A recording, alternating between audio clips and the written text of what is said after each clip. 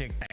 Fan favorites in the chat already cheering on their team that won't play for another 3 hours. But Optic, no matter where they go, they give themselves opportunities. And if you watched them in stage 2, Nameless, this was the most clutch lineup. Whenever they had a pressure moment in game, this was the team that came through on top. Yeah, they have those types of players, right? Except when they go up against Atlanta FaZe. I think, you know, with the map change we had last split, adding in Rio, another dynamic to their game, right? Like they could play that in both game modes, and they became one of the best teams in the world. Now we're adding Vista to the map pool, 6-star. It should be just like Rio in terms of the SMG gameplay, right? The biggest thing that people need to look out for when Texas is going up against Atlanta is Dashy and Shotzi. They literally get smoked in this title versus a 0.8 and a 0.77 respectively. The superstars go dormant. You can see 0-5 against Atlanta FaZe. It just hasn't been a good time. And it's crazy because historically, technically, Optic has been on the winning side of this, but for this game, it has been all Atlanta FaZe. And that's credit to Draza, right? Because he said his record against Optic is just so good. So Atlanta go and grab him. They say, all right, y'all ain't never beaten us. That is crazy. A 0.2 KD difference. 0-5 versus FaZe. 17-2. Only 2 match losses to everyone else in the league. Some ridiculous numbers and an awesome rivalry we have brewing here in MW3.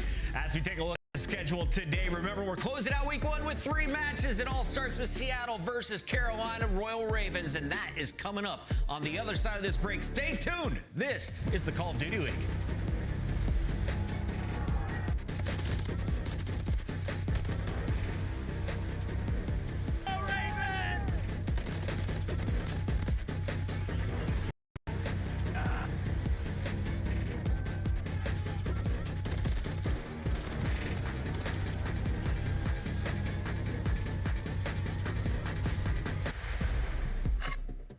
Slice up your competition with the Executive Chef Operator, now available in-game in the Call of Duty store.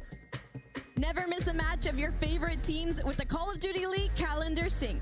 Here's the fun part. When you add a calendar, you'll also receive a squad up calling card you can use in-game.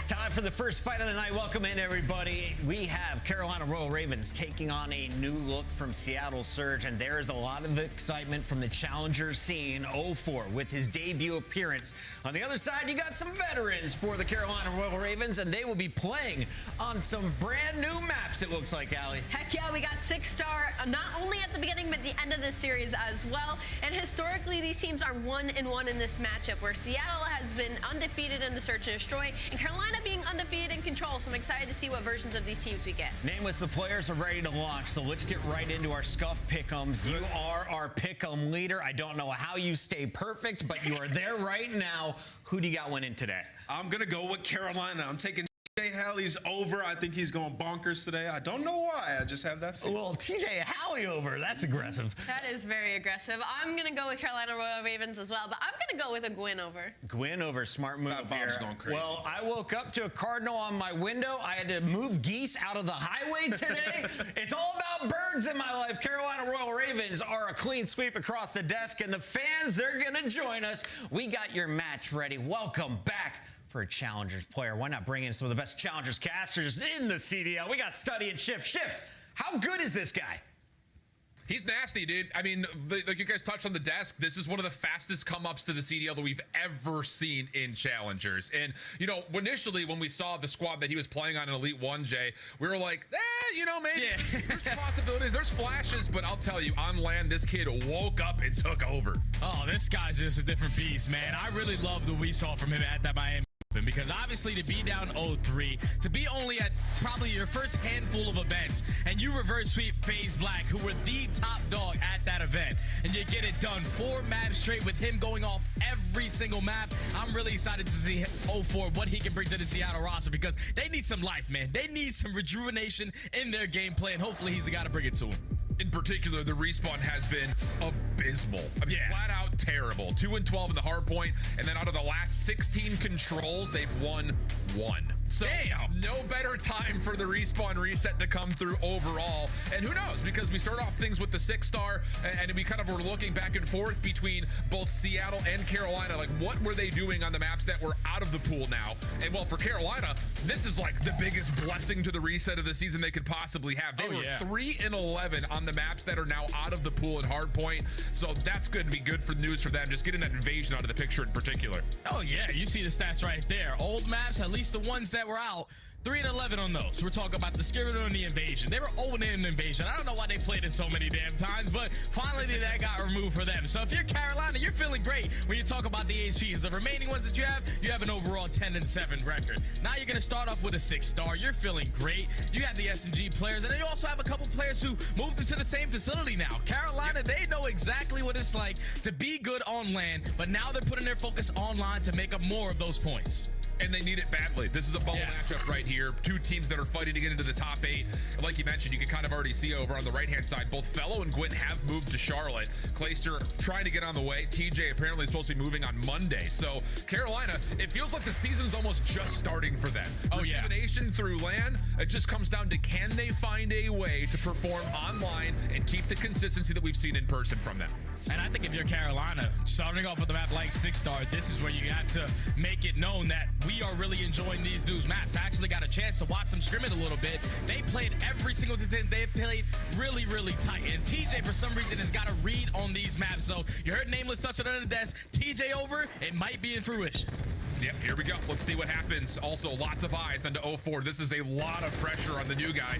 You want to talk about Challengers players that get thrown onto teams that are struggling. Often they don't do all that well. So lots of pressure to see if 0-4 can handle the quick rise of the CDL and also try to save his squad, possibly to get to the top 8. Yeah, I'm excited to see what 0-4 can bring. I actually had the opportunity to text my good friend, Rambo Ray, the coach of Seattle Surge this morning, and he said the pickup from 0-4 has done wonders for this roster. Finally, they're feeling like a complete team, so hopefully they're able to show it early on. But you can see Carolina, they find a clean 4 dead. They're soaking up the majority of this P1 time. And with only 20 seconds left, it's all about those spawns over towards P2. It's going to be Carolina preferred side with the break coming in for Seattle. Yeah, this is all about what can you lock down here with spawns, like you mentioned, for Carolina being so darn close to the backside of this upcoming second hard point, right inside this giant palm tree room. Brezzy, little water route on the outside. No one's really looking for this. We talked about this, Jay. Often it feels like people just ignore the water because of how difficult it can be to manage. Brezzy finds 2, and Seattle find the quick breakthrough. That's perfect right there from Seattle to know where the pressure's coming in from and withstand that first push coming in. So now Carolina have to rally the stuns and nades to try to find an opening on the map, but they can't get past Brezzy, who's been holding down this overextension through the bridge side, and Carolina have not been able to sniff even close towards this hard point. You have a couple players going on a pinch, so a potential break going to come in now. Yeah, a little split spawn situation, but Brezzy picks it up nicely. Gwyn, though, pistol out for a double. Now it's just down to what he can do versus 04, and hello. Both players running out of ammunition, but 04 is able to get the better of one. Enough time delayed for Hook to try to give one more go at the hard point, but they do get bounced back. So Carolina looking at the last scrap time here, pretty successfully, all things told. Abu's the last one left, and, well, he will be flushed out in the 1v1, so this battle for scrap, not really where the focus goes, as you've got Gwyn on rotation early, winning a key one over towards P3. Oh yeah, but you would take that if you are Seattle. You apply pressure early on towards P2. You know that you were the team at least controlling the spawns early on for this P3, but with Gwyn winning that one-on-one through the back end, now you have to put your focus towards the backside, and that's an early 2 kills coming in for Carolina. The trades are going to be there for Seattle. So it's an all-out mix fest in towards the P3, but you see Carolina, they're starting to set up the pinch. They're finding the kill. They should be able to find the break. Yeah, looking pretty likely for it, although Hook put a lot of damage in with Abuza, isn't quite able to finish off any eliminations. That could have made life a little bit easier on this second attempt. Brezzy timing around the back gets caught, and that is a clean feed here for Carolina. Still 30 seconds to fight for, but Brezzy does spawn behind, and the Ravens are not expecting this. Yeah, there's no way in hell they're going to be able to read this spawn. Brezzy's going to be able to at least get one for his endeavors, but the trade is instantly going to be there. Now it's on Gwyn. Can he hold on for the rest? No, he cannot. So with only 15 seconds left, that's going to go in favor of Seattle. But now we're going to a P4, where I feel like on 6-star, this is the hill where you can potentially set up for a full 60. So let's see how Carolina set up. Opening shots will happen down towards this bottom side. Over the top of the headies, most of these gunfights will persist. Fellow trying to make his way forward and finding a double. Really well done. Gwyn also setting a front line just in front of the U-turn. Good read onto 04, who can't quite finish off the kill. 30 HP remaining. Just another bullet was needed, but not going to come through. And the last couple of Seattle players are going to get picked apart right in front of the hard point. Oh, but see the spawns, they're not going to flip. And I don't know if Clace is going to get a read on it. You know that the pressure's still coming in from the front, but at least you win that one-on-one. The rest of Seattle spawn behind you. So they're going to be able to get the break for at least 30 seconds if they can hold on. Carolina trying to set it up with the stuns and nades over the top. You have 04 one-shot that's trying to send it. But so far, this has been a good setup from Seattle. Great reach out right there from 04 to walk away with this potential remaining 20. Yeah, looking at the respawn tendencies for Seattle, they've always been really good at rotating early towards hard points, but they've never really been successful in holding any significant time, where on the flip side, Carolina has been kind of forced to have to break a bunch, but they are one of the top teams in the league at doing so. So it's interesting because the patterns to this point have kind of been opposite. Carolina's rotated great, just haven't been able to hold for more than about 20 seconds, it feels like, per rotation. Yeah, and there was also a big issue with Seattle Search finding breaks as well. They just couldn't find any success in HPs if it wasn't rotations, but so far the new roster is changing that story, as they're currently up by 25, but now we're going into the pool hill where it's very, very difficult. You have to make sure your Michael Phelps, your pistol is hitting from long distance. The route right there from Clayster, just swimming around, finessing with his life, staying contested as long as his teammates can help. I mean, this is unreal. Oh my God. Just using the water as like a bulletproof vest at the moment, even getting the regen off. Him and 04 looking for the pistol battle, and it's actually a team nade that eventually takes him out of commission. I mean, this is worse than Hydro. The amount of water gunfights we've had to this point. Oh man, that's insane. I wonder if, like, do these guys have a perk or something where they're able to hold their breath for that long? Because these guys are not even taking an ounce of air coming out through the top. But as we're coming to the end of this P5, it's all set up around that P1. It's going to be Seattle Surge currently up by 5, but they're the team now set up early on towards P1. Really tight battle. But like you mentioned, this P1, especially the second time around, could definitely lead to some significant time, largely due to the bar headies. But wow, clean. All of it from the front staircase for Carolina. Nade gets one out of the point, and then the follow-up gunfight's absolutely perfect as the Ravens get the early break. And now Seattle has to find a way on in. Texas is going to be these players going for the overextend, but you get shut down through water side. Now Carolina has a read where the final players are coming from.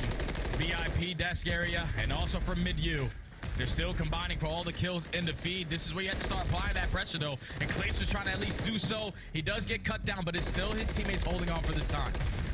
Good help from TJ and Fellow on the backside of this, but now it's just down to Fellow. A little bit of a sloppy gunfight over the top of the railings, and that leads to Seattle once again confirming some very important scrap time. Keeps us right about an even game. This has been a thriller to this point. Really big 50-50 tug-of-war game, and now we look over towards rotation, and Seattle will own this opening palm tree to start. Yeah, this is what you expect though. When a map is freshly into the rotation, teams only had like probably a couple days to scrim it, so everyone knows at least one way to play it. So every game basically is going to go down to the wire, but with TJ finding 3 through the front, Seattle was not expecting that. That early break is going to come right on in as TJ finds all 4. Can he find the 5th? No, he cannot, but now his teammates are here to contest it. Little 50-50 battle, 2v2. Clayster sneaks up through the pool side. That's enough to break the hard point open. Brezzy down low in the pit. Not going to be able to find the successful re-engagement. So with the proximal spawn, Seattle looking to find a way to break and have to rotate. Prime time to see how the Surge are coming. He's pushing. Ivy help. Nice, bro. I saw one close. Let's go mid and the left, guys. Okay? He's chowing dead. Yeah. I'm going. We have the first kill, guys. I'm pushing from fast. I'm pushing mid, sorry. Hey, go I'm mid. here, I'm I'm here. left right. I'm here. I'm coming in with you guys. Sleeping. One's gonna be on my right, bro. One good shot out. Keep pushing my left, keep pushing my left. 1 HP. He's not pushing. I'm on the left. He's gonna I got stand, guys. I got stand. Pinch. take your time. Take your time again. Nice. It's Nothing on the left. Stay alive, bro. We can hit round. On the left. Nice. Let's fight this. He's weak on time, guys. I'm going front. He's No, blind. I'm going mid. Let's go away. Nice. Nice. I'm coming away still. Watch he stuck me, bro. There's 2 on time. I go He's right. watching the hop up. Give He's me a watching sec, the hop give up. me a sec. On right, gun dead. One shot. They're both weak. One dead. Charlie. He's weak long. Chown up front. He's dead. Nice. One's gonna hit mid. P1, I think. Just one more time. One more hit. I'm here. I'm waiting That's for you. P1. One is I got building stand, with I got naded. I'm 1 HP. I think I can give up Yo, that. follow Don't mid. cut me. They're I'm killing mid, guys. I was one shot. I'm here. Hit the shit. In ordinal. 1 HP. He's jump behind you. There's 2. One could already be new. I've just not. We're good. Pass one deep. You're on me dead. Nice. I'm on you again. He's one bullet. Guys on Green, ult. guys. He I'm pushed me. dropping fast. He was one bullet. Okay, I'm going drop you. On your left. Yo, Nice. left in the room. That's huge. I'm sitting above you. We're coming. I'm laid down. On your left. Have right. Still. Yeah, okay. That's it. Get a stitch. All front. We have Get a stitch, guys. I'm with you, Jordan. He's got a stitch. I'm just rushing right. Just rushing I have pinch. You have Trove? No, I'm gonna have He's up right. Yeah, there's 3 front guys. I'm gonna help. I gave a pinch. on the left, 1 HP fellow, guys. I'm not touching. Yeah, I'm staying up on guys. That's perfect. Keep putting that in, guys. Nice, you're missing 2. Nice, top one. He chopped me. He's weak. He's on left, on the left. Nice. I'll stand. I have a truth. I'm coming. That's a big 20. Yeah, I hear you. I'm on top. It's nothing I'm here. trying to win one on They might be through. I'll play mid. I got it. He's close new. Yeah, they're rolling. We gotta take our time on this break. Tell you what, Jay, they sound rejuvenated. I mean, we've had Seattle listen-ins over the course of the last month and a half where it's just like, yeah, one here, okay, I'm dead. And these guys are fuego right now. They're really getting energized. It's that new vibe, that new team feeling, that honeymoon stage is starting to hit different. I thought Carolina at the end of that P3 were going to start to pull away with the game, but Seattle Surge respond with a great full 60 hold at P4 to put this basically down to the wire again. All tied up at 195. They're in full control of the pool hill, and Carolina cannot find a way on in. Keep in mind, you got to win gunfights outside and also work on your swimming skills because they're working to wait for the break now. That Hook gets an important 2 front side of the hard point, but the hill does go neutral for a time. Brezzy last one up, and they know exactly where he is. But Brezzy, okay, smokes him now on 4 in a row, and his ability to possibly stay in this position with a trophy and possibly earn a cruise missile could just blow this ending wide open. Carolina need to find a break. Yeah, they need to find a break, and you need to take care of Brezzy. They do just that. To at least eliminate Brezzy for now, but they cannot find the player in the water. So Seattle Surge at 2 hills in a row have blown this game wide open. Almost going to be up by 40 points. Carolina have to find a couple gunfights off the rotation, and it's Clayster with a double to set his team up. Huge moment from Clay. An important 3 kills come out. Carolina now in firm control of our first hard point back here at the front bar. Hook trying to play from the staircase side, and TJ able to match him. Over the backside of U-Haul, though. The new guy up. 04 finds an important first. That's enough for him to jump in and contest. Gwyn trying to find the pinch, but shut down by Brezzy. Brezzy. Kills looking good for Seattle. They've got the break and a chance to win. Yeah, Carolina have to find a way on in. You have to wait for your teammates. You can't go one by one because it's only 10 seconds till Seattle able to take map number 1. Crossfires galore through the middle of you. Carolina at least coming on top for now, but you have to get in the HP. Gwyn gets caught though. It's all down to Clayster. Has to find an entry. Gets the first down. Oh, Clay! Does he get enough time for his teammates to pull? Maybe not. It's Hook for the double. Semtex over the top. Gets him out of the hard point, but the rest of Seattle are there. And oh boy, the rejuvenated Seattle Surge come up with some heroics through P4, P5, and then survive the onslaught over the top of our first hill to take map 1. And that's how you turn the page on the first 2 stages for Seattle Surge. You're coming with the rejuvenated new roster, you're coming in on a new map, and you get it done flawlessly towards the closing moments of that game. We're talking about a P3 where they were at least contested from Carolina, but the P4 to P5 and then even the P1 chain was flawless. Seattle Surge did not miss up right there. They found Brace when they needed to. They were rotating early when they needed to, and then every single time someone needed to come up with a clutch double, it was 0-4 and Brezzy getting it done. 250 to 211 is our first scoreline, and Seattle Surge take map 1. And I love to see the assist column lighted up really for both of these two teams. Not to take anything away from Carolina, the teamwork definitely starting to come alive because we've seen some scoreboards in the past where it's just like single-digit assists in long respawns. It's like, boys, are we helping each other or what? But it looks like both teams are starting to find a little bit of flavor here on our first new map of this series. Potential for another if we get to map number 5. But like we talked about, kind of midway through this map, Seattle had notoriously been good at rotating to hard points early, but their efficiency numbers across the board have largely been at the bottom of the league. We saw their 2 of the last 12 in hard point. Their respawn has been pretty pitiful, but a lot of good moments to take away there for the Surge. Yeah, couldn't get any worse, man. First 2 stages of Seattle, they simply could not win anything if it wasn't Search and Destroy. When you come out on a new map, though, and you do the dirty work correctly, we're talking about the fundamental plays, early rotations, making up for a 60 hold that you could not receive at that P3. That's where they were perfectly set up. We're talking about trading efficiently, setting up properly where you have perfect crossfire set up to so Carolina cannot find an opening. And then every time Carolina started off with a couple of kills, they were basically getting tunnel vision. Like, you need to be able to break that P4 a little bit different. You can't just keep on flooding through top tree, potentially trying to work your way through low secret, because those close ones for Seattle are going to just continuously allow them to funnel their way into the HP. If you're Carolina, you probably got to send someone on a pitch or something like that, but funneling is exactly what Seattle Surge wanted you to do, as they are able to take the map number 1, and now you're feeling confident because you're going into a Search and Destroy where even it's a new roster, you still know this is our bread and butter game mode. Oh, and on top of that, if you're Seattle, you're also, looking at a new Challengers player into the CDL that has been grinding Search and Destroy. Unreal, and man. Talking about, again, the reverse sweep in that Challengers Grand Finals, 04 was crazy in the S&D. So, yeah, it feels like it's all good news across the board.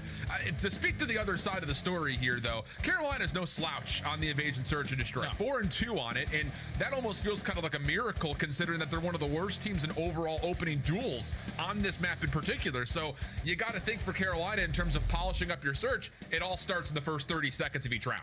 Oh, yeah, and if you remember the last time we casted them, I don't know who they were playing against, but Carolina basically threw this entire map away. Multiple man advantages. Every time a post-plan situation, they had the mana, they lost it. They were just letting it go. But at least recently for them at the major, you won it all the way in round 11 versus Las Vegas to knock them out the tournament. So you're feeling good on Invasion. It's just you have to play faster at certain moments because, like you said, we watch 04 all throughout Challengers. The way he's able to dominate that mid-tank area, either with a Rival 9 or an MCW, that's a guy that's going to be able to make plays happen on the defensive end, where Seattle are literally the best team on that side. So you're just fitting in a player who's great at search and destroy, who knows situational plays. So Carolina, you need to be able to play a lot quicker on your attacks.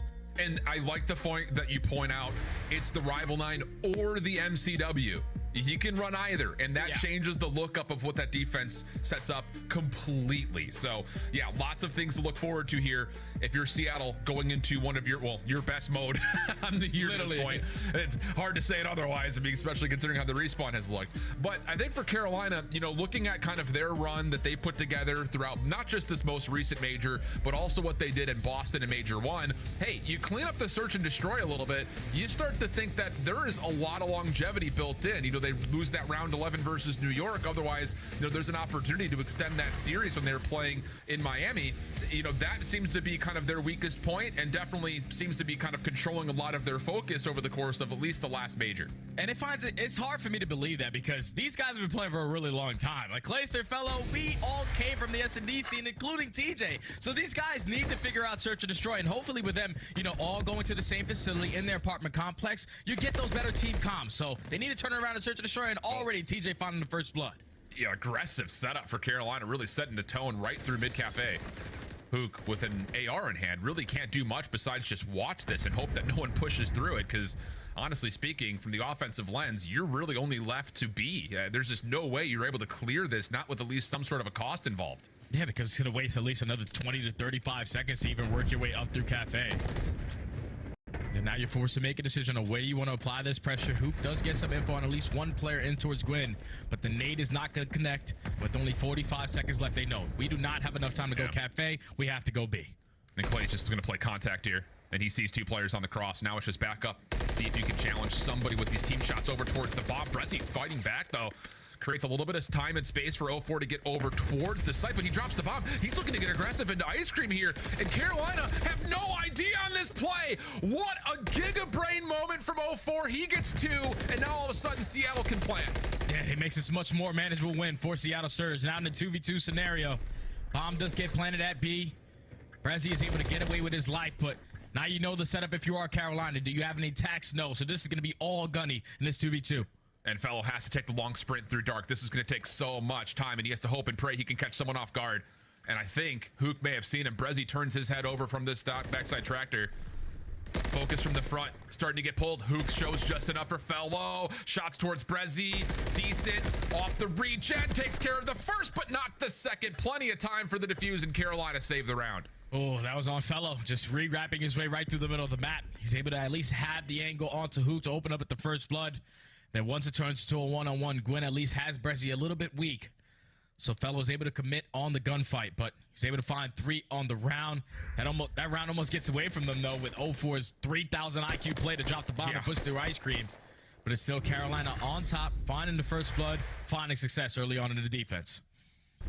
Well, good moment from Fellow. And on top of that, you have to give a lot of credit to Gwyn for pulling the focus of Seattle away from that push through dark. Yeah. With a couple of stray shots here and there. So little micro things turning into some major moments early. And already, hey, other good news. Carolina showing a little bit of aggression, setting the tempo, setting the tone, and collecting a first blood, which is pretty rare for them in this map. Already changing the story, man. Starting up 1-0. Now you're on the attacking side. And you get first blood all the way across the map. That's not what you want to do in that situation. Seattle now in the 4v3. And that's the biggest thing, looking back, and we talked about this. You actually brought this up. It was versus Miami, that match that we casted, where it's like, guys, just stop challenging silly things. This one in particular is just kind of a forced play through smoke, seeing if you can get away with something after the first blood was tallied. Not going to happen. Clay able to isolate on one, but he is about to be completely overwhelmed here at Broken, and no chance for him to find any space to work with. Yeah, right there. Carolina's like, all right, we got first blooded, so let's just try to take mid-map. And TJ tried to make an individual play walking through the smoke, but Abuza was perfectly set up to locate where he was. And that just definitely, you could just tell, it threw Carolina off guard. First blooded in the first 10 seconds. That's not the way our attacking round was supposed to at least develop. And Seattle Surge, they take a full advantage of that. Tied up at 1. Yep, good stuff. And look, just stop peeking.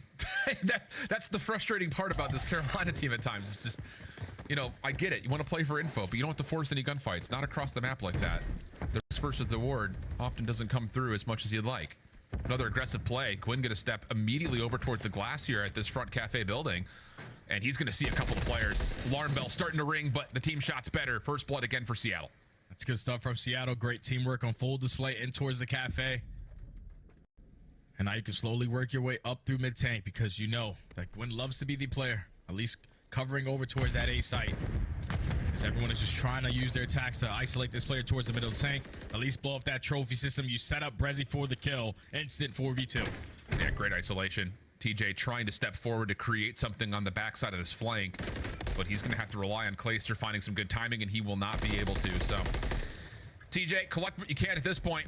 1v4 plus the defuse required. And wait a second, couple of overchows, a little bit of overheating here from Seattle. Gives TJ a chance. He's still got smoke to play with. Yeah, he's got a lot to work with. The nade, the smoke, but not the gunny. As Seattle surged with the numbers, even though TJ hit some great shots onto 044 double. Just too strong on the post plant setup. You get the first blood, you take full control of Cafe. You're able to find the second as well. And then read the player going on the deep pinch, as well as the guy going through midcourt. Seattle Surge not making any mistakes so far in the last 2 rounds. Yep, all of it coming with good numbers. Yeah. And that was, you know, again, when we talked about any iteration of this Seattle team, especially at the beginning of the year, they looked like they were going to be the search and destroy demons of the league. And a lot of it came down to not throwing away good numbers. So good discipline still coming through here for Seattle 2 rounds in a row. Abuza sees, I think, a couple of players aggressively pushing through A Street. Hook trying to find the best corner he can. But the back door pops, and he needs to watch a couple of things at once here. And he very wisely finds himself in position just to mostly read this play through back freezer. Yeah, I swear that door was open, right, Alan? Am I tripping? It was open. I swear to God. I thought it was open, but all right. I guess it ended up closed, but unfortunately, it opens at the wrong time. Hook gets taken down by Gwyn. That's an AR up close and personal. Able to find that first blood, but now if you are Seattle Surge, you know where the pressure's coming in. 0-4 able to find the kill onto Fellow to at least even up the numbers. Yep. Bomb, though, being planted. 0-4 gets a look at TJ, but not in time to stop the plant nor find the kill. So the post plant for Carolina all played over towards Cafe, and Gwyn just kind of gives away a freebie here. Decent read from 0-4, but the shots aren't clean enough. Abuza in trouble. Has the pistol out working with Brezzy, and they do collect the kills pretty darn cleanly. So now you're at a 3-1 tally. Cruise missile earned, and Seattle seem to be all steam ahead. Yeah, and if you're Carolina right there, I know you get the bomb down, but if you're the island player and Fellow, you cannot lose that one-on-one gunfight to 0-4, at least get bad timing in that situation. Because you could potentially catch him on a deep pinch, but once you give him that free kill, he turns it into a 3v3. He's able to get the info that the bomb is also going down at A. Everyone backs up into Cafe. We can push right up through courtyard. We can take mid-tank control, and Seattle Surge did not miss a beat in that situation. Super aggressive up through the middle of the map. Abuza finds a couple of kills. Like you said, earns himself a cruise missile, and now that's 3 rounds in a row where Seattle Surge are just making up for it, even when they don't have the numbers advantage, playing great. It's just good proactivity, and that's kind of always been the staple of the Seattle Search and Destroy, is that, hey, you know, they may lose one in the process, but it's in the midst of making a play happen. In this particular case, it's all about trying to control the middle of the map, and in particular, really focusing a lot of attention towards that front Cafe building. And it's worked out really nicely for them on the ability to kind of, even in 3v4 situations early, still hold great power positions. And I think on the other side, if we were to really be critical here, hey, I mean, if you're Carolina, you've overchalled a couple of times where you just don't need to, right? And you could just slow things down a touch off these first bloods and, you know, just try to make a little bit more of a heads-up play around where your post-plant setup is supposed to be. There's just also different scenarios on your attacking rounds where you're not going to really find a lot of success planting that bomb at A if you don't have mid-tank control. When you're giving that completely up to Seattle and you're only putting pressure around A site and in towards Cafe, you give them a free avenue to put themselves in an angle to watch you at least walk away from the site or know what your post-plant setup is. So that's one thing that if you're Carolina, you have to be able to take mid-tank control, even if you find the first blood, to properly set up for that post-plant. Yeah, and hey, just kind of looking at it overall, for Carolina, they are the second best team at planting on this map, but the 7th in post-plant win percentage. So it really just goes to echo the point there off the numbers. But as we kind of keep framing it up, you guys might be thinking we're getting a little too twisted here for a Seattle versus Carolina game. But friends, believe me, this is a critical matchup for both of these two teams, not only because of the recent roster changes for Seattle, but they find themselves separated by 5 points. And not only that, you look up to the team above you in Miami, hey, you're only 10 points behind if you're Seattle, so you have a chance to put yourself in an immediate tie for top 8, and that's the big, you know, towards we get to the end of the season, that's the big focus area. I mean, you've got all those teams on the right side of the leaderboard within the possibility of at least finishing top 8, if not better. And whenever you play someone between 7 to 12, you best come out ready to win. So pivotal bubble matchup here. Yeah, the bubble matchups are always the best, especially at this point in the year. We're already past that halfway mark. Every single team knows we are doing our best to walk away with a lot of CDL points. That's why Carolina, after Major 2, they're all going into facility because they know we need to get some online wins. We can't just rely on our Lance performances going out there and get multiple top sixes for us to make it in towards champs towards the end of the year. So like you said, everybody on the right column, it's bite down and grind right now. You have to be able to grind through these online matches, and hopefully LAG can figure something out because those guys suck online. I don't know what the hell's going on with that. I mean, it's been kind of the cataclysm statement of the entirety of this season, especially for the bottom 4 squads. And if you're wondering why we're on camera, not the game, we are dealing with a bit of a player issue, a little disconnect at the end of that round. So we'll get everything reset and put back together here for you guys. But hey, I mean, I think this is probably one of the first times that we've seen in the CDL this many amount of changes to the map at the exact halfway point, and it comes with a lot of the teams at the bottom of the leaderboard making pretty significant roster changes. Maybe not just one player, but some relatively unknown players are making their first debut. Other long-standing players that have kind of dominated through challengers finally getting their chance, kind of looking at players like Pentagram in particular for that storyline. It feels like a reset of the season, though, because of the new maps that are now in the mix, where it almost like, hey, throw away everything from happened in December. Let's reset, play against the other 6 teams that are on the bottom of the leaderboard, make it to playoffs, and find a chance to hopefully improve upon what has largely been for these teams not a very successful CDL career to this point. Yeah, I feel like for every single stage, the game has changed. Stage 1, we're going into stage 2. We got all new hills, a couple new maps. Like, everything was changing so far, every single stage in the CDL. But back into the game we go. I'm really hoping that Abuza still has that cruise missile to work with, but I'm looking at the numbers. Yeah. Everyone's sitting at 0-0. So he might not have that cruise missile to work with. But it's 3-1 currently for Seattle Surge. The reset comes in, and that means that there's no trophy systems over towards this B point, but 0-4 gets some early info. Someone has to be close. All shots are decent. Good help coming through, but the same can be said for Carolina, who's actually getting a little bit aggressive towards DVD at the same time, trying to pinch up this play. Hook will be stunned, but he's able to create enough space and distance to stay safe from it. Aggressive hit, though, around the pinch for Carolina, and it doesn't amount to too much. So Clayster has to back off. He has to value his life and hope that Fellow's gone unguarded to this point as he tries to make his play forward. Yeah, that's one of those situations where if you're Gwyn, you have to just play off the info that Clayster's able to give you. If they're not aggressive up through broken already, you can't give them a free first blood. Even though Clay's able to find the second kill and at least turn it into a 2v2, you are forced to break in towards the same exact setup, and you have 2 nades and a stun to work with. Well, this feels a bit familiar. Fellow from one side. It's Clay, though, on the other side instead of Gwyn from before. Nade being cooked. It looks like it's going to be pretty darn good, and yep, it's a Semtex that takes care of 0-4. Brezzy, same spot. Front side tractor getting pinched up, finds the first pistol. Oh, he knew he had Clay weak, but the shots from Clayster are too good, and the defuse will come through, getting Carolina their second round. Cool, good stuff right there to Carolina to clutch up in the 2v3. Clayster gets it done through the back end, or at least even up the numbers in the 2v2, and then the team nade to take down 0-4, and then the difference right there from Clayster compared to Funley. Because Fellow just instantly ran at the tractor in the 1-on-1 versus Brezzy, but Clayster plays his life in towards Ice Cream, waits for Brezzy to go for the chow, and reads it to perfection. As Carolina able to stand strong on the defense again, now down 3-2. The retakes have looked really clean, honestly. And it feels like for the 2 that we've really had over towards this B site, they've been pretty desperate in nature. Yeah. So good stuff for Carolina defensively speaking. Clayster also with the ace will start building towards a potential cruise missile. Again, you got to keep in mind that Abuza is no longer in possession of one since the reset. So how quickly things change as Clay Towers number 5. The old man is taking over so far in the search and destroy. Can he find one more kill to earn himself a cruise missile? Seattle Surge again trying to clutch up in the man disadvantage, and Brezzy too wide of a shoulder right there. Gives a free one to Gwyn. So now it's a 4v2 for Carolina. This way you just stack up, push out one way together, play your numbers. Yeah, 0-4, lots of damage towards Fellow, is trying to red dot chase just to touch him. Whoa, he actually does catch Fellow before the regen comes out. So as the bomb swings over towards A, 0-4 has a chance to put himself in the spotlight, but as he tries to cross, he will be dealt with. Abuza, last one standing, and he could only find one of the needed 3. So Carolina, a couple rounds in a row here since the reset, looking pretty good. Yeah, that's good stuff from Clay to finally open the first blood onto Hook, and then Brezzy tries to make up for it with a kill through Dark, but he gets taken down. I just think if it ain't broke, don't fix it if you are Seattle Surge. There's no reason to get aggressive up through Mannequin, give him a free first kill, try to be the island hero player.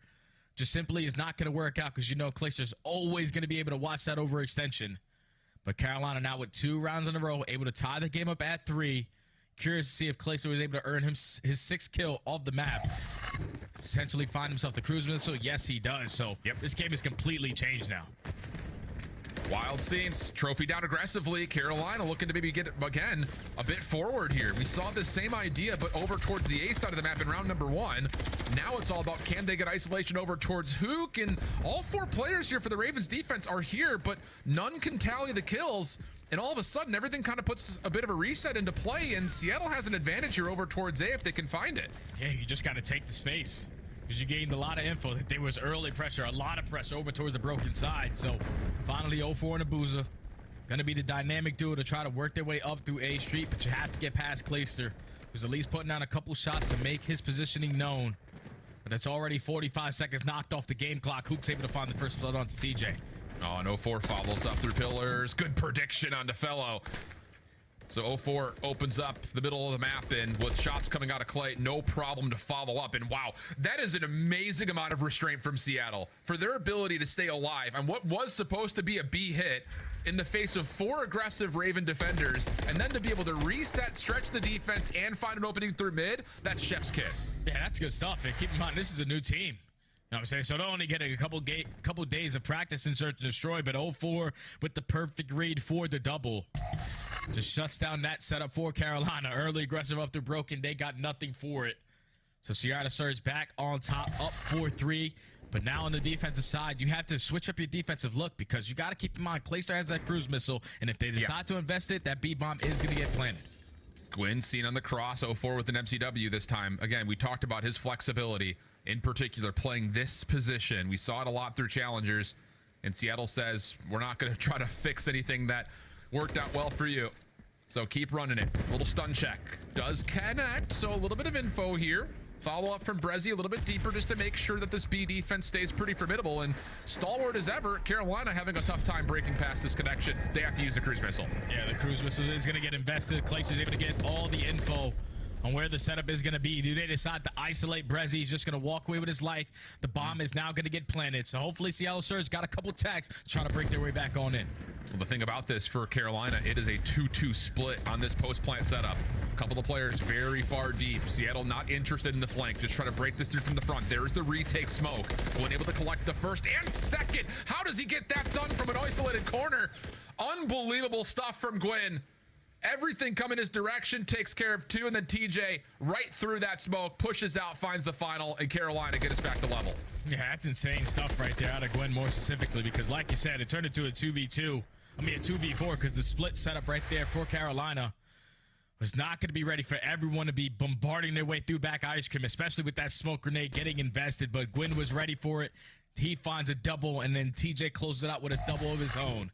Carolina tied the game at 4. Back in 4-3 go. And that's going to be a moment Seattle looks back on, and I'm sure Ray has probably already highlighted it. Like, guys, if we're smoking tank, we have to check our left. Yes, yes. Why are we looking into the smoke? So, tough moment there. Carolina, once again, setting up a little bit of aggression here towards B. Ultimately doesn't come away with too much of anything. Seattle still interested in the site, and more so than that, Hook will slide over towards broken. Trophy system in place. It sounded like at the same time, so it looks like Seattle want to give this B hit a go. Yeah, they're taking a lot of ground up through broken, but it's way different where you try to pass that 50-yard line through dark and work your way up through the B tank, because right now Carolina's setup is a beautiful crossfire from TJ and Clay. The other 2 guys are working through mid-courtyard and up the A street, but Seattle Surge, they have rallied the troops, all out pressure up through the B street. Yeah, there's that late attacking smoke, and yeah, Clay just gets caught looking the long way. TJ also falls, so 4v2. Definitely the more hard-pressed of the retakes we've seen so far for Carolina, but they do find an opening pretty quickly. 0-4 on an aggressive angle. Shot at, but Abuza and Hook will save the day, because, boy, I'll tell you, for a moment there, started to look like Carolina were gaining some momentum, but it does get shut down. And Seattle right back in the driver's seat. And they just read the setup for Carolina on that defensive end to perfection. They said, there's no one contesting us for mid-dark. We at least watch 2 players cross over towards the tank. So let's invest our smoke grenade, at least isolate the player over towards boxes, and then find that kill on towards the tank. Get the bomb down, you play your numbers, you stand strong on the attacking round. Seattle Surge now at game point. What's the call here for the Ravens? A couple of shots deep from Clayster, just trying to check the cross. Hook inside the front desk, not really able to see too much through the windows, so a bit of concealment here. Carolina taking a slow pause over towards the B site. Will not really be read by any early information gathering from Seattle. I mean, this is really scares me a little bit because whenever Carolina play these slow and steady win the race kind of rounds, they wait till about the final 25 to 30 seconds to make a play. But on a map like Invasion, you're going to get an early read on where that pressure's coming in so you can set up properly on the defensive end to try to withstand that pressure. But it's a double stack over towards both sides. Already 45 seconds knocked off the game clock in Carolina. This time, they're rallying the troops to go to B. And it did sound like 04 had a trophy system behind him that has been deleted.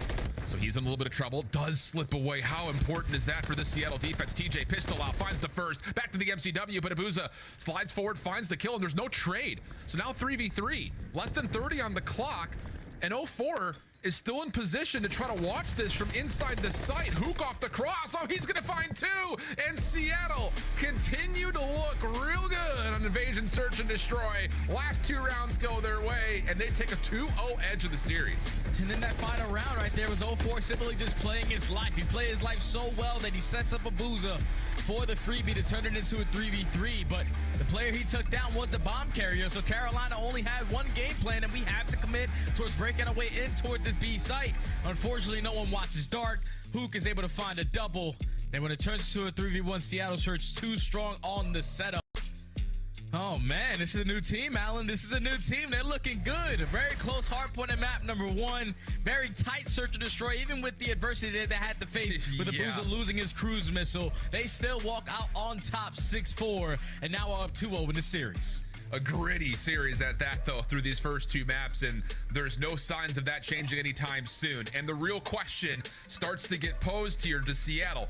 Can you win a frickin' control? Because it's been an eternity since they've been able to find a W, and they are going to one of Carolina's better overall control maps with Karachi coming up. Backside of the break, we have at least that with potential of a sub-base. Map number 4, and of course, 6-star. For maybe the first time so far on the Search and Destroy docket. We'll see what we got there, brothers. We'll be back after the break.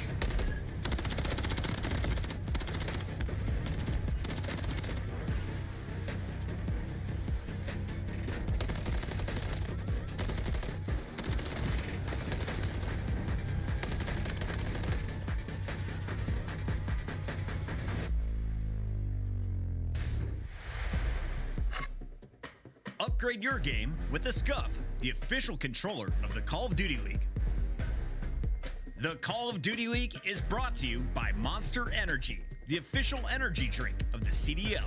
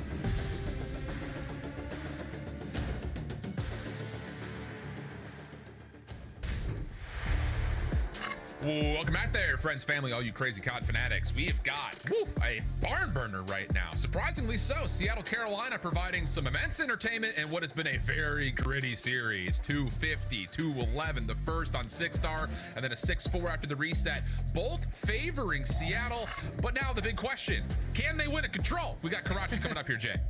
What are they like? 1 in 15 of their last 16 controls? Yes, sir. They cannot win this mode, but I don't know what to expect today because Seattle shows they're winning HPs. Obviously, they stay strong in Search and Destroy, but this new roster is looking great so far. As we take a look at the control metrics, it's not good for Seattle Surge. Everything is awful. 3 in 16. Shout out Stone Cold Steve Austin. 1 in 6 in round 5s. Attacking rounds not the best. Defensive rounds not the best. And even on the opposing side for Carolina, their stats don't really stick out to you either, but they're a lot better than the way that Seattle Surge are looking. I did not have you giving me a Stone Cold reference on my bingo card today, Jay. I'm not gonna lie to you, my WWE guy. just happened, bro. Wow, biggest WrestleMania ever. You're twisted for that one.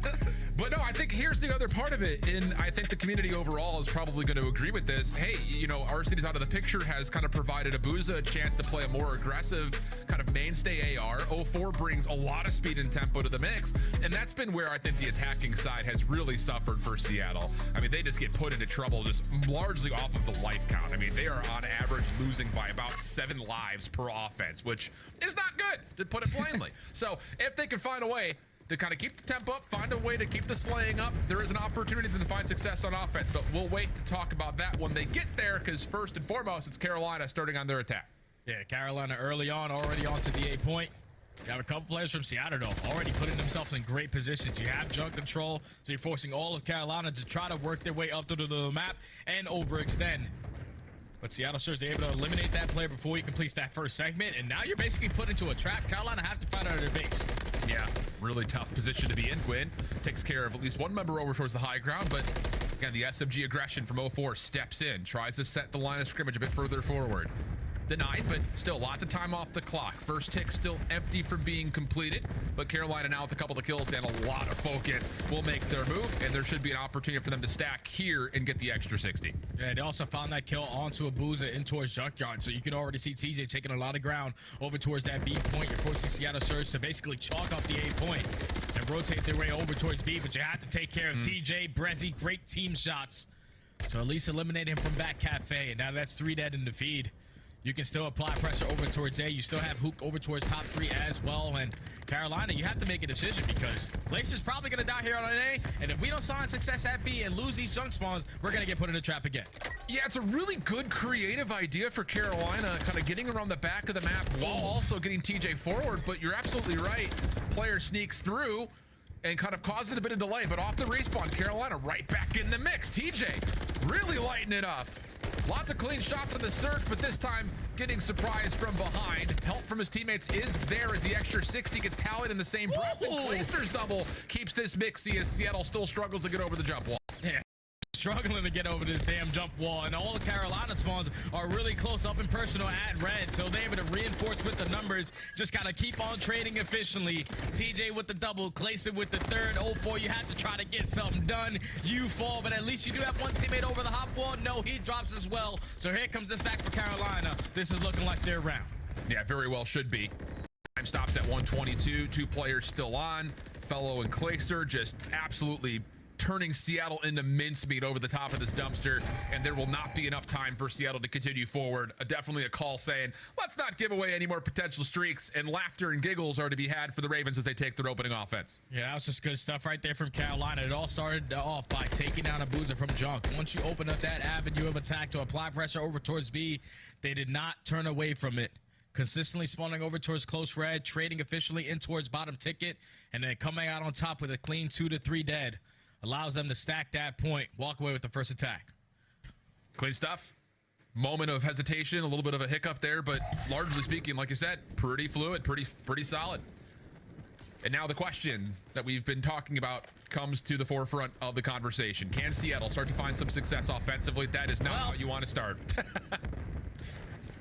It's a big nade over the top from Clayson. Now that puts him on 5 in a row. 1-0 for earning himself a cruise missile.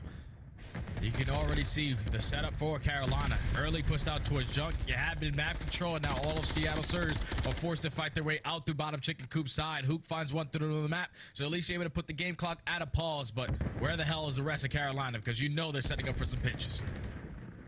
Clean kill from Clay. That gets him number 6. Cruise missile now earned. First tick of progress locked, but here comes the retake attempt from the Ravens.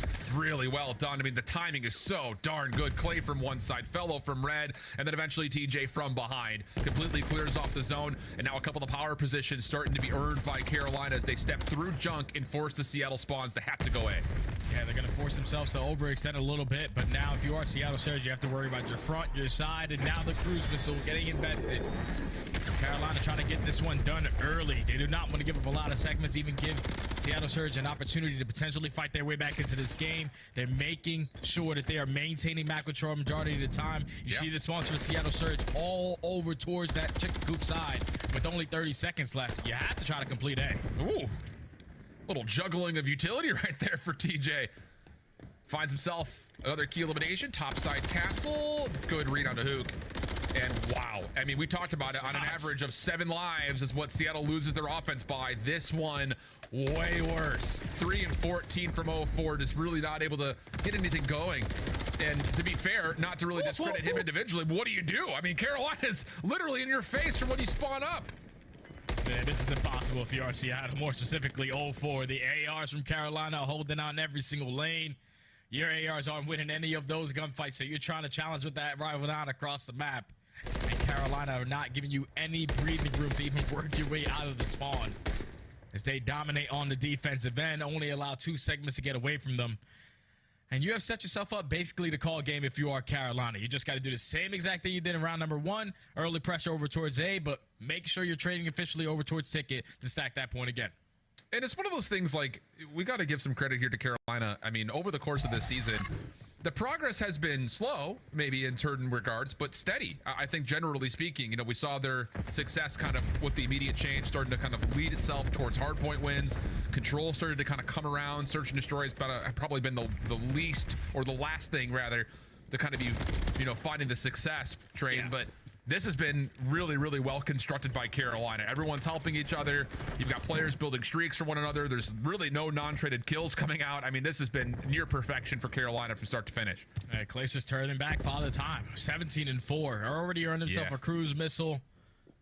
The second segment is complete. They're working on the third, and you can already see Seattle. They have waved the white flag over at that A point. They're setting up properly, at least for a 2-minute and 17 hold. Over towards that B segment. You're already pushed out towards Junk, but here comes Gwen on the repinch, and Carolina simply not making any mistakes. They're trying to close this one out in 3. Yeah. And again, it's not out of hand. Everything feels like, hey, let's just teamwork something. Let's not force individual engagements, which is sometimes kind of a staple of what they've done in the past. Even here, we're trying to teamwork this backdoor position. Nate helps out just a touch. Clayster trying to hold on towards the jump wall, but now has to take his attention forward. Tough gunfight versus Hoop, but doesn't miss. 4 headshots all the way through, and now Clayster's got himself on another 5 spree. And Arrival 9 in hand, has the prediction on the player in the corner, but the teammates are here to try to assist. Not fully enough to get the engagement, but doesn't make a difference. Clay's 20 and 4, another cruise missile tallied. Yeah, and they found a double at the point as well. If TJ can find that second one to 0-4, you can make this round already be done, but Clayster's getting it done now with the Rival 9. He's not going to invest his cruise missile. He's a sole man currently trying to complete this first segment, but he's getting a read on where everyone is coming in. Another great shot for the Yave, trying to make it 9 in a row. Okay, old man, I see you. Wow. I mean, that is blinding from Clayster. TJ, a little bit of trouble, tries to sneak away towards the back alley, not going to work out. Life difference of 5. Clock at 125, and finally Seattle starting to get some motion defensively over towards B. They've got 0-4 who snuck behind this play. Very unexpected from Carolina. And now all of a sudden, Fellow's got the shoe in the opposite foot as he kind of gets behind, but doesn't make a difference. 0-4 is now on 4, and Seattle control the map. Oh, that's good stuff right there from Seattle. To locate every single player from Carolina, reinforce their numbers back towards Ticket. Now only be down by 1 life. You're going to invest that cruise missile. Carolina trying to close out the game now. They should getting early information on where they're set up, but nothing is going to be able to connect. So now you have to work your way up to the map with the gunny. Yeah, this is all about making a statement, it feels like right now for Carolina.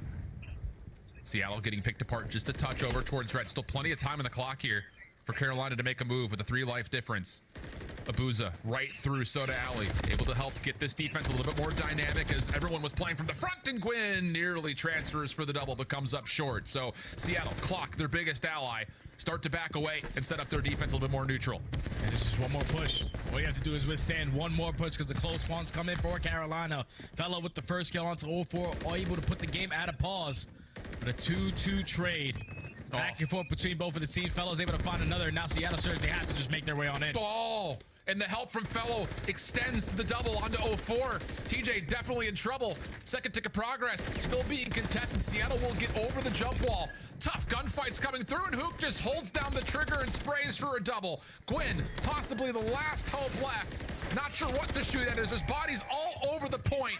Down to the pistol. This is essentially a 1v4 for him. Oh, the prediction is beautiful. Over the top, Bog gets caught. 7 seconds on the clock. TJ next one up. Tries to play through the back. Finds Abuza. 5v1. Clock stops at 2.8, and Hook will be melted through the doors. Carolina take a 3-0 in the control. Oh, that's good stuff right there from Carolina to respond their way back into this series. They were the better control team on paper before we got into the map number 3, and they get that one done with ease. 2 attacking rounds, 1 dominant defensive round, and a great performance out of the old man Clay.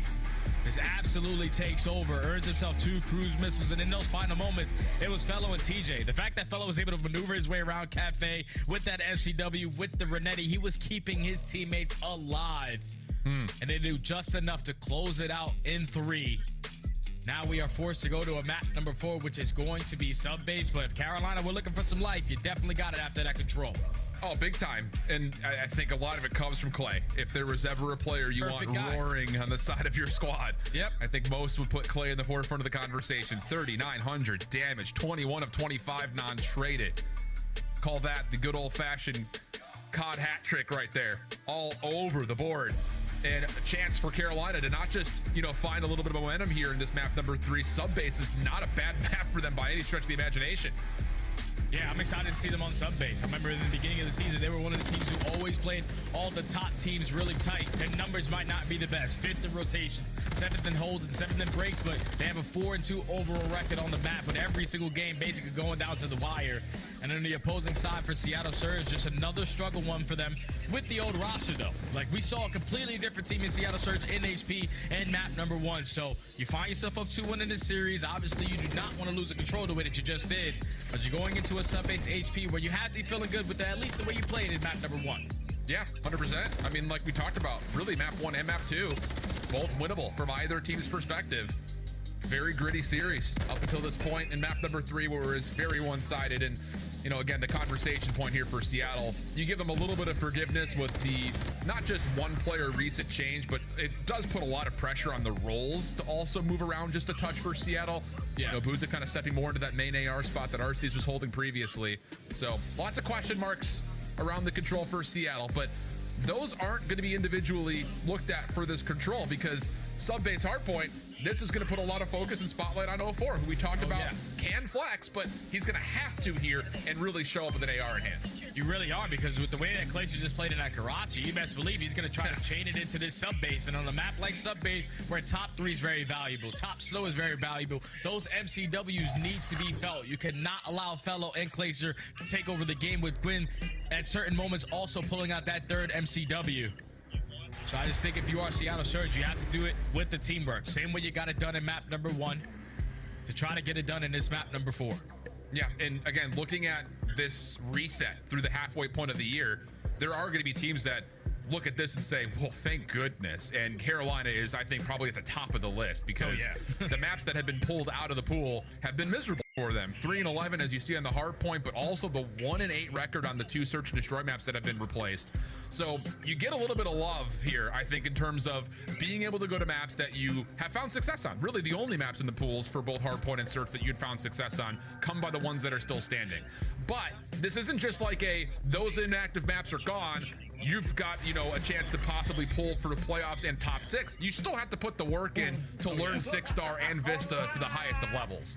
Yeah, you have to play it every single day. We're talking about 2 new maps that got invested. You want to be the best as you possibly can be so you can be prepared versus every single team that you can go against. And the good thing for Carolina, like you said, is that they got all the bad maps out. The Invasion is gone when they were sitting at 0-8. The Skid Row is gone when they were sitting at 2-3. So now you got a whole bunch of new maps and the maps that you were actually good at and performing well. As you took a look at the records right there, 4-2 for Carolina, 1-4 for Seattle Surge. But the biggest thing that's the difference is that hold percentage. On a map like Subbase, it has to be better holds because all these hills can potentially be full 60s. Seattle Surge have to have better setups in those situations. Yeah, flat out. I mean, Seattle across the board, not only are their points per hold really bad, but they also allow the most opponent points per break that comes through. So it's not even like they're able to contest. They're just getting absolutely smoked across the board, even when they do well in rotation. So those are the focus points in terms of trying to improve this squad, get them into playoff form. Opening first kills, good. Quinn still holding on to a little bit of room towards bottom glass, but does get shut down, and Seattle come away 3 for 1. Yeah, they start off on the preferred side, so they already have a lot of the power positions. And you find those initial couple of fights, but Brezzy falling through top snow now gives an avenue of attack for Carolina to break their way up through P5 to try to take map control to eventually lead to the break. But it's still Seattle Surge currently with the time in their favor. They have full water control, but here comes Fellow with that MCW up close and personal, able to find a triple, could potentially lead to the Carolina break. Yeah, Brezzy last one left and does well to finesse for an extra elimination. That will slow down the Carolina rotation pretty darn convincingly. Fellow, though, does take down Hook, who was trying to gatekeep over towards the warehouse side. So there's an opportunity as the hard point opens up here at P2 for Carolina to flood from the front. Brezzy playing really far back, but does pretty well. Not full hysterical edge, but pretty close. And there's a chance there for Seattle to try to reinforce. And now you set up 0-4, who was a player who did fall to potentially find a couple kills on the pinch, but he drops. Perfect read coming in out of Carolina. So know where the pressure's coming in. Now the rest of Seattle Surge spawn all the way across the map, but Abuza is still here contesting with that MCW. He's able to find 2, but it still leads to Carolina walking away with this remaining time. As now Seattle Surge with only 30 seconds left, you can try to be aggressive up through the front, but you're more focused on maintaining those back spawns for the next hill. And that's the thing, again, we want to talk about our words and statistics coming into a live example. It's right there. Seattle, perfect rotation over. You even get a couple of exit kills to make Carolina have to hit you from the front, and you still get broken? It just, you don't often see it happen. It's like a solar eclipse. Doesn't happen often, but when it does, it at least captivates the attention of the public. Yeah. But now off to the rotation at P3. Seattle Surge at least won a couple cup fights through the back end and secure those back spawns. Now they're gonna be able to take the lead right on back for a little bit, but TJ and Gwyn combined for 3. Now you have top snow control, a couple players from Seattle spawning all the way across the map, and it turns into Hook versus Fellow in the 1v1, but here comes the reinforcement. Seattle trying to break in through the middle of the tunnel. Problem is, as much as Hook is trying to wait for help, TJ on the split off spawns is also kind of creating issues for Seattle trying to support. So now it's just down to who gets the favorite spawns, and eventually Seattle will. So the reinforcements will eventually get here. Does take a lot of time off the hill, though, if you're Carolina, which, you know, you don't win the rotation, but you kind of take the status overall. But all of a sudden, Seattle's starting to find a little bit of favor here in front of the hard point as they try to exit over towards warehouse. Players are still trying to stay in front of their way. Septex in front of Abuza does not find damage, but again, Carolina fully combating against the exits, even though Seattle will get the majority of the scrap time. Yeah, and I love the way that Carolina were playing. Super aggressive up through warehouse, super aggressive up through the middle of the map because that new hill has yet to pop. So you know there's not a single player from Seattle Surge potentially going to spawn behind us. And you were able to create those layers to at least keep your player on the point safe for a little bit. But now Seattle Surge have an avenue of attack and trying to work their way up the water side. But you can already see Clayster from top snow. TJ's set up on the top of the catwalk for a crossfire. This is perfect setup for Carolina to take the lead. Forced team kill does come through, so give TJ the credit for the assist there again. Win up front could be the next one challenged through the water side ramp, and that's enough actually for Seattle to say, whoa, hold on a second, we can't go this direction, even though it's just a single elimination. The hit was red. Nice shots from Abuza, topside maze, picked up beautifully by Fellow, and for Carolina, this has been absolutely perfect through P4. Yeah, this is a beautiful response to take the lead right on back, give yourself a 30-point cushion. And now off the rotation towards P5, you just have to eliminate these players from Seattle Surge already pushed out on the backside of the propane tanks. If they're able able to at least eliminate 04, but now you got to get past Hook and Abuza, who are holding down the hill and also getting aggressive, trying to flip those spawns right on back. Yeah, good move here from Hook. Once again, the buffer around the hard point, significant. The only hit from Carolina could really come to the middle of the map, but that told, it is still finding a couple of eliminations. That until Brezzy gets topside snow on a nasty heady. Gwyn down low doing what he can, but there's really not much you can create from this position. Just try to hold your life, brother, because there's not any angles that look all that great. And whoa, nice little slide through for TJ. Eliminates Brezzy, and now all of a sudden, this Carolina hit is starting to grow some legs. Yeah, they have an opportunity to break on in. I thought Brezzy was going to have a freebie when you find yourself in that situation with the MCW to just simply hold down one doorway. But TJ is able to win an insane gunfight, which eventually leads to the break for Carolina. Only a couple seconds remaining on this P5, but it's all about the spawns, all about the fights, and Fellow with the movement is able to come out on top in that one. Back over towards P1 we go. Fellow's trying to flip those spawns though for Carolina to put themselves on a preferred side. Yeah, and the 2 kills that come through over towards the water side allow at least a split spawn moment. Seattle holding their breath, seeing if they can find a little bit of support here from these players spawning out. Gwyn in trouble through staircase side. Fellow quickly trying to get here to give him some support, and he will at least confirm one trade. TJ another, and they get a read on towards Abuza, topside glass, but it's Hook who surprises, rapidly making his way into the point, forcing now a 1v1. Still the pistol out, but it's 04 right in the nick of time to save a life, and Seattle still a chance to contest. Yeah, still a chance to contest and still holding on to the preferred side for P2. So if you can walk away with this final 20, win all these gunfights to the middle of the map, you are setting yourselves up for a nice little lead change. Coming in from Seattle as they find 3 in the feed. Now you have to locate the last player in Gwyn. 04, it's your turn to shine. He's able to find that kill. So it should be Seattle Surge winning the rotation over towards next, but with Fellow finding that double, Carolina are already going to be here. Fellow's been incredible this map. He has won a number of unbelievably key eliminations. Unfortunately, we say that and he nades Clayster towards the hard point. So Seattle will win this rotation over towards new. TJ playing on the backside, though, can make a mess of spawns. 04 not really in a position to chow this. And yeah, that's Seattle spawning out. Now the hit from Carolina. Initial trade's looking pretty good. Hook last one standing over towards Secret. He's forced to take the engagement, and with that, Carolina will confirm a break, but they don't spawn in. A chance for Seattle to bounce right back. Yeah, they got a chance to fight their way back on in the game, and if you don't find success here, this is where Carolina can start to pull away with it. Because there's only 25 seconds remaining on this P2 with Brezzy with that double. At least secures the final 24 Seattle Surge, so they will be able to take the lead right on back. But Carolina have to have a response here at P3. You can already see a couple players through the middle of the map creating those layers to make it easier for his teammates to soak up some much needed hill time. But a big one-on-one gunfight through the back end, 04 and Gwyn for the spawns. Yeah, 04 found the opener, but can't do anything more beyond that. And, ooh, Carolina are setting a very aggressive zone around this hard point. I mean, Clay and TJ are so far forward. Where does Seattle spawn here? Did they spawn in? Not fully. We've got ourselves a little foot race over towards the hard point. Every engagement, a critical one, and Carolina coming out largely on top of it, but Seattle will spawn in. No one was in the hard point, and TJ off the angle will get overwhelmed. So Seattle find a way to spawn in, largely thanks to Carolina playing so far forward, and a chance for Seattle to grow their lead. Oh, that's a big play from Seattle Surge to play that one patient off of the kill cams. Simply hold down your cam and wait for Carolina to make a mistake so you can still hold down those back spawns and potentially walk away with this final 30. But those spawns now flip. This is not what you want if you are the Carolina Ravens, because you got a full 60 at this P4 last time around. But it's going to be Seattle Surge now fully set up, and this is where they have to make up for it. It cannot be an early break. Yeah. We'll see what happens. Gwyn, good opener. Creates an opportunity for them to work around the backside of the Seattle will not spawn over towards the sub. So this is all about who wins these engagements at mid-map. Old chow from Hook, but team shots are good. 2 for 1 goes the exchange. Seattle will spawn in, but Carolina has a threat building over towards the top side at Maze, plus support coming over towards the water side, and kills are coming, and they're coming quickly. 3 players will drop. Seattle have to leave the hard point. 1 player will spawn here in the form of 04. Abuza doing what he can to keep his life, but this is really where the hard point will be won. This potential 1v1 between Gwyn and 04, and it's Gwyn on 7 in a row, winning it with the Renetti, and Carolina reclaim the lead. And that's the rookie just making some of the best plays I've ever seen. We're talking about on a 5 spree, playing it super slow over towards P2. He knew he needed 1 kill to earn himself a cruise missile, but the 1 kill that he got was able to flip the spawns for Seattle, and then he wins the one-on-one onto 0-4 to secure the spawns for his team.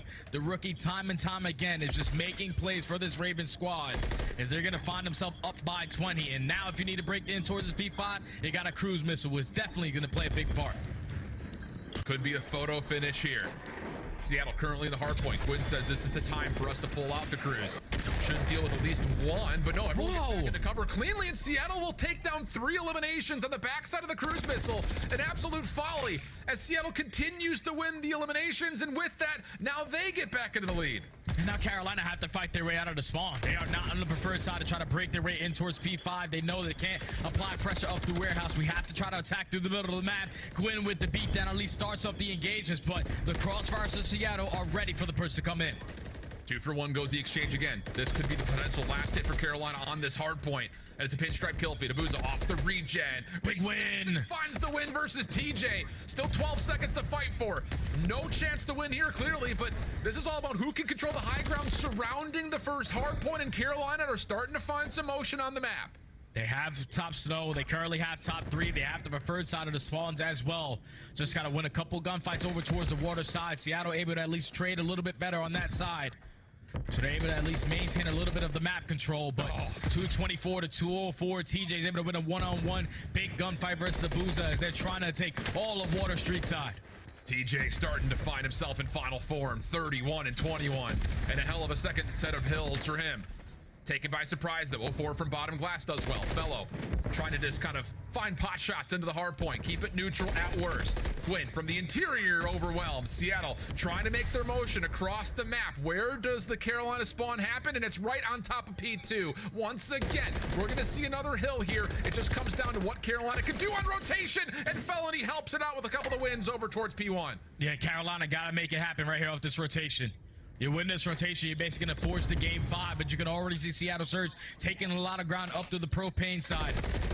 As they're applying pressure through the back end, TJ, you just got to play your life, at least set up Clayster for the double. He's able to hit the stun, which makes the second kill a lot easier. But do you read the third player going on the pinch? No, you get some team fire assists out of TJ. So Carolina are able to hold. They're able to take the lead, and it's only 15 points until they force game 5. Oh, and Fellows just making this so difficult for Seattle.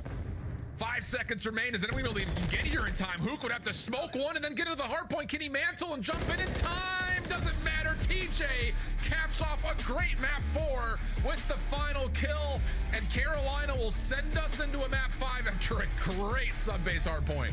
Woo! A nail-biter hard points between both of these two teams so far. Map number 1 was really close, and map number 4 even closer. But Carolina in the final moments just get it done. Off the rotation, it was Felony again with the double from Calm side. He relieves some of that pressure through the middle of the map, and then all you have to do is trade efficiently. But off the spawn, even with Seattle Surge taking a lot of map control up to the left side, Clayster was able to hit that attack, find a double through the back end, get a little bit of assistance from TJ, who, like you said, had himself one hell of a map. 34 and 22, 27 non-traded kills, puts up less damage than Gwyn, but those two young men got it done for Carolina now to force the game 5. Huge. What a thriller of hardpoint maps we've had in this series. Holy cow, like we talked about, first 2 maps was really anyone's game. You can say the same thing here about map number 4, and now we start to look into the unknown. 6 star, search and destroy. And I think just to kind of marinate before we head to break here, Jay, you got to talk about the fact that Seattle have been great in search and destroy. It doesn't really matter what the venue is, but this is brand new. Now it's just down to who's prepped better. Hopefully they figure it out early on for the 6-star in game number 5, because for a new squad, it does wonders to come out here and win your first match, because then it tells you, like, well, we made this roster change for a reason, and it showed right off the rip. But if you come back and get reverse swept here, it's probably going to demoralize the hell out of Seattle Surge and definitely boost up Carolina. But this has been one hell of a match so far, and it couldn't end any better than other than a map 5 on 6-star, baby. It's going to be a good one.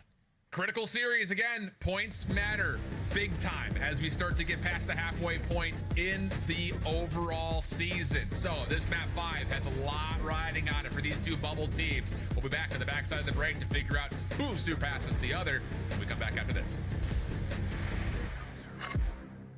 Upgrade your game with the Scuff, the official controller of the Call of Duty League. Slice up your competition with the Executive Chef Operator, now available in-game in the Call of Duty store.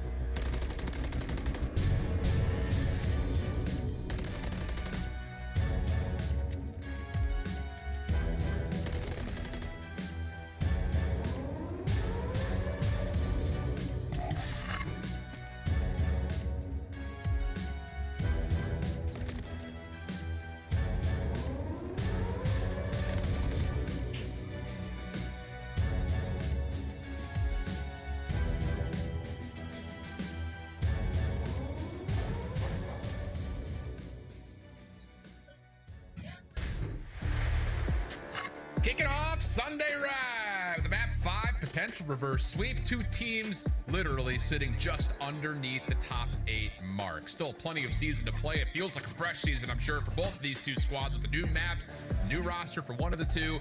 But it comes down to the first ever 6-star search and destroy that we've seen so far in broadcast. Jay, give me your thoughts. Just hit me with it. I'm excited to get into one. Obviously, 6-star, there's so many different things you have to be accounted for. Water routes, low secret, over towards that A-bomb site. You have to be prepared for a lot of aggression up the middle of the map as well, because this map can tend to play really, really fast at sometimes or really slow, depending on what squad or what kind of strategies they're going to come out with. But I'm excited to get into this one, man. New search and destroy map, new bomb sites, new strategies. We get to see it all for the first time here in this Game 5.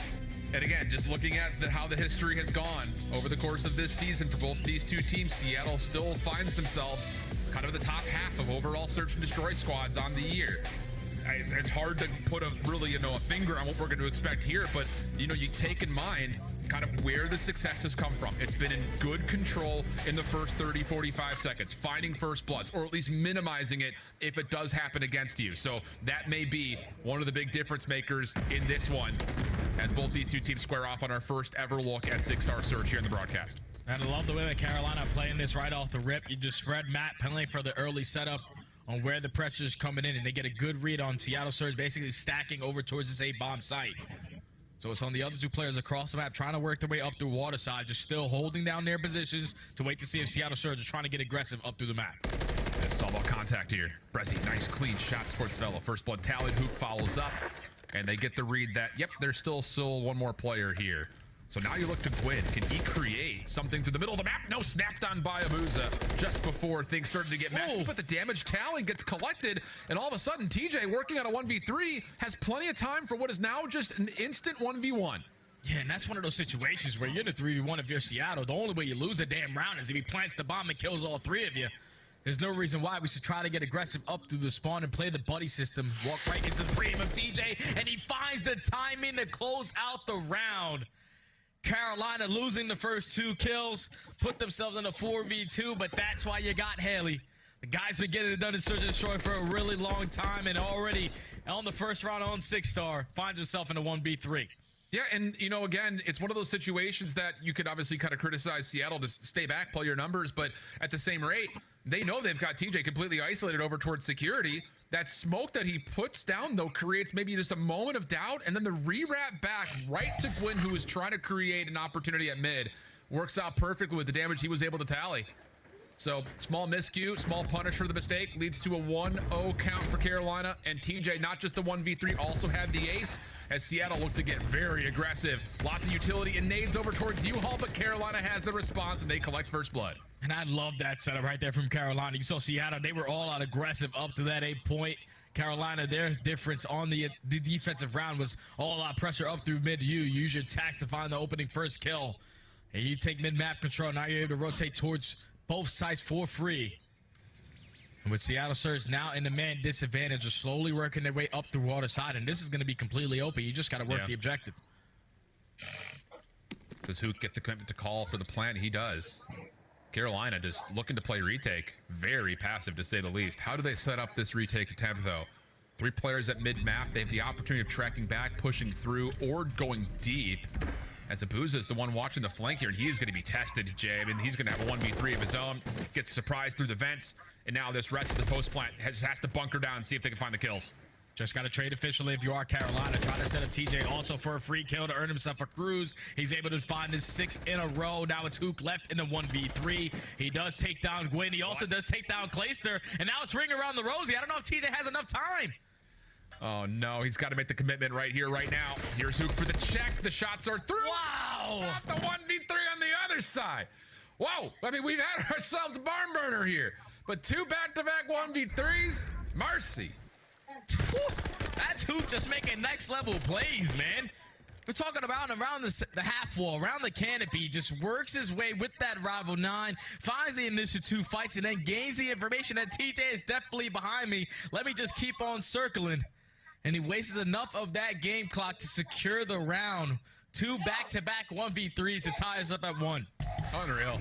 I mean, again, it's for some people just Seattle versus Carolina, but this is not a series to be slept on by any form, and for good reason.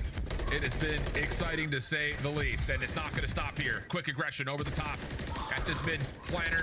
Prezi, double, good response. Hook follows up for 3, and the opening engagement pretty darn perfect for Seattle as they find the final, no worries. Yeah, that's good stuff right there from Seattle. Just staying strong on that defensive setup, but you can already see Carolina. They were trying to go back to what didn't work in first round with trophy system. It still did not work.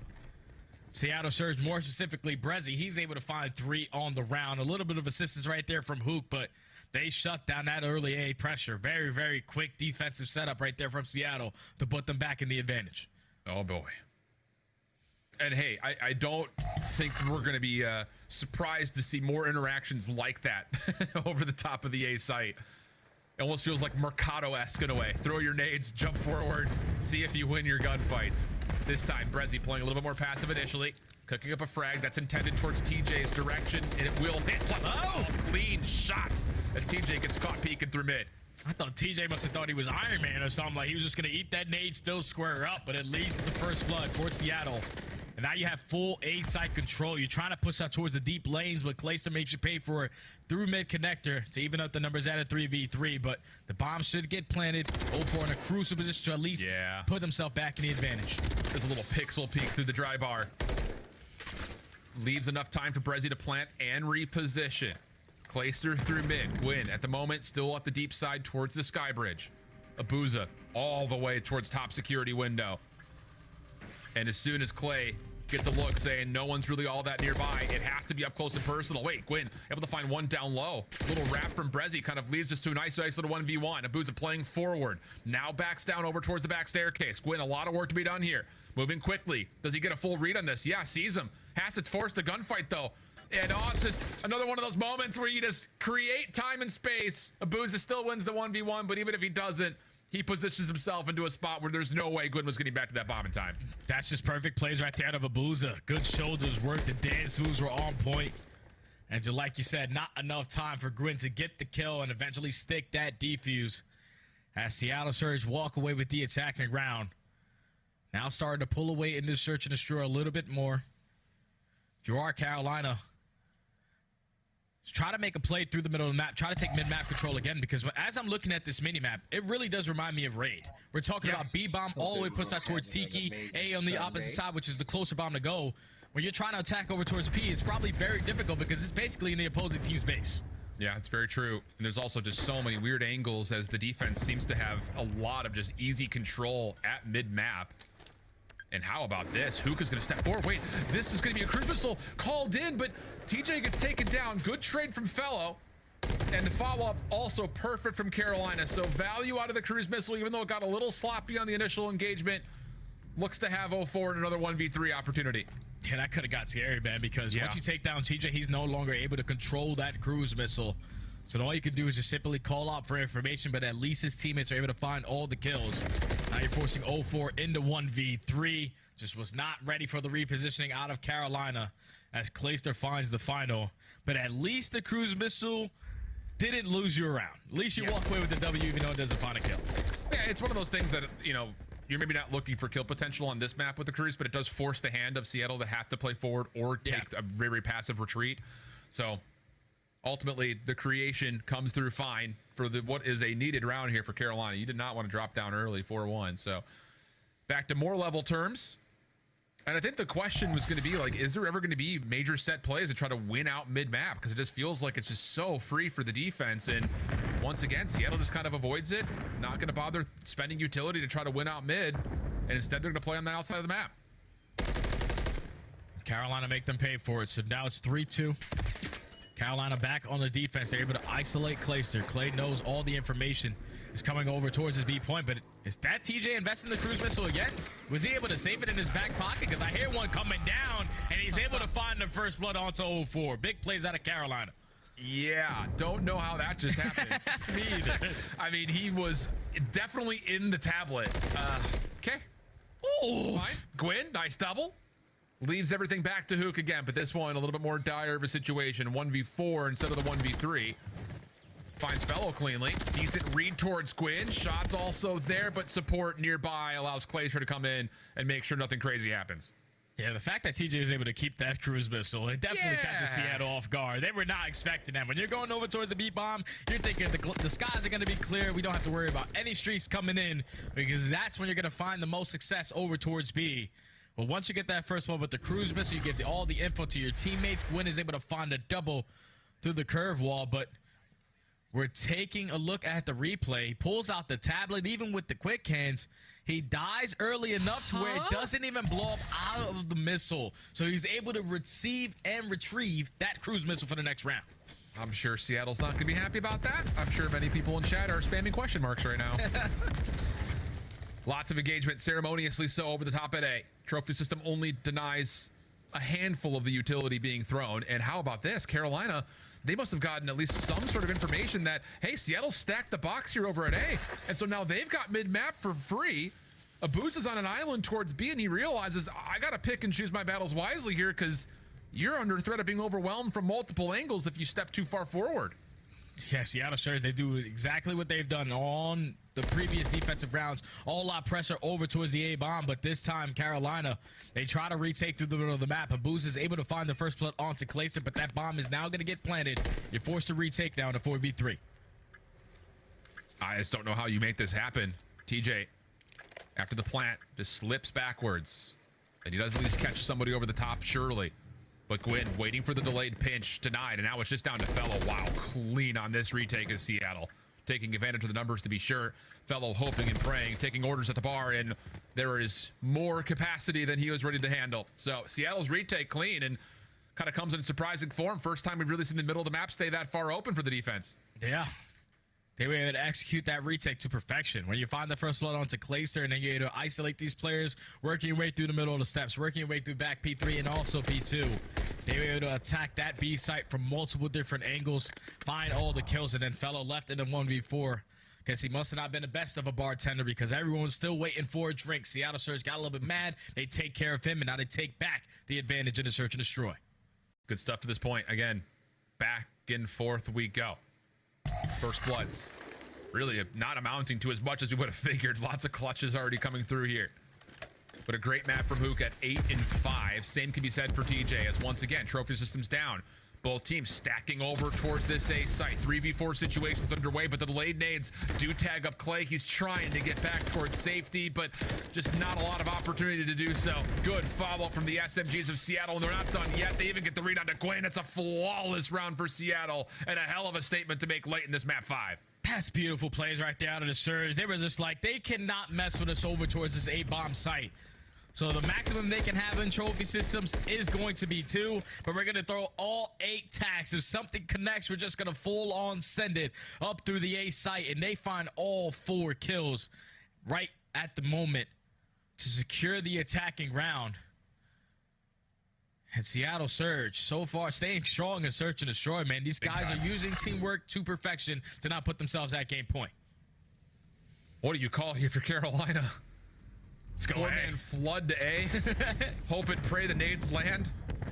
Ford playing kind of a counter spot here at U-Haul with an SMG, but it doesn't make a difference. Opening nades for Seattle once again finding success, and look at this. You think Seattle's feeling it? Aggression right through Aqua, and a chance to possibly isolate towards Fellow. A lot for him to do here. Hello.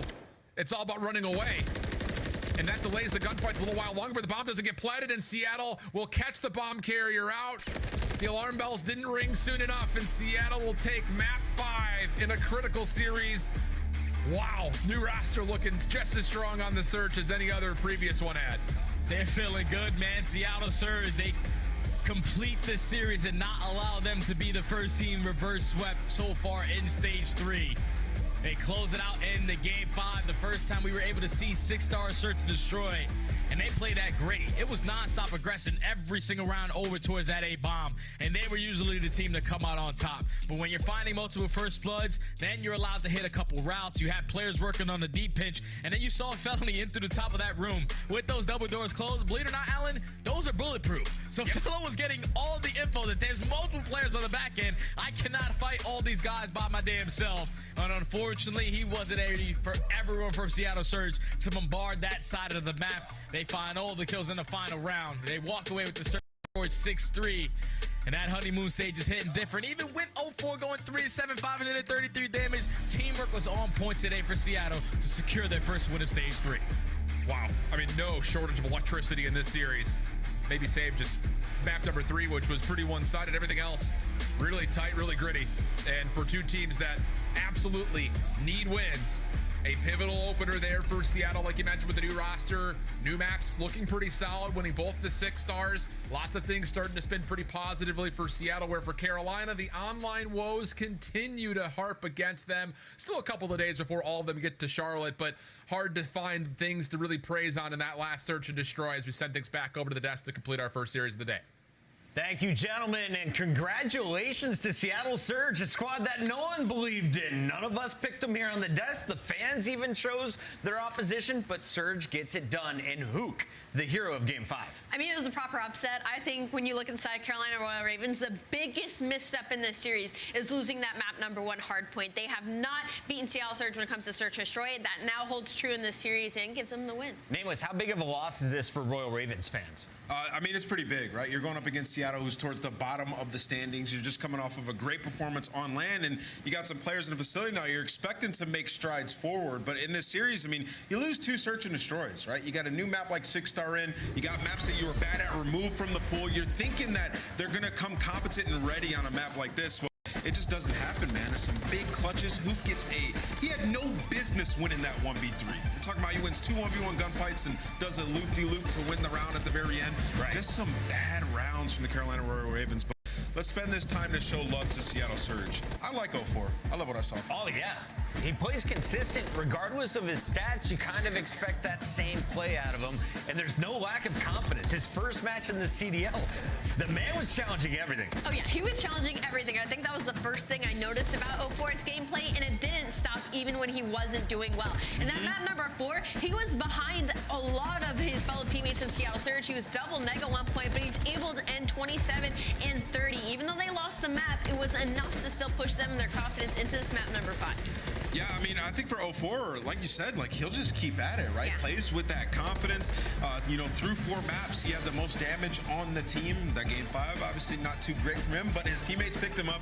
Abuza went crazy, and I love the way that they played Search and Destroy today. Some aggressive rounds all together, like the tricky round where they pushed all the way up B Street on Invasion. We saw them giving up Tiki on this map. Yeah. Like, great plays as a team, and I think a lot of that's behind 04. Seattle Surge getting the job done with a game 5, something they weren't able to do all of stage number 2. But let's take a look at your scuff play of the game, which comes from game number 1.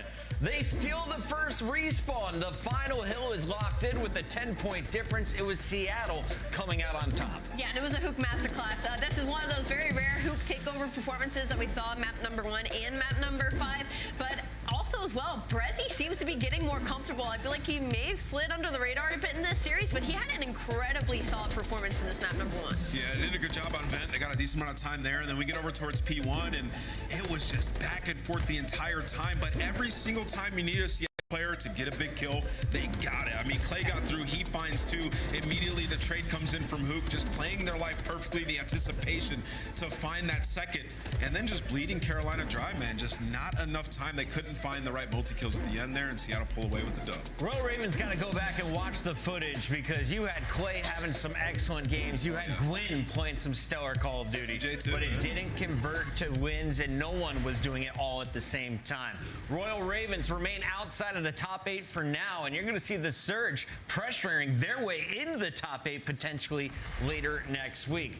For now, though, we got our Monster Winner Spotlight. The man, all the way from Belgium, joining us live. How are you doing, Abuza? Good, and you? Excellent, my friend. Okay, let's talk about Surge's struggles in Stage 2, and how did you guys decide to make this team change for 04? Basically, we struggled with some stuff, like with the team, of course. And I needed to get like my main role, you know, so we needed like someone like more faster. So right now I can play my role, and that's it. For sure, Buza, did you feel the difference in scrims right away when plugging in 04 to Seattle Surge? Because your respawn today looks night and day compared to stage 1 and 2. Oh, of course, like the scrims like goes crazy for us, honestly. Play pretty good in scrims. So yeah, we have some good practice. For sure. Abuza, you know, in Search and Destroy today, I love what you guys did. You got really, really creative, some aggressive rounds, giving up sites, rapping back and forth. Seems like that got away from you guys a little bit throughout stage 2.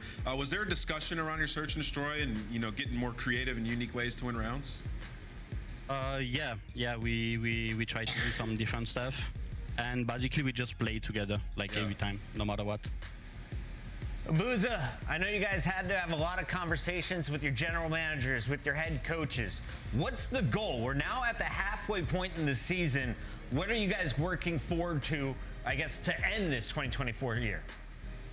I mean, basically, like, win, like, every match if it's possible, and go to the champs, and yeah, that's it. Making the champs, that's it. I like that answer. Yep. Well, best of luck. We like to see 04 on the new lineup, and congrats on seeing you back in a winner circle. Yeah, these guys is gross.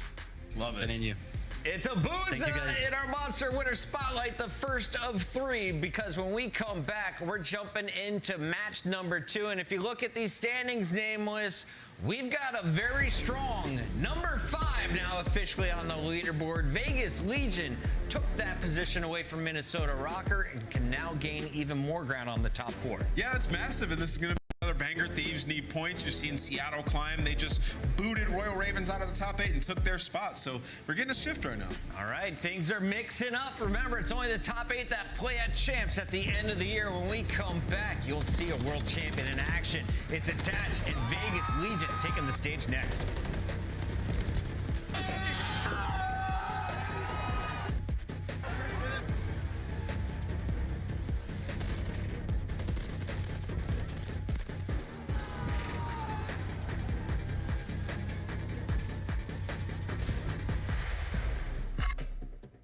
Upgrade your game with the Scuff, the official controller of the Call of Duty League.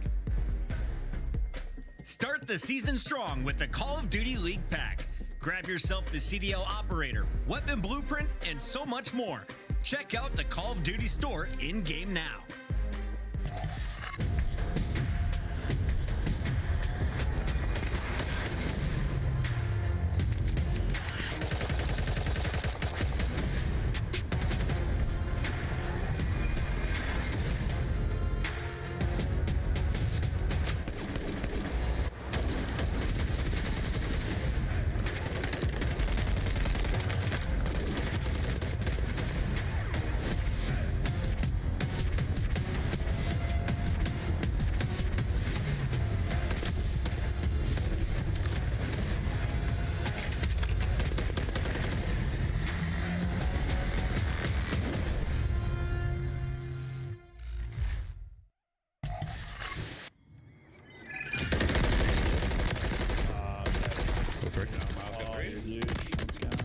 Oh yeah, it's going on CDL TV, baby.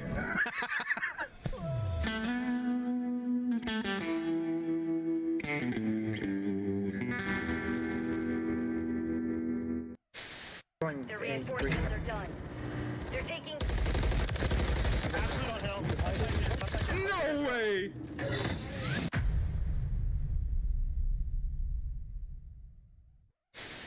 It plays a little different. It's nice to have like a map you love back in it, but it doesn't have to be exactly the same. As Drow said, nice little angle through the statue. Rips one for the opening kill. Yeah. Standy will get free info here onto Assault. Quickly finds the kill. No. Whoa! He's going for the assassination. Didn't hold the button down long enough. And Assault says not so fast. Let me tell you right now, these guys play every day. You should know you cannot assassinate someone when they are a little bit taller than you on the map. And unfortunately, the 1 down doesn't work, but you know them hands from Assault. They are definitely warm. 2 punches right to the chest to take down Standy. But early in our 7th circle here, there's still 30 teams left. You don't have any resources. Get to the zone if you can. Win your gunfight. Maze somehow sneaks through. You see a lone Nubu Spartan running around like a chicken with his head cut off. There are so many squads. This is unprecedented. Being able to see this from the Codcaster is so special. There's our first moving zone.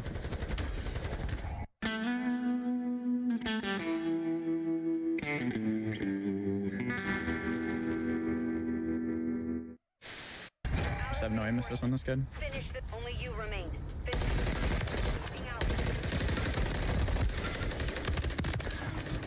Oh, snap. What is he doing? Get him off of me! Get him off of me! Yo! Get him off of me! Oh my. Who are you?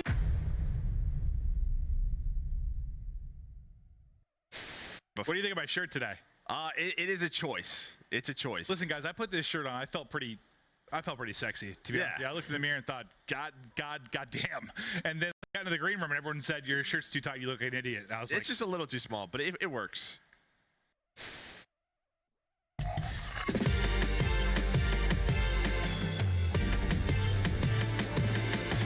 I mean, we're dealing with just God mode attach right now. Attach right over the top of the car.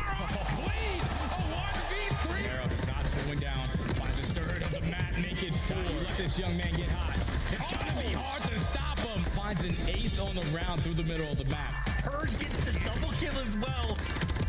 Geo pops off. Oh, okay, Geo, I see you, baby.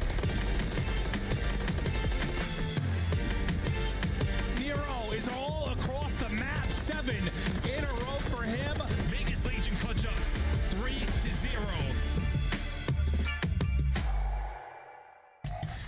It's time to party. Las Vegas Legion taking on LA Thieves, and this is going to be another important fight for points. If you're LA Thieves, you're trying to keep up with the rest of the teams that are fighting for that top 8.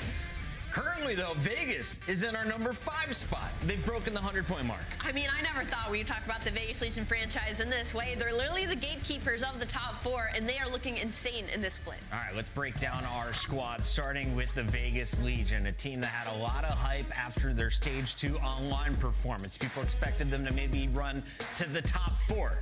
Didn't get the job done on land. Where do they fall short? Listen, this team needs work in search and destroy. Now, I want to give these guys all the credit in the world. They've made fantastic moves, kept Purge through all the people talking about it on social media. They pick up Geo. He's been one of the best acquisitions all year long, and they're looking like a top 5 team in terms of hardpoint and control. Search and destroy, though, they need work. 11th in retake throughout Stage 2, and second to last in terms of opening duels. You expect them to be better at that when they have a guy like Nero. Look to get him going in the search and destroys throughout this split.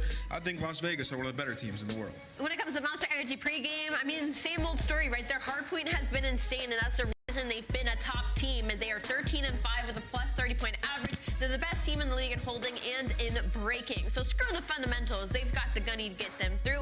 Again, like Ann said, Vegas Legion just need to focus on that search and destroy a little bit more because their control has been all right. 21-4 round count. They have been incredible on the defense, but they are gonna play Invasion 12-0 first in the league when it comes to that game mode. Number 1 in the league. Let's see what maps they're going to get today, as Vegas are the favorites in this fight. On the other side of the battle, we have LA Thieves, who have made a number of roster changes in their own right. They brought in Nasty and Kremp. They put Joe Deceives and Cammy down in challengers. Well, now Joe Deceives is back in that starting lineup, but it's Afro riding the bench. Yeah, for Afro, unfortunately, it was just he couldn't find his way during this game. We know what he's capable of. He had his moments, but it just wasn't enough. So they take out Afro, they plug back in Joe Deceives, but he kind of has the same problem, right? So for him, we're looking for that explosivity, but we're mostly just looking for that consistency for the LA Thieves, because that's all they need. They have talented players able to do their roles properly, but they're not all doing it at the same time. Yeah, I mean, I think hardpoint has been pretty good for these guys. Search and destroy sitting around 50%, and where it matters most, in game 5s, they were 3-1 in their last 4, so it's been impressive on that front. The control, though, is where they have really struggled. I mean, 11th in attacking there, 3-6 in control. And Joe Deceives is a guy who can come in and really help them in that aspect. Get in their base, get lost, find some kills, right? That added confidence from challengers, that should bode very well now in the league. And then for the Monster Energy pregame, convert better. 2nd opening duel win percentage, 8th in converting it. So that's a quick, easy fix. Just communicate better in the round. And worst in the league on those attacks. Let's take a look at the best of 5 this time around. Just like in the previous series, we're going to see 6-star twice, and Rio sneaks in for Search and Destroy game 2. As well as Vista, map number 4. So this is a slew of the new maps. We've seen Vegas Legion already, so they're feeling comfortable. But for LA Thieves, a lot of question marks raised at how they're going to play on new maps. Nameless, is this a battle of the better SMGs, ARs? More important, how do you see these maps breaking down? Yeah, I mean, I do think SMGs are going to reign supreme throughout this series. I mean, we just saw some big performances out of guys like Hoog and TJ Halley, respectively, win on the other side. So I think in this one, this is perfectly laid out for Joe Deceives, man. Yep. Knock him out the park. Good luck, Joe. That is your best of 5 maps. Now it's time to lock in our Scuff Pick'ems, and Nameless, as the leader, I'm going to make you continue to go first. Sure. Where are you going? I'm going to go with Vegas in this one. I think they just look great. That's fair. Oh, I don't know. I think I'm going to follow with Vegas Legion simply because, I mean, they're sitting at 5th right now. They're one of the best teams. You asked for Joe Deceives to be in the starting lineup. They put Joe Deceives in the starting lineup, and you still pick Vegas. You know what? That's fair. That's my bad. I'm sticking with Vegas as well. Smart girl, smart guy. We're all going Vegas, says the fans. Let's find out if we're all right or if we're all dumb again. Back-to-back matches. We got Miles and Chance on the mic. Chance, how you feeling about this battle? I'm feeling the same way I do if I were to square up against you in ranked play. Puckett, absolutely fantastic. I know it's going to be godlike because we've had some great series. Like, I know people talk about like the sort of Burger Bowl sort of vibes. It creates exciting Call of Duty. We get double 6-star in the mix. We get a Vista. It's all the new beautiful maps. I'm very excited, Miles. How are you? I'm absolutely spellbound by that intro. That took me by surprise in nearly every single way. Wow, boy howdy, what a start to the day, folks. But yeah, real excited to get this one going. But first and foremost, the hardpoint KD leaders. This is what we're looking at in the season so far. And the reason why we're looking at this is because 3 out of the 4 members of Vegas Legion are in this one. Nero, Attach, and Geo all sitting up there within that top 8. Brilliant stuff, Chance. Yeah, that's over the course of the entire season as well. So that means that level of production has been very consistent for this squad. And Nero being up there is a dangerous man. Obviously, his kills per 10 minutes are pretty high up there, as well as Gio. So it's some of the younger players on this squad that are absolutely bringing the slaying power. Question is, can they bring into the new maps that we have? I know we saw Vegas briefly on 6-star before, or at least a few days ago, and like they had some of the best P3 holds that we have seen, making it a full 60. So high expectations for the squad, looking good on in the new maps. But for LA Thieves, obviously new man or maybe old face back on the new squad. See if they can keep those hard point improvements rolling into stage 3, because they could turn into a pretty lethal threat. We can indeed. Well, to echo the sentiments of the previous series, again, LA Thieves all playing from the Cash App compound in Los Angeles. The Vegas Legion players scattered across the United States. We'll see if that comes into play again online here in the Call of Duty League. You gotta get them wins, folks. Not an easy thing to do if you're not in the same location, but we'll see if it pays off for Vegas Legion, because the hot streak they're on right now, Chance, nothing to be sneezed at whatsoever. LA Thieves, though, we'll see if this new roster can find some groove, let's say. It was nice to hear some love from Nameless there on the desk. Of course, a lot of objective prowess from them. Can they turn it into a win? It's going to be a fun series. Again, very high expectations for both of those squads. And I know you're talking about one team sneezing everything away. Well, maybe Ghosty trying to cough up a lung and get ready for the first map as well. So struggle bus for maybe a few of these players, but fist bumps out and about means the map is loading up. And I can never get over how big Nero's water bottle is. That thing is insane. The man is hydrated, and he'll certainly need it on a map like this. You're out in the sunshine here on 6-star, sunscreen applied, hats at the ready. We're going to be going for a quick dip if the temperatures get a little bit too hot, aka when it comes time to get in that hard point. Quick look at the overall season record so far. LA Thieves 8-21 in hard point. Not ideal when we're in mode right now. Look, though, there's new maps in the mix. Maybe that could help them out a little bit, but also stage 1 versus stage 2. Stage 1, they were horrible. It was like a 1-11 record. The desk touched on it. It was 7-9 in stage 2, so about 50-50. A perfectly, maybe not strong team, but they can get the job done. And if they've made improvements or like the new maps, hey, the sky is blue. The only way they can go is up. Well, here we go. Clear skies over 6-star and a clear hard point after the LA Thieves get absolutely wiped out by a nice opening salvo of grenades there from the members of Vegas. Good shots out of Ghosty, looking for his third here as he starts to find that time. A lovely spot to be in, but Gio just too hot to handle. Once again, he's been an absolute terror for Vegas Legion. Yeah, well, speaking of the terror, Nasty on the flank is going to be maybe devastating for the squad to deal with. There's number 2. There's number 3. The perfectly timed flank and the break, well, also to perfection. Nasty wants to get aggro as well with the beatdown. That's a force spring. He's got the intel, but unfortunate for him, no reinforcements. Joe Deceives gets caught on the flank, so Nasty, well, the work has to continue. And Nasty, the work is continuing. 5 spree from him there.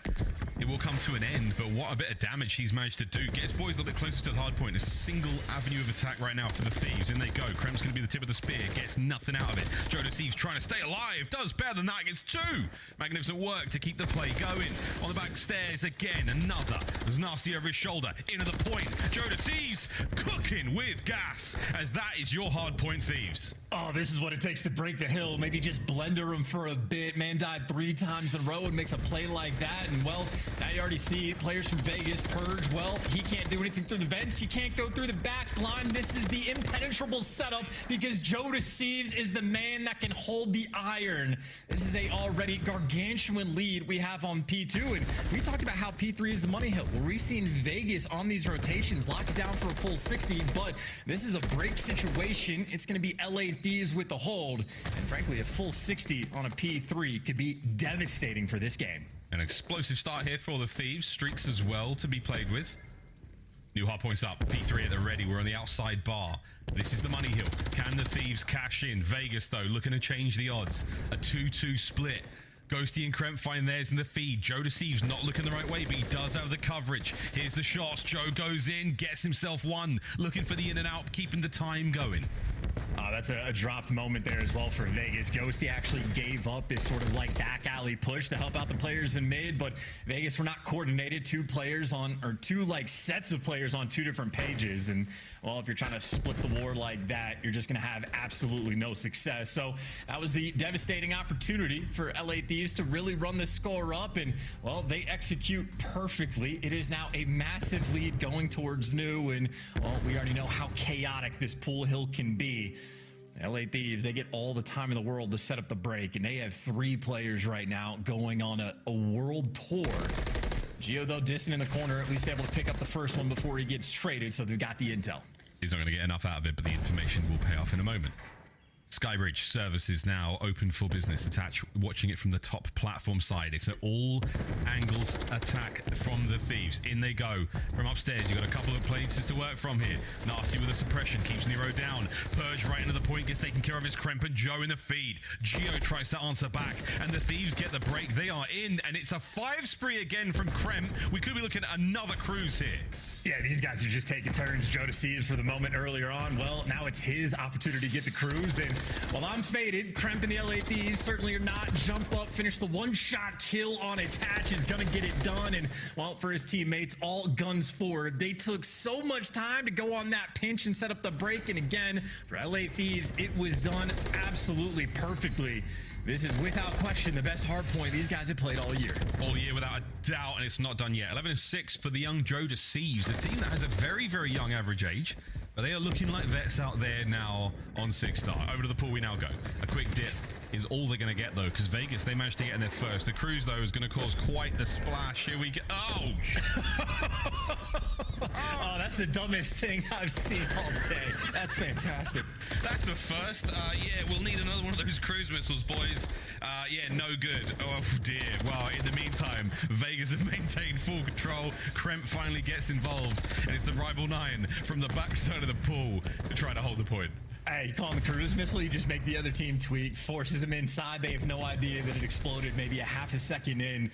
And this is still just continued absolute destruction by the Thieves. 140-point lead, and it looks like they're going to get the final 15 seconds on old time as well. I don't know what it's going to take for a comeback for Vegas, but I just don't think they have a choice in the matter. Thieves right now, they can simply do no wrong. No wrong whatsoever. The feet are certainly up. The drinks are still cool as we get back over towards the bar in our second set of hard points. We've gone around the world, and Nasty is 17-6. Joe Deceives 14-9. It's tremendous work from the Los Angeles team here. Can Nasty keep this going? Yeah, no problem whatsoever. Purge, the man in the point, not having a fantastic time here on 6-star. I think nobody is, especially Attach. Yeah, 6-11. Attach has barely been taking gunfights, 17 engagements. You don't even have 50 points as a team yet. Talk about a team that cannot find their footing, getting anything going, and Kremp is just calling out. There are 3 players in this little room. Joe Deceives gets to catch them on the cross, and this is just continued time collection right now for LA Thieves. And on the rotation again, Joe Deceives popped off going towards P2 last time around. Finally, he's going to get shut down, but Vegas, they just have nothing going for them. A superb blowout so far, 210-48 over towards the lounges. We now roll top right-hand side of the minimap, and that's going to be all Thieves on the approach. Far right-hand side, the spawns are not good for Vegas as well, so the reinforcements will be late to the fight. Here we go. Joe's in, immediate break. This could be game right here and now. And he's going to clear out the back spawns as well. Make sure no funny business. Checks that. Now it's all guns forward. Kremp loses his one by Vents. And, well, Vegas winning a few gunfights for the opportunity to get nearby. Joe Deceives, though, waiting in the wings. I'll trigger up. Nades out and about and just waiting for the moment to strike. And, well, finds it on Gio. Trades are there. There's the 2-piece. And might be the moment where Joe Deceives calls game. It just looked like they had such a tremendous disadvantage. Turn it into a win. 5 seconds for it. And with that, a last-ditch attempt. Joe Deceives once again in the feed. 21-11, closing it out big. An absolute slaughter to start the series off. Oh, and that 8-21 record they have overall in hardpoint. Look at them now. One of the most dominant victories, if not the most dominant victory we have seen in this game all year. And that's against the Vegas squad, who, again, they've been sort of that almost like solidified 5th best team in the game. We've seen them on 6-star. They look good. Not right there. LA Thieves, that is a different beast of a performance, and that is all 4 players felt like they were in their bag. Complete clockwork, every rotation on point. When they had to break the hills, they're able to do it. The rotation of P3 to P4, absolutely perfect, sending 3 players to go hunt down Geo in the back. I mean, that is just a flawless performance through and through, and really just poor Vegas, not even really opportunities to shoot their guns. Persian attach, really not able to cook anything up. Not cooking whatsoever. Those boys were ordering out, and the calories they pounded on were not ideal. 250 to 49 in a swift 6 minutes and 50 seconds. You'll take that. LA Thieves turn that ship right around. Hardpoint was not necessarily their best game mode right now, looking like a very fine squad. But look at the highlights. It's all going to be the boys in red. I just got nothing other than well done, lads. That was disgusting. Whether it was these vent plays, Chance, the bait and switch we saw here, it was a masterful display of pace that Vegas Legion simply could not keep up with, especially in that second P2.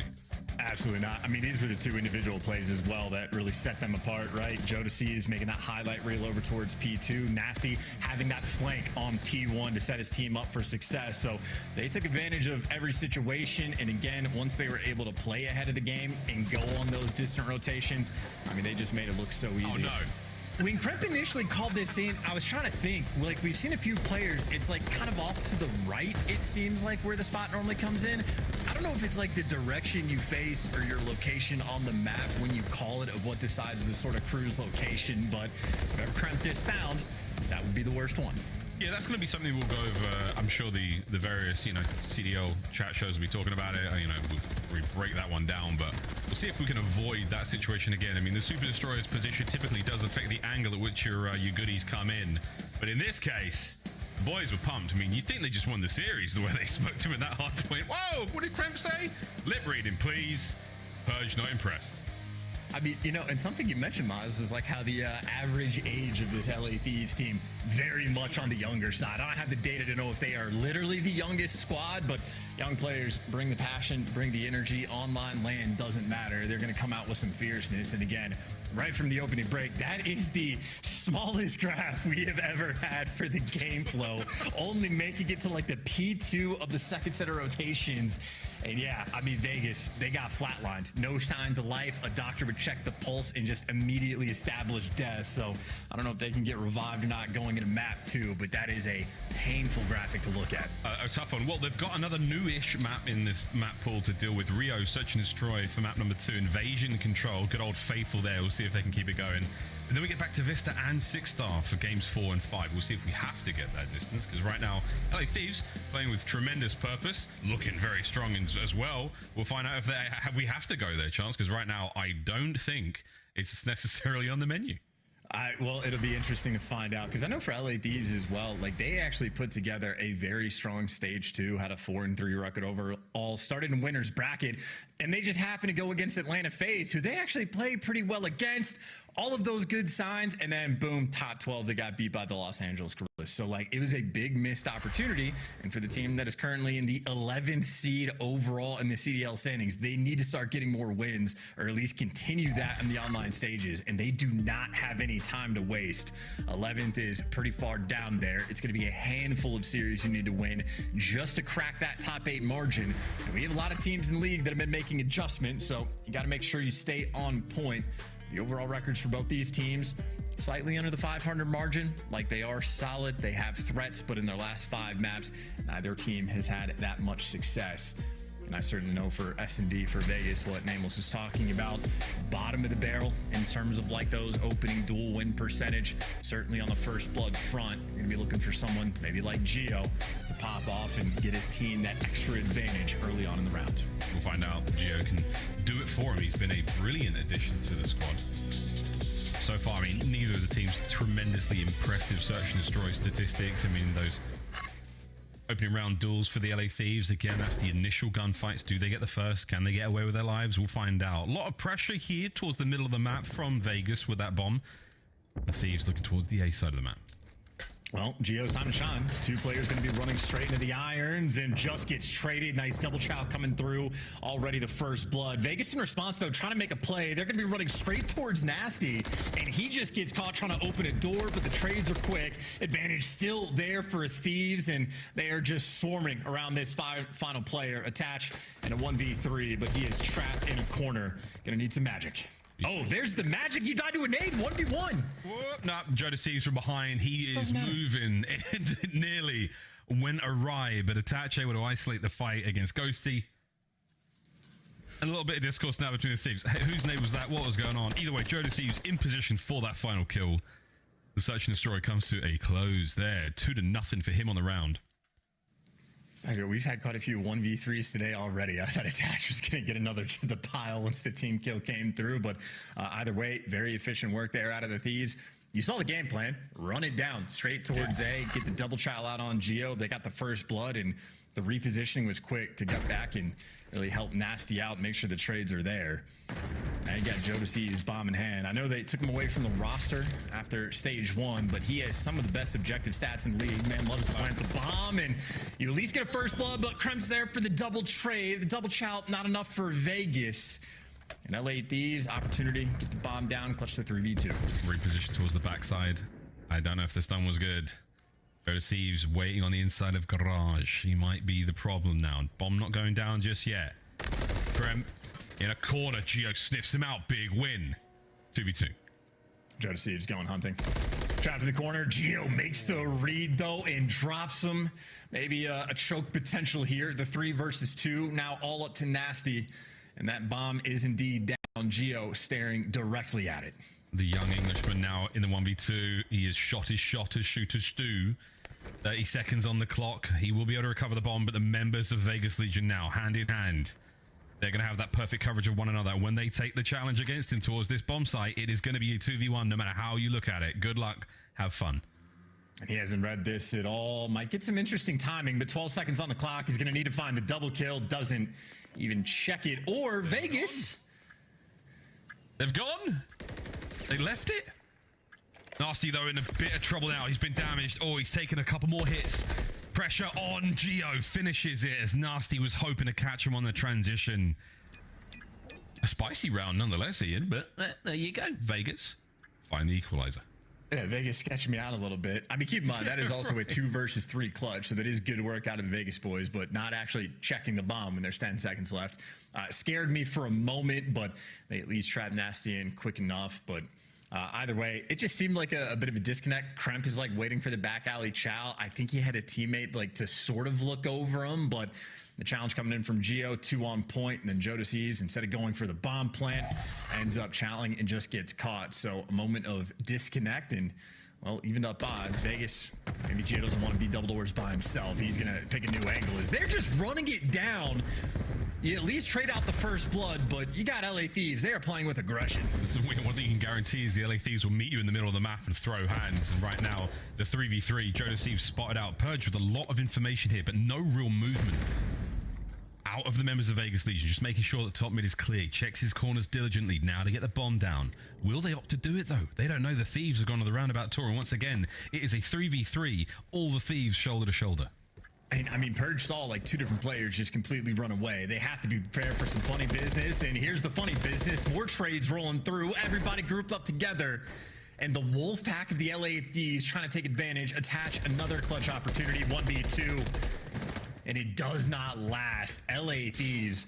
This might just be their Rio game plan. Just fly at them, get the first blood. If you trade it out, that's great. We will just regroup, get back together, and fly around the map like some absolute maniacs. Yep. Trusting the trading ability pays dividends there. I was going to say, man, I mean, we're playing to the strengths right now. You got these young players who are very aggressive, who are very, very strong on the reaction time. You're going to be just holding hands and flying around. Don't overthink things. Don't take gunfights you can't win, and just get each other's trades. Brilliant work from the Thieves in that round, roaming the halls of Rio. I think you're going to have to Vegas. Someone's got to make the adjustment, like get the intel on where the players for Thieves are going to be pushing from and make sure you're challenging with a teammate, or else you are going to be traded. Nero playing a sneaky spot. He's got Purge watching over him, but it looks like this bomb going straight towards the A site. Not a ton of time wasted. Gio gets back down as well, and Jodeci's and Kremp, they're straight in. I don't hate this. They might be able to get the bomb down, or they can cut through boxes and try to get those players out of the middle of the map. Either way, Vegas, resolute in the defense, have not moved just yet, waiting for shenanigans. Now they know the play is on. Bomb planted, 40 to go. Well, Jodeci, that's the same corner Kremp played a few rounds before. Gio might make those reads, but that's long-term. Short-term, working the flank. Nasty spots out a few. A delicate moment. And for Vegas, they got to start making moves. They got to go quick. Oh, wow, they didn't take care of Nasty, so now they have to deal with him. This is going to burn the time even further. 20 to go. Nasty can't win in the second. Over towards the bomb we now go, and it's a 2v2. Ghosty in the garage. Damage dealt. Purge's got to make something happen here. He has to get himself into the play. Ghosty looking for the toes. Gets it, no problem. That's the round. No more defusing that bomb as Attach unable to help out. Great work again from the Thieves. Yeah, they're on point right now. That's sort of that, flow state as a team sort of moment where Nasty's dealing with multiple players on the flank. He just buys you so much time. Wins the first gunfight and then just plays the corner for an extra 10 seconds. That's distracting 2 players, and he buys his team enough time that Kremp just gets to take the world tour, go for the flank towards the middle of the map, play for the guarantee, and trust Ghosty just to make sure that bomb doesn't get defused. But the angle's on point, play call's perfect, and this is really Thieves. They're at least just decisive right now in everything that they're doing. And Vegas right now, talk about decisive. They forgot to take the bomb. Gio's got to go back and find it again. Messes with the timing somewhat. As Nasty on the top left-hand side of the minimap, keeping those players away from bridge. For now, you're looking at the Thieves roaming through middle. The bomb's still looking towards the A side of the map. Ooh, Jodeci singes his eyebrows there with that Semtex. Mid-map, they know the play is on. Thieves are lining up for the hit, and here we go. Kremp sends it. Attach, takes care of business. Trades there from Neo. Good work. Oh, boy, it's a going down. Jodeci's the last man standing toe-to-toe. Now with Attach in a 1v1. Jodeci is moving, too. He's playing cracked out as well, but it's against Attach. Got to take things slow. So he picks a corner and is just going to be patient. And I think if, he spots Attach coming through double doors, he dips out. Anything else, he takes the gunfight, but I think Attach is waiting for a scam. Jodeci for the moment, playing it too smart. He's playing it real smart. Back over towards top mid. Attach is going to be there. A little too late. He has to recover the bomb and hopefully get the plant down. Jodeci is going to go check A. Nobody home. But this could work out. Bomb's going back to B. Will Jodeci get there in time? Here he comes. Quick check. And that is the round. The celebratory spin as he gets the defuse as the Thieves peel off another. It's 4-1. Again, I just like the decisiveness. They completely get baited out by the stun information by bomb where they just full send for the chow and they start getting picked apart. But because everybody is grouped up, the trades were in. This is effectively a 2v4. The coverage for Jodeci to be able to get that trade there on Purge and then Attach, just too distant from the fight because he got back down early on. That is, again, the collective. They're all at least on the same page. And Jodeci's, if you clutch a 1v1 against Dylan Attach in a situation like that, put it on the resume. Frame Absolutely. it on the wall. Do what you want. That's a fun moment. Right now, it might also be a Crimson player in rank to get that on the resume as well. It's a 3-3 there from Jodeci. 7-2 overall in our 5 rounds of Search and Destroy here in the 6th. Let's find out what happens. Can Joe keep the spree going? He's got full pockets and dead silence to play with. And he has the bomb as well, so Joe's got it all. I think Joe also spotted Nero on the cross towards bridge. And yeah, based on the way Nasty's preaiming it, they might just be trying to play off the Nero information. Hello. But jumping back and forth, not easy play to deal with. And Nero's got Attached there for the help. And Nasty was by himself. So again, backing down, you drew attention of 2 different players over on that street. Now they're making a move towards the middle of the map. So LA Thieves, again, coordinated effort. Everybody's on the same page. Yeah, good news. You got the middle of the map. You have the bomb site. The bad news is you've got Vegas Legion sprawling all around you. This is going to be a very, very difficult situation to win these fights in. Oh dear, Purge hits a big one. 2 on the flank. Any more to be had? Nero is there for it. And now it's all down to Kremp and Purge. 3 on the round and the defuse. Vegas are back. And again, the reason I keep saying all on the same page and decisive is because there's some moments where I'm like, I don't know if that's a good play. 4 stack in the middle of the map and opening up every single lane and allowing yourself to get flanked from every direction is a tough situation to deal with. They had no information, and I mean, well, that's a bunch of flanks coming through. They're worried about the 2 players over towards bridge. Well, Purge just goes through double doors, and this is the freest 2-piece he is ever going to get. And that is absolutely going to be the stamp of the round. Nice bounce back moment there from Purge.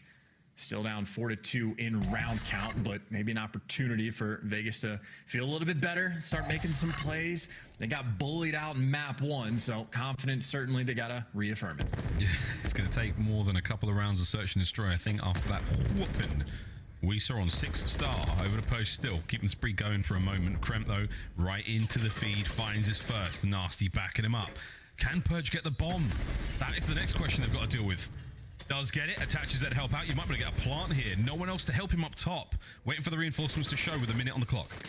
Yeah, they're just playing for the information. Attach actually makes a really nice play to be aggressive through the street, find an extra kill, but that's even up the odds. Now you got Joe Deceives. Might have just jumped over to be behind enemy lines. Great reaction time, and he gets out with his life. You're grouped up together, but Joe Deceives doesn't even need to trade.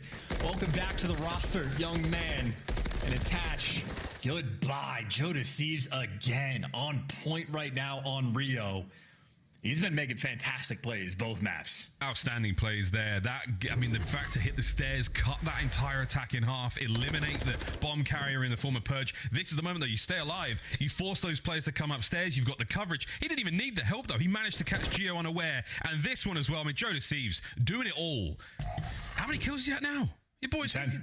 Yeah, double digits in 7 rounds so far, so he's certainly trying to pump those numbers up. And again, in stage 1, Joe Deceives did have some of the best objective stats in the game for respawns and especially bomb plants alike. But right now, at his main slayer, Joe Deceives still carrying the bomb, has it in tow, but LA Thieves, frankly, why would you mix up the game plan? Get that information, like choose your destination and go hunt down those first bloods. You absolutely have got Vegas in the palm of your hand now. The question is, what do you do with them? Will it be a crushing, or will you sort of tease out the win here, slowly but surely? Over towards the A-bomb site, we're expelling our lethals and our tacticals. Exchange of gunfire there as Gio discharges his service weapon. Can he keep the members of the LA Thieves at bay? Open bomb site at B, Purge the lone man. And these are just faster. Like 3 players were over there defending A, and I know Attach started wrap back, but just a little too late. So LA Thieves playing the map quite well, but maybe more too. Oh, will he hit the door? He does. Doesn't matter. Attaches up close and personal. Joe Deceives finds one. Traded out immediately. Numbers to Vegas. 30 on the clock. No defuse just yet, but look at the chows. Yeah, Vegas going to be able to lock this one up. Ghosty might have the timing, but COD timing is absurd, and too many players, too many bodies. Dylan Attach making the play in that round, catching Kremp on that flank. If Attach loses that gunfight or is maybe 2 seconds too late, that would be LA Thieves calling game. But Attach right there, again, sort of that world tour. He starts out on one side of the map. Gio and are calling out, hey, a lot of nades, a lot of attacks coming in over towards this bomb site. Attach is there for the help, but after it goes quiet for a few seconds, wraps back as well. Attach's instincts on point. Still, though, Vegas, desperate. Need 3 more rounds in a row just to even up the odds in the series. I mean, you see the play that Ghosty's trying to make. I mean, right now, Ghosty's so stunned. He can't believe that round didn't go his way. Here we go, though. Back at it again. Still map point for the LA Thieves. No one's going to lose any points here in COD. That's not the way we do things. Vegas Legion starting to string together some success. Gio, the only man here by the A side of the map. The stun's going to land. He's been the island player for the Vegas Legion. And as long as he's passing information over, the boys are looking good. In towards the B-bomb site we now go. Top mid, full of Legion players. Yeah, not confident yet to get that bomb down. Nero, well, making the move now. Trophy as well to protect you, so it'll be successful. It'll be a tried and true full-on 4v4 retake from Thieves, and it's no flanks coming through. They're grouping up together for the one hit. Yeah, waiting for a Purge at the ready on the stairs. Ghosty's got the flanks covered. Damage dealt. Joe Deceives gets it in and out. Traded immediately. 3v3. Nero bites off way more than he can chew. All down to Gio. The solo now against 3 members of the Thieves. Make it 2. Can he make it 1? No. Ghosty's there. 20 on the clock. That is going to be the map. And that is 2-0 here in the series. Yeah, Ghosty stunned with how well his teammates were performing on that one. That was a clinical effort on Rio, a dominant effort on 6-star, and I love the play call, right? Like, make the moves towards the steps, someone just hold irons onto the escalators, and those SMG players in the middle of the map, they just feel obligated. Throw shoulder, slide around, get cracked out, but a little too cracked and you just get caught. LA Thieves, those were two fantastic maps they just had. These guys are playing with all the energy in the world. Joe Deceives off of the bench into the main roster with a 12-5 performance there on that Rio Search and Destroy. A sensational turn of events here for the Los Angeles Thieves. A massive win there. Vegas Legion now staring down the barrel of a 3-0 unless they can find something special on our upcoming Invasion Control. Vista and 6-star await us towards the tail end of the series, which I'm sure we'd all love to see. It's nice to see the new maps get in there, go, but thus far, 250, 49, 6-3. We are in La La Land right now. And the Thieves, they are certainly singing and dancing chants. Not what I thought was going to happen here, brother. I think it's about time we take a very quick commercial break. On the other side of this one, map number 3, we'll find out if Vegas can make the comeback, or will we see another blistering 3-0 here in the run-up towards Major 3. This is the CDL.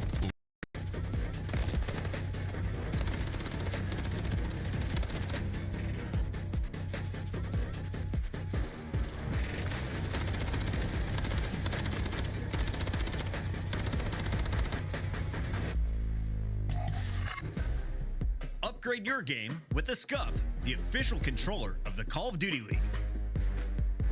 The Call of Duty League is brought to you by Monster Energy, the official energy drink of the CDL.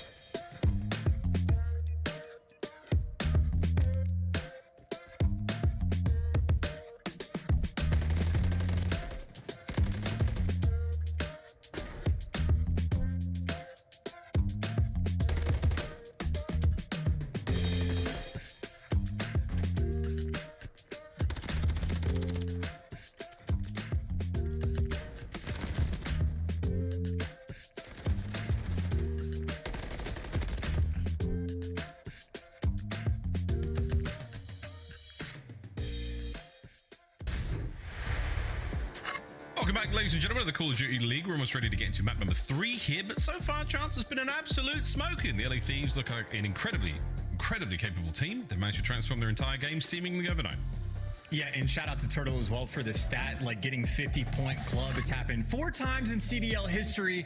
This was the first time it has happened since Cold War. It was like 987 days ago. So LA Thieves absolutely setting pace. Already blistering right now, looking fantastic with this new roster. Joe Deceives has been making plays left and right. And I know Dan Ghosty at his usual self. Team killing as well. He'll find a way that round 1 in the Rio S&D. Ghosty hates nothing more than his own teammate's life. A little bit of blue on blue. You don't want to see it, but it does happen. Ghosty, one of the players who sadly just gets a little bit more than others. Well, Vegas Legion, time to turn the ship around right now, lads. Your last chance here in the series to stay alive. You've burnt through 2, and this cat has only got 1 more to go. Invasion Control is where we find out what happens in the series. And here we go. The record not bad for the Vegas Legion chance, but is it going to be enough? The current form of the Thieves just too strong. This is going to be interesting as well, just because like the pace that the Thieves have been setting has been lightning fast the first 2 maps. Invasion Control, it is going to slow it down just by the nature of it. So yes, it will be interesting to see if they can keep it up and deal with the Tatch, who might be the guy leading the front to turn the game around. He was completely dominant against LAG. 25-9 is a bonkers performance. The captain of the squad is going to need it here, but from LA Thieves, this might be a potential A hit, or at least toying with the idea. Ghosty maybe just a nuisance. Round 1, no trophies. Maybe just straight over to B. Yeah. Oof. Joe Deceives picks up where he left off. A nice first bud. Straight onto the B zone. No love towards the A side of the map, though. That's going to be all Vegas for now. Middle of the map, though, that is a big win from Ghosty, slowing down those players. And now, like the name implies, a Spectre across Invasion, causing issues wherever he goes. Can he get any more kills out this life? No. Good stuff from Purge. The capture at B, though, still continuing. Strong foothold there from the Thieves. Yeah, Ghosty doesn't live for too long, though, so he drags a bit of presence over, but Vegas still have the opportunity to set up and go for the retake if they wanted. Awkward timing. There goes Nasty. Purge in the better corner, and fries Kremp as well, so not enough time bot in Vegas. Opportunity to potentially set up a dominant round on defense. Purge wins another big gunfight as well, and this is like panic moment right now for Thieves. Got to string something together. You see Kremp maybe leaning towards this A zone. They got their work cut out for him. Absolutely sending it across map. ASAP. Krem gets into the zone. A lot of damage dealt, though. Nero should be able to fly in there, as he does, and clean up. Stop the hard work that the Thieves had to try to get with the big old defensive moves from Vegas. And once again, Chance, you're right. Purge on a 4 spree. Yeah, they did send everybody back over towards A, so they were playing it extra safe around the A zone, and, well, that exchange allows B almost certainly going to be captured. So not looking for the dominant round on defense. They're trying to keep things standard, so they don't try to take that extra mile and, well, maybe force out some team kills. This time, not Ghosty. Actually, Krempted's doing it, but at least buys an extra kill to make up for that unfortunate loss. LA Thieves, minute and 20 on the clock to try to go towards A, but keep in mind, Ghosty is already there. Already there indeed, getting the capture done, trying to now draw the defender's attention, and they're making their way across. Trophy system saves the day for now. In you go, Gio, waiting for the boys. Good read, not enough of the good gunny though, as Ghosty manages to keep the capture going. He is pinched, he's in trouble, but if he stays here for long enough, he'll get that first segment. The first segment's done, so yeah, already successful. I was gonna say Ghosty just hasn't. He had one person actually help him in that moment, but his little slide out from the far side, win the gunfight towards mid, that is a big one from Ghosty. That is quite literally the type of play that on this map can win you the game. Oh, the timing was so unbelievable. I was just about to comment on Joe Deceives' patience there, but not enough. Less than a minute now to play. 3 lives separating our 2 teams. Ghosty once again trying to help out on the approach towards loot point. Big went out of Kremp individually. Oh, Ghosty's in there, but Nero, great shots, the 2-piece, as he manages to keep the zone safe. 2 segments remaining on it and only 40 seconds to capture it. And LA Thieves slowing down the pace now, the slowest we've seen them really play, and they've at least forced Vegas to turtle up just a little bit. But on the information front, Joe Deceives might get the first blood. Attached calling out a player in cafe, everybody else just walking down the B street. And 20 seconds left. Thieves, they're finding the extra kills. You got to look for your moment. Attached, though, he's going to break it down, play a little too slow, and make it easy for Attached. Nasty has made it to the zone. Can't win the extra gunfight, though. Vegas, they're going to be secure on the round. Absolutely nails that one shut. Nero on a 5 spree as well, looking to get himself one more. Very unlikely that he will, but beautiful work there from Vegas Legion. Defensive round goes their way. 1 on the board, 2 to go. Well, still though, credit to Dan Ghosty again, getting that extra tick for his team over towards A. I would say technically a successful round there. You don't get the dub, but long term might have the advantage for the defensive round. So small victory, of course, on the flip side for Vegas. Nero being on a 5 spree. Whatever the opening break is, it should be some sort of design to funnel a kill towards Nero. He's going to be happy to take his time. New round up. Motor mouths on either side, imparting the last moments of wisdom. Big streaks on the other side of the Vegas Legion. LA Thieves, not as much success. Can they get some kills now on the defense? The trophies are in position. They're going to eat up all those lethals as they fly across that cross. Hero streaks set 7 and 2 overall. That's going to be a cruise, and that's a big deal.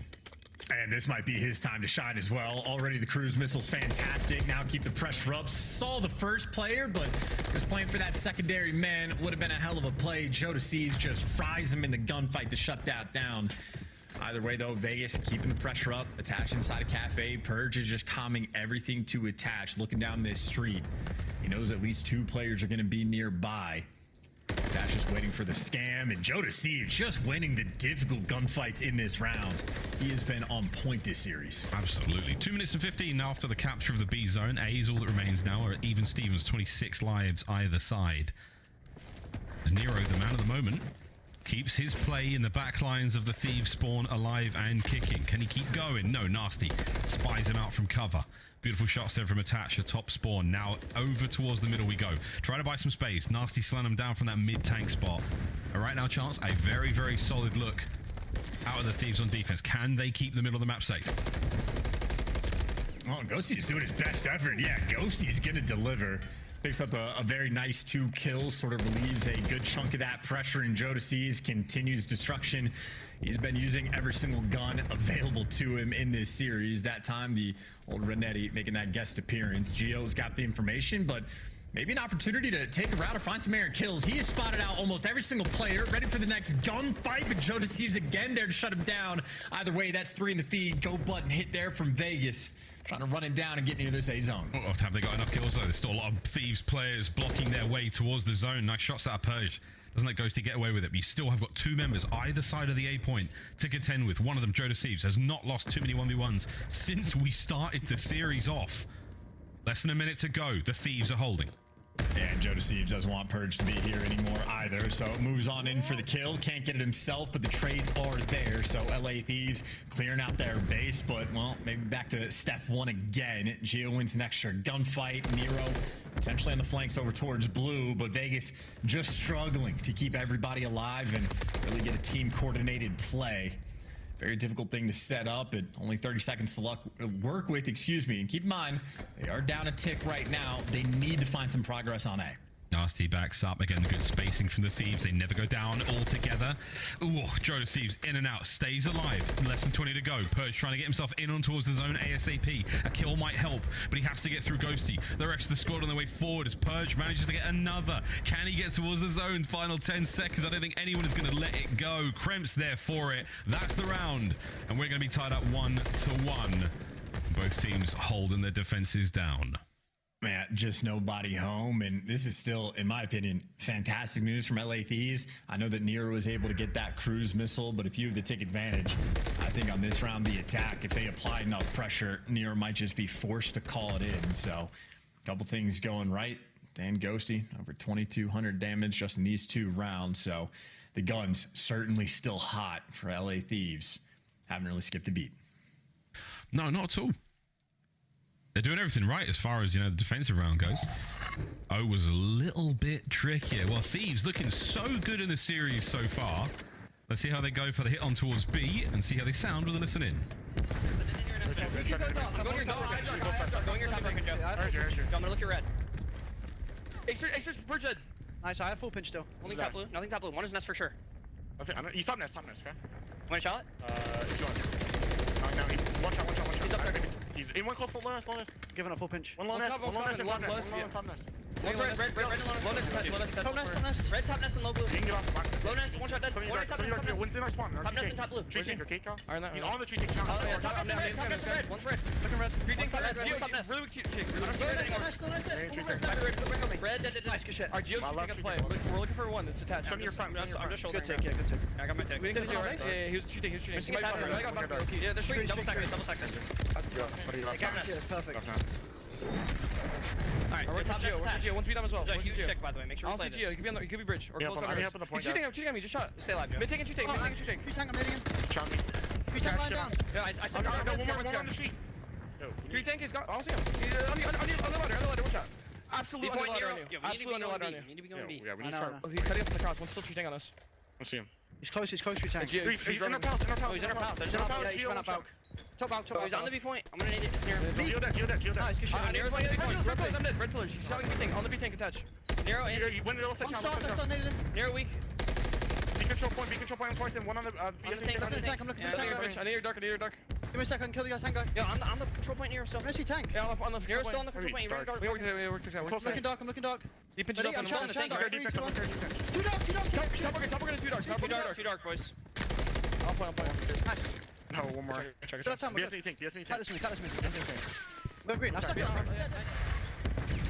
Whether it's time or lives, the Vegas Legion have managed to bleed the Thieves dry here. Can they get on a B? 7.9 seconds to get the capture. There's so many of them there. Surely this evaporates. Attach might be able to get a couple. Damage. Not enough for the stop. Point captured. A minute to play. That is a tragedy there for Vegas. So close in both of their defensive rounds to set up for the choke slam sort of performance, but they can't get it done. And well, now you're almost back to square one. They're going to be down at least a tick going into the new round, but LA Thieves finding the kills as well, and 45 seconds to play with. They're just going to be looking for a little bit extra. Oh, and here we go. A couple of members of the Thieves here in a position to slow this down. Now, it's a good job out of Purge. That kill is huge. Now for the Thieves, all you're doing is waiting for that opportune moment, waiting for those players from Vegas to make a bit of a mistake, catch them out. And right now, Purge and Geo, they are running the show. Another for Purge. 3 now in the feed, done. Less than 20 seconds to really get themselves close to this point, and it's not going to happen. With Attach shooting like that, this should be Vegas's round. Yeah, nowhere to go. Someone's going to have to just, I don't know what, sprint through the middle of the map, pop the active camo, find the route through. They're funneling through B Street, but that is not the route to get to time in time. But either way from LA Thieves, for how the round could have gone on the offensive end, it ends up not being too bad at all. Still at least get the B side capture. You force Nero to invest that cruise missile very early on. And I would say for Vegas, they're just so close to setting up like extra dominant rounds on defense. Like they had the moment, Geo does get behind enemy lines. He was making plays to get inside a Palace. But then as soon as he dies to Joe Deceives, well, it makes LA Thieves' lives just a little bit easier. And I think Vegas have had just a few opportunities to really push the extra mile, but either way, that is a long-term game. Right now in the short term, Vegas, all they're looking for is that like extra tick. 3 ticks, just secure B, get the extra little bit of love on A, and then it comes down to kills where Vegas do have the advantage. Vegas have the advantage, and Vegas starting to heat things up. Confidence resuming. Let's go for a quick listen in and see how confident the boys may sound. They can't flick. He down. There's one more B down. He's on P1 tank. On P1 tank now. P1 tank. I'm alright. P1 tank and on it. They could have drew dark. Yeah, I'm looking dark now. Bang it up into spawn, Evan. I will. Close front. Fuck, he got me. Front, Joe. Where? Very weak at bottom nest.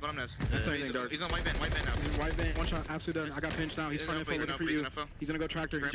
Throw some nades at him. He's on trophy play. One's on point. Nasty. I got flanked. Nasty one dark. Nasty by that Tractor. Tractor dead. Sandbag tank goes to. Sandbag tank. One bullet. Absolutely. We're missing one. Only one guy on you guys. One shot sandbag tank. Yeah, I don't know where he went. He's on the front side of it. Geo stunning him.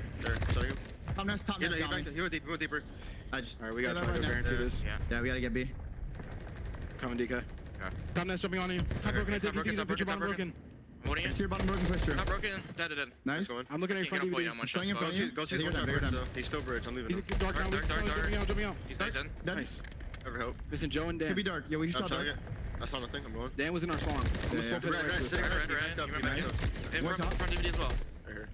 One shot. He might be bottom nest. Yeah, he did. I think he goes. Go to my top nest. He's on our sandbag tank. Dan. Bottom nest dead. One's I got some from bottom blue or DVD. One's in DVD. Nice. Top blue, bro. One's in DVD. Take your time, dude. DVD and top blue then. He's mid-tank on me, mid-tank nasty. I'm starting it. Okay. He's still there, he's still mid-tank. I'm pushing. Give me a sec. I'm starting him. He's dead. Nice. Top blue, dead. Nice. Good job, guys. Missing Joe and one. Go open. Back up open. One guy's right side. Dead. One guy's on point. Last guy Joe on point.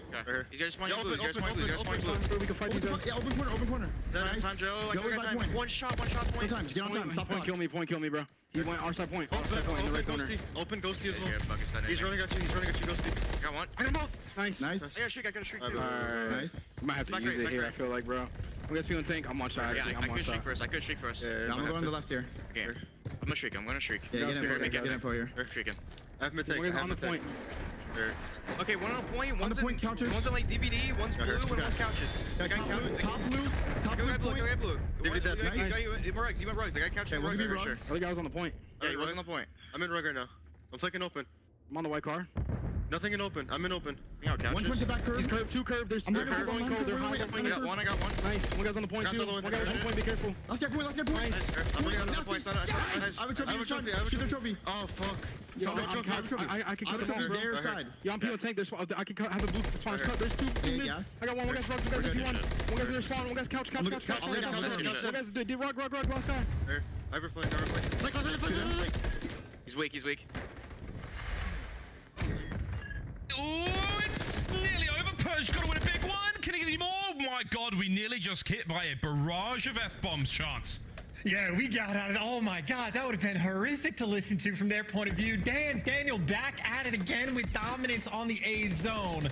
I will say for Vegas though, this has been an incredible round. They turn it around. They at least win the tick battle.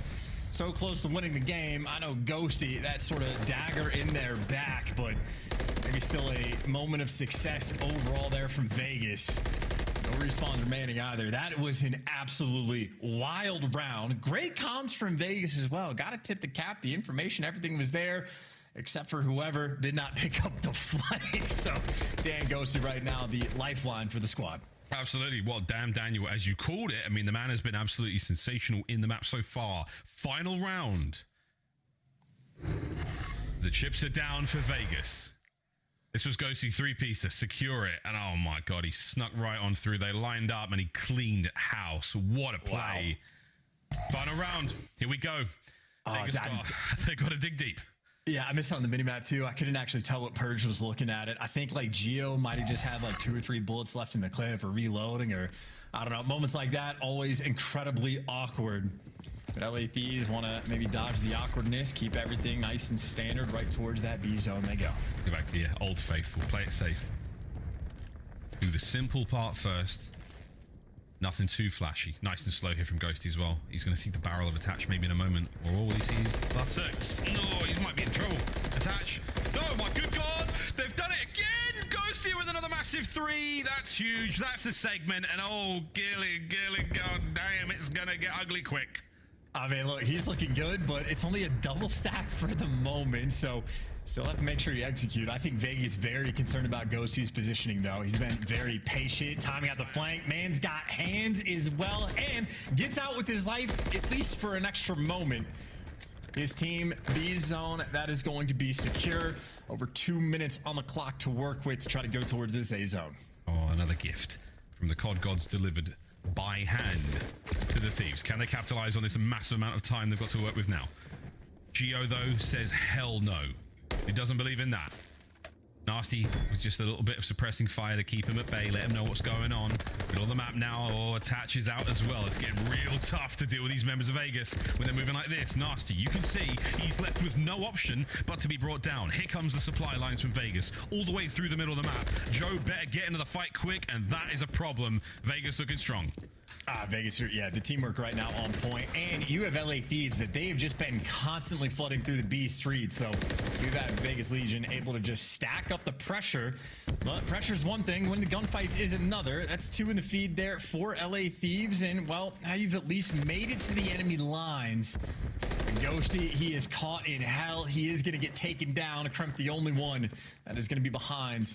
Maybe has an opportunity to get some intel from Nasty to make the play, but there goes Nasty, and last domino standing in the back line is Kremp, and the arrows right now for Vegas are turning. Nero heads up in this moment. They know they're looking for one. They've counted well. They know he's there, and if he doesn't get a kill with his teammates in position to capitalize, it's going to be for nothing. A little bit of time to still go here. Kremp wins it.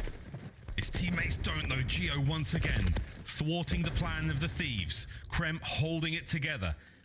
It's his fingernails right now doing everything they can to stay dug in at the back line here.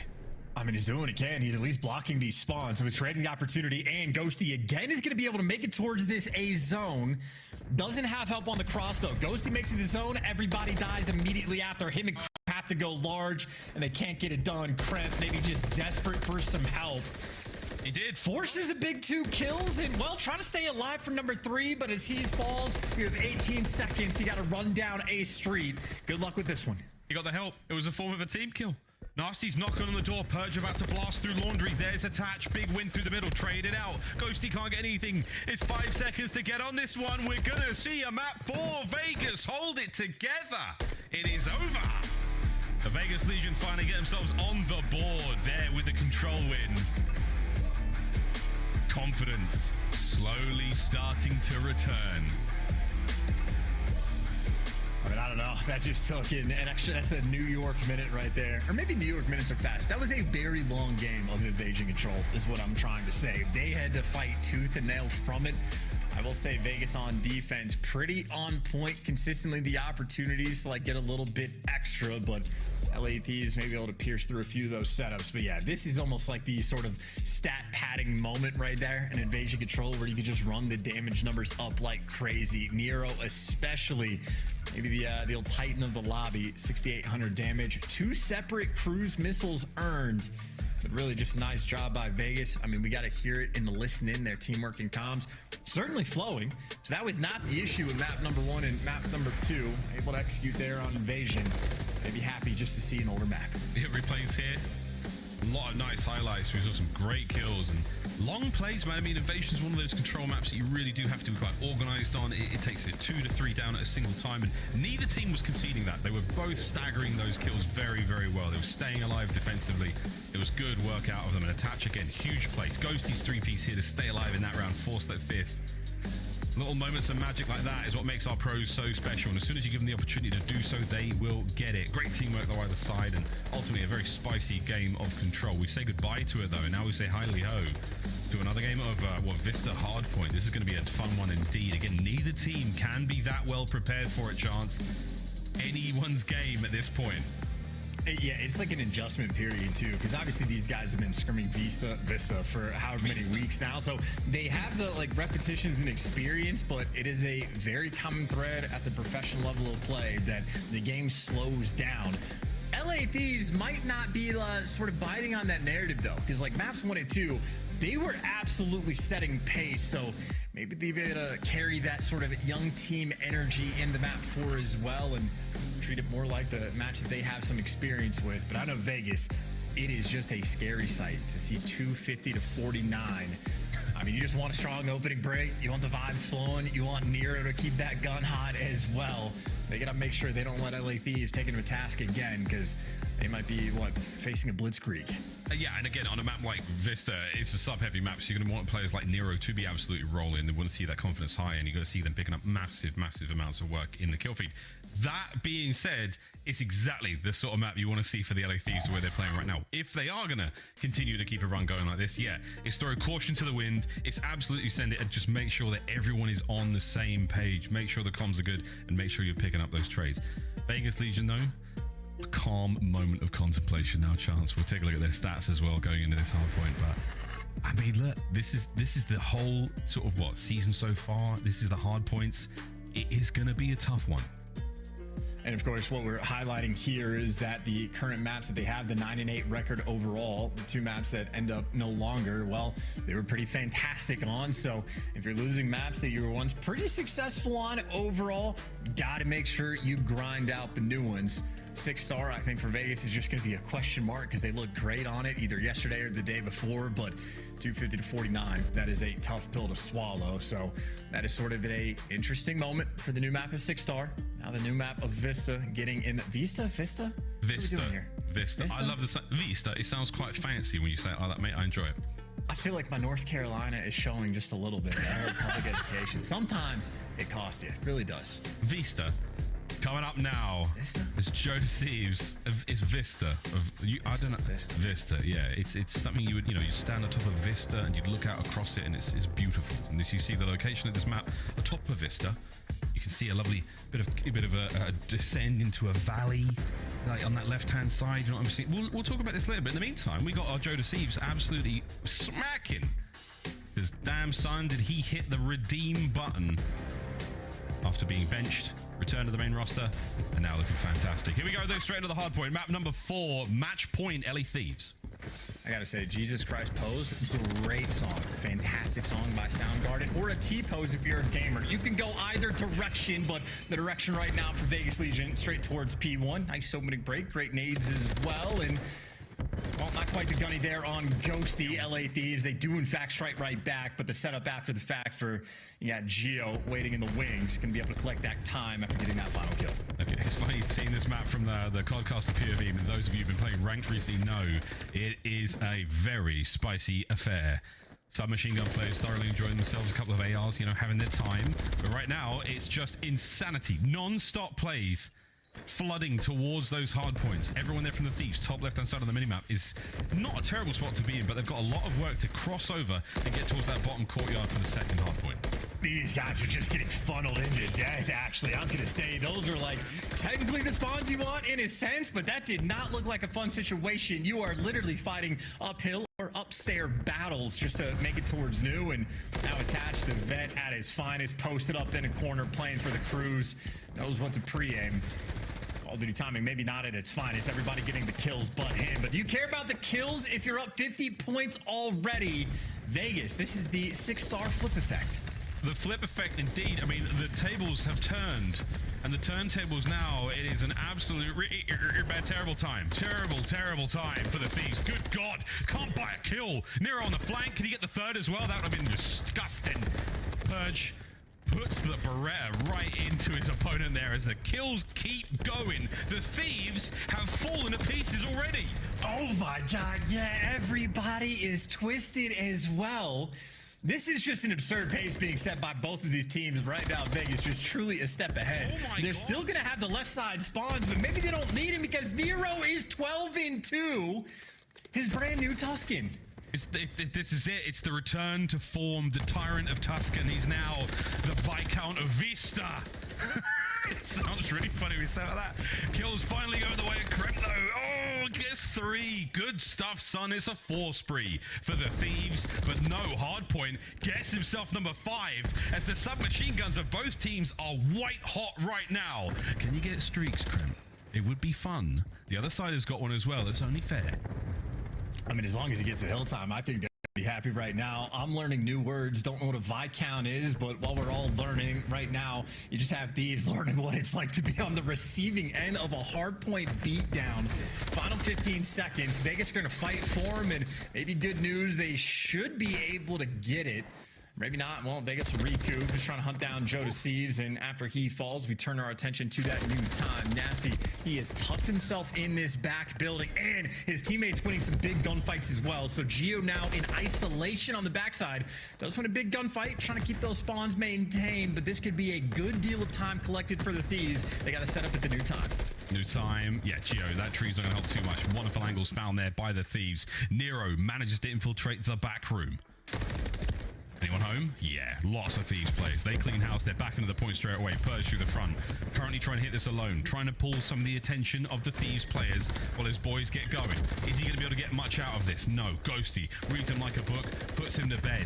Time ticking away for the Thieves now as we have managed to swing to the other side of this mad map. 20 seconds left on the point. Yeah, and a lot of credit there to Nasty and Ghosty after the fact. Just getting that guy in the back building, it is all on him. Really just to stay alive and make sure you're getting that sort of like, you know, output to tell your teammates where to look. So Very well orchestrated effort. You've slowed down the damage Nero is doing as well from 12-2 to 15-7. So still shooting, but it is not the lightning pace that he originally had. Gio, though, picks up 2 towards the middle of the map, and that is going to make that push very slow for Thieves. They got a long way to go before they can get to the new time. Yeah, new time. That little bridge, whether you're atop it or below it, you're in that hard point. Nero once again pounding down on the Thieves members. His attach. Whoa, just got, I don't know what to call that. That was a big one, but 30-odd seconds remaining on the point, and Vegas Legion looking happy to soak most of it up. Nero continuing to be a devastating player for Vegas here on Vista.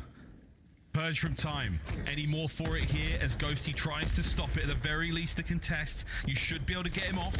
But right now, Purge proving to be quite the challenge, when that's going to be the hard points done. My good God, what a Vista this has been so far. We now go back to P1. Yeah, and Thieves just had to like fight tooth and nail to break that time just to get an extra 20 seconds. So pretty strong hold there by Vegas overall. And Nero, this is his 3rd cruise missile he has gotten in the past 2 maps. And not only the comms in the feed, but the damage done from the missile as well. That is a clean 4 down, and you force the spawn outs as well. This is just victory time. This is where you get to soak it up and play for those extra kills. Great time being collected on P1. I mean, he's 20-10 right now. Attach, soak in, finding damage all over the place, waiting for the boys to show up. He was doing all of that alone, so good stuff out of Attach, buying that space. 30 seconds to go here on P1. We'll go back down towards the courtyard. Ghosty's already in position for that one. Gio, nice shots. Krem immediately pushes him out, takes care of business. I gotta say, honestly, the fact that you and Vegas getting 4 down and they got retaken that quickly, that is in fact a missed moment, but that missed moment is just the opportunity to Thieves to stay alive in the game. Joe Deceives is dealing with something. Might have literally just lagged out in that moment, but dead either way. Kremp picking up a 2-piece as we rotate towards new, but Vegas, you can see the setup. They'll be here first.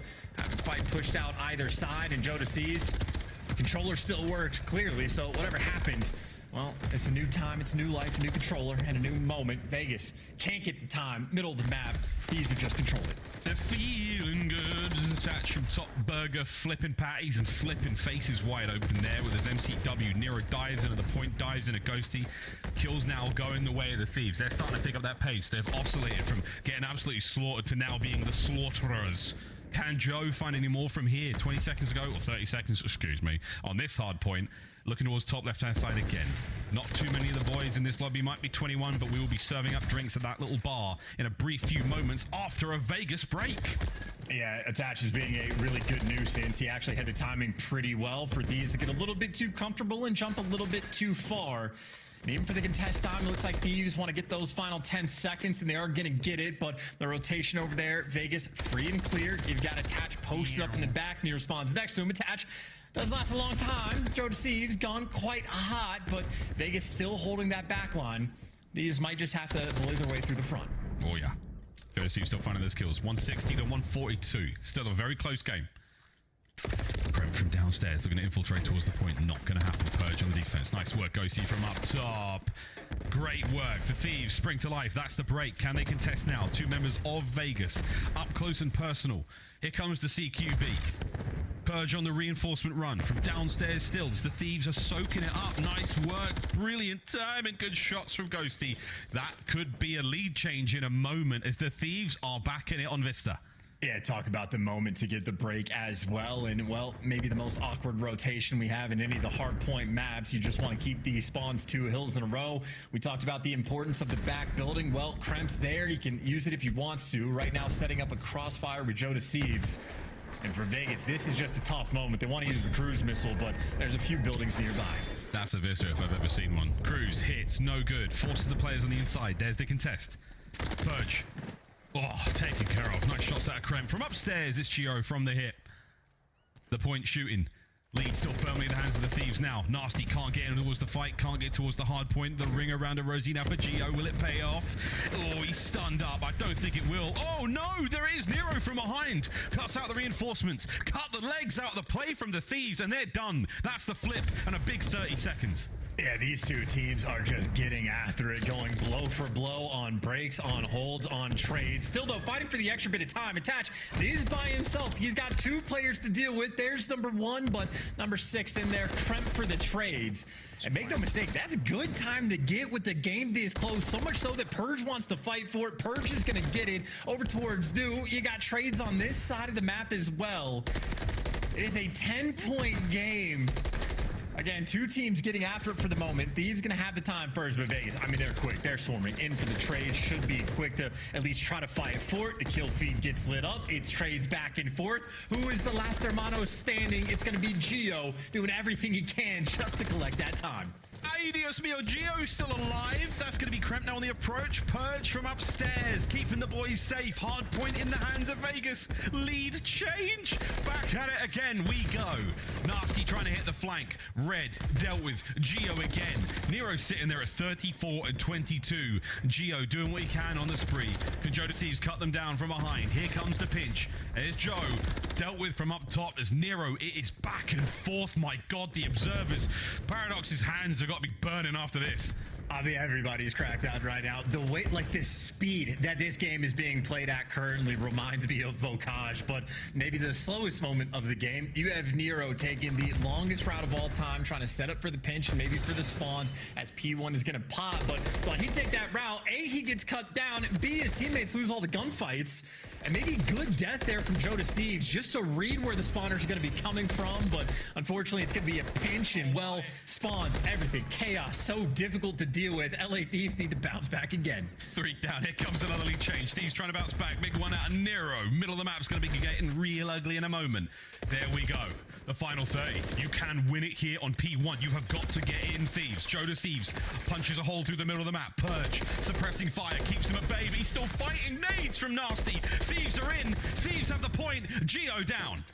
This is chaos, but maybe good news for Vegas. At least Thieves can't win it here, but the bad news, that rotation. I think Thieves might be able to get there first as well. Joe Deceives popping the big 2 at old time. Joe Deceives going crazy at the old hill, picking up 3. Ghosty finds that 4th man. The setup, the rotation is in. Thieves advantage to win this game. Here we go, trying to win the game. Or can Vegas force the game 5? Ghosty in the 3 spree, soaking time. Stay down, this is it. Can Purge get him off? The contest, it's in. Vegas with a late break. Nasty from spawn. It is non-stop.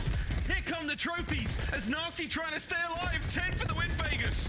You're funneling through the skinny alley and you are funneling into death. Nero might have just called game. He wants to see the game 5. Final hit, can't get it done. In Vegas, through desperation, through effort, through exasperation, managed to get here.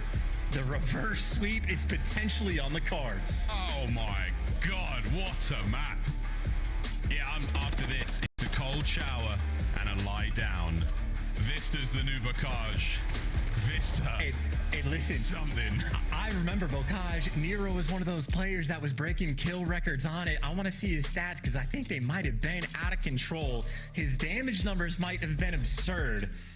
And there you go, 6,700 damage there from Nero. He certainly led the lobby. He might not have broken a record, but 41 kills. Well, he's certainly knocking on the devil's door. I think we might have found Nero's new home. Man, Nero loving himself there. The Viscount of Vista, 41-28. Pushing on 7k damage there. Wow, what a banging hard point of Vista that was. 11 minutes and 41 seconds, it flew by. A matter of seconds to decide who walked away with a win there. But now we go to a game 5. We go all the way back to 6-star where everything began. And oh my God, what a blowout that was. How different the series looks now. As the sort of helix, the DNA of this series there. You can really see the makeup. Was it mum or dad whose genes were in the finals there? It was a few seconds to decide it. My God, what a freaking series we've got here, brother. Yeah, and Miles, I'm glad you brought up family in this moment because obviously, word to Vin Diesel, it doesn't matter if you win by an inch or by a mile. They're 1-for-1 on the hard point games right now.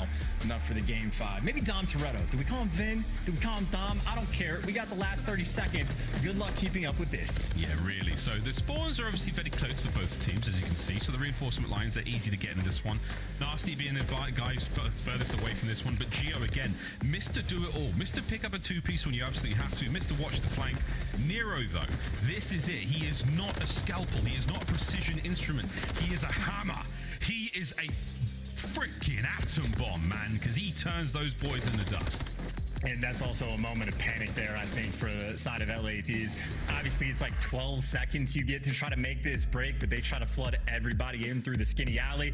That's an easy three-piece from Nero in that moment, even with the chaos and the barrage of tacks and nades landing on top of them. So nobody takes a route. You get beat in a moment like that, and all of the momentum LA Thieves had in the first two maps completely vanquished.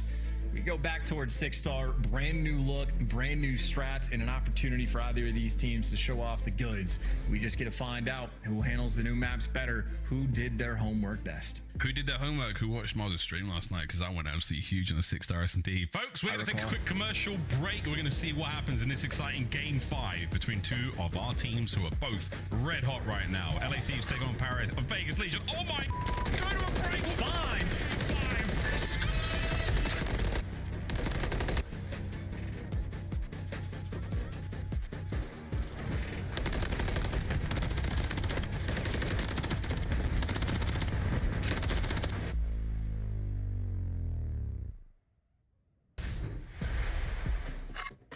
Upgrade your game with the Scuff, the official controller of the Call of Duty League.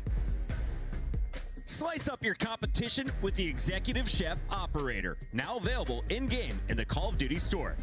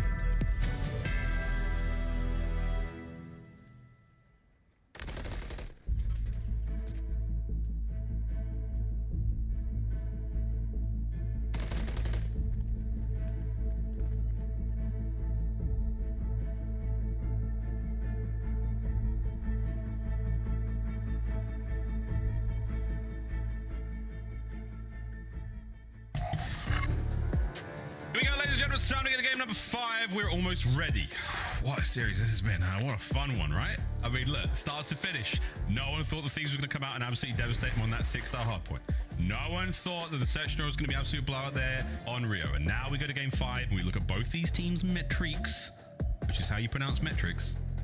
I don't see too much difference between them. And the way both squads are playing, Chance, we're going to be singing some sweet, sweet music here on 6-star.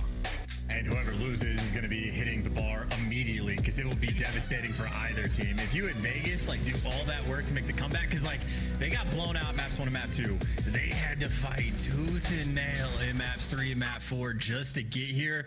To lose after all that effort, devastating. And of course for the LA Thieves, the way they chokeslam in maps 1 and 2, if you get reverse swept, well, that is also going to be a tough pill to swallow, but maybe the water will help. 2 players taking a dip, working the outer lane. And maybe just trying to hunt this first blood. I think Nasty's reading the pressure, though. So Purge is going to pump the brakes, and Nero gets the bomb down. There's a couple cheeky plant spots you can go with on this map. You can see that bomb from many locations. Yeah, you can. And Nasty can nearly see attached from this location. Nice nade of Joe Deceives. Gets it. Oh, yeah, Nasty knows what's up. A little bit further forward, mate. Just so close. You must have seen a red dot or a diamond. 25 on the clock, they've got to get things going. Good work there, and it all comes down to Purge. But they've got no idea where he is. But Nasty does. A little bit of time to get the defuse. Good stuff there from the Thieves, the opening round. A bit of a bang out. And I've just realized 3 bars on this map chance. 1 in the middle, 1 by the pool, and of course 1 at the top. Maybe that's how a hotel gets their 6-star. Normally, I think 5 might be the most, so they're going the extra mile with the extra alcohol. Either way, shout out to the observers as well. Very cracked out. I think the Vista got everybody nice and warmed up to sort of turn off the Codcaster to show Nasty's point of view. Miles, I think you're correct. Haven't seen that spot from that perspective myself, but I'm assuming couldn't actually see attach. Definitely saw that red dot floating above his head. So LA Thieves taking advantage of the opportunity. And the rare B hit off the rip doesn't work out at all. So LA Thieves were like, that didn't go well for you guys. Let's try it ourselves. Anything you can do, we can do better. Nades up. Duo gets away with it. Big stun, though. That was attached. Sent that one from the bar. Purge on the flank. 1. Done. Nasty. Nice work. Nero immediately hits back. The flank again. Wide open. A lot of trouble here as Gio gets his. Kremp now 1v. Done. Peace. Vegas on the board. Yeah, that's wonderful work, too. That is very quick flanks coming through. Purge, always happy to make that impact going on flanks. Doesn't waste any time. And then had the Viscount there for the backup as well. Nice. Any moment for Thieves where you're forced to sort of go for the hop up, never going to be a good time. And I just like it from Thieves. It's respective. Like, okay, B hits aren't as common. They tried it, failed, and Thieves were like, we'll give it a shot as well. Doesn't work out. I think it might be A from this point on. Yeah, maybe. At least on the brakes, you know, just the brakes. We'll see. Bomb in hand. I'm so wrong. No. We got a little bit of love from it with the Thieves going towards A. 3 through the middle. Forget the Anaheim Hilton. That's the bar I want to go to after an event. Can you imagine the team change drama there? There's not a lot of places to hide. You'd see it all. Here we go. Bomb going down towards B once again. You fanned out on the retake here from the LA Thieves. The 2-1-1. Let's have some fun. Yeah, attached, by the way, different palm tree he's working with. He has picked opposite ends of the pool and at least gets the trade.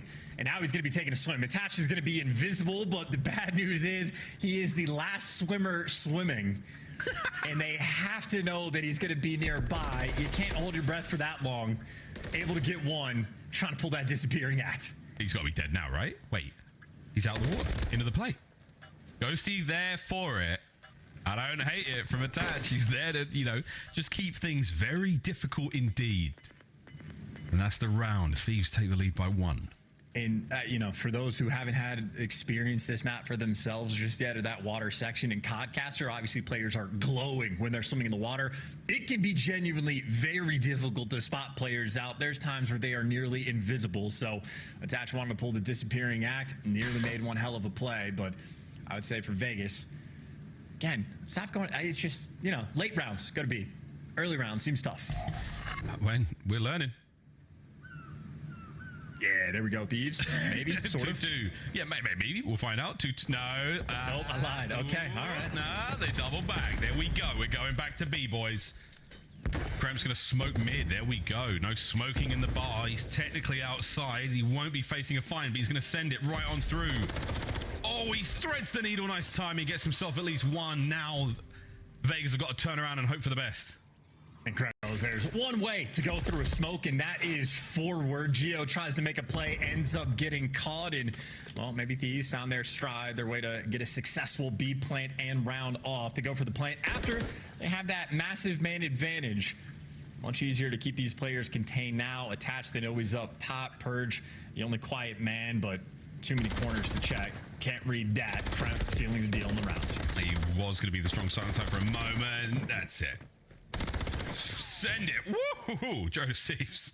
An awkward engagement to finish the round, but a good one nonetheless. Thieves find themselves up at 3-1. And honestly, picking themselves up where they left off on the old Rio. Hyper aggression. Everything is decisive. They have a game plan. They are sticking to it. Everybody after the bomb plant goes down, pick a corner, any corner. They know where to look. Their homework has been done. Not trying to jinx them, but maybe their coaching staff, JCat, might shed a tear. I reckon they told JCap that the dog ate their homework and they were just playing ranked. 3-1. With that bomb, looks like we actually are going towards A, but so are the Thieves. It's going to be a headbutt. The trophies are down. You've thrown everything except bad vibes their way. Now it's time. Get that shade over there as well, boys. Pump the brakes. Oh, and it looks like we might be hitting towards B. Vegas have seen enough, and they're gone. Yeah, well, still plenty of time to work with in the round, and for the moment, Vegas are going to be quicker on that rotation, but 2 players senior nearby, so Geo and Attach might still be making enough noise to keep the defensive pressure on this side of the map, or maybe Vegas were just hoping for an extra pick. The bomb is actually working its way back towards A, and number 5 is staying here, so you have the Thieves. They have not fallen for this rotation bait at all. Oh, but are they going to win the gunfight? That's the question. Smokes go down. Nero right through. Attach gets the other side of Vegas. Have just put Thieves across their knee, and there is a gigantic red handprint across that ass. Wow, Vegas, they look fantastic making handprints over by that A site. Very impressive round. Played with the idea of going for the rotation, but they're just waiting to catch a player. As soon as they realize no quick flanks coming through, right back to square one, bully them out, and they just found the play and the route. Great coordination. Nero and Attach timing it together to go for those slide chows out. So at least one offensive for Vegas round on board. Yeah, good job. See how quickly these rounds can close out. So many angles. Looking at that minimap, you're like, well, there's what, 4 ways, maybe 5 into every single room on the map. The guessing game begins as the beats over here by the bar continue to bounce. Can we get ourselves a first blood? Yeah, Kremp, nice job there with the Semtech. Bounces it off Attach's face. The bomb doesn't drop though. The beat may. A minute to go and we're looking towards Bay. And you really just see how much the Thieves seem to prefer this B site. Even after the first blood, though, they're taking their time. They're worried about sort of those instant flanks that were coming through. Purge and Nero working together once again. They want to find the first blood and make sure they get the trades as well. They were setting up for it, but that gets completely sniffed out. Bomb down, 4v3. And the Thieves had information on 2 players. Through the smoke once again. Nero wins it. That's big. 35 of the clock. Nero! Man, he is something. 30 seconds to go. Purge pumps the brakes. Nero backs him up. Nasty, what a sweet nade that was. Purge is still hurt. I don't think they're going to be able to identify from the hit markers that he's on top of it. Purge, he's moving. He's got to get done quickly, though. He's just walked in between the pair of them. Unfortunate timing, and the Thieves, once again, a blessed round to them. Nice work. 4-2. And funny how it works out as well. That's just like the nades and tax being on point. You get the first blood with the Semtex. I think that was a lot of players using it down that middle lane that finds Attach. And then Nasty might have been the only player to save a nade at all. Lands a peach, gets the extra kill, shuts down that clutch potential because Nero and Purge were in the middle of making the play, but not enough there. Another successful B plant coming out for the Thieves. And again, taking their time to make that happen. 4-2. Lead in Vegas. They didn't like the success they had over towards that A site. Going to be spreading the map and seeing what sort of information they can get. Oh boy. Krem puts Attach down. At first blood is over. Not going to be a whole lot of rebuttal there from Vegas Legion. They're going to have to slow things down, but looking towards the A-bomb site now. It's going to be on Joe Deceives. Eyes on the cross. Shoulders back, forth he goes. Will he see anything here? They have to cross over. Oh, he saw one. He didn't see the bomb carrier though. And there's the plant. This is going to be a very interesting round indeed. Trades though, that's the duo right there. If they were doing plays like that on Rio, they maintain it once again, always looking for those extra kills. And well, now Nero and Gio forced to make the play. They're double pushing out, and I assume both gonna wrap this. And if they're quick enough, might be able to catch a few players. LA Thieves right now hunting for Ghost. Nasty though, might have just broken it down, has the information on the pair. There you go, Pistol. Can't go away with his life. Nero has got to do something wild, and let's face it, the kind of guy that can do it, the smoke, the nade, checks the site. Nero, I don't think he realizes they're on the bomb. He's still got an opportunity to dive for it. Can he get the player off? No, he can't. Joda sees with the body block. Ghosty there, puts himself into the sweetest little corner.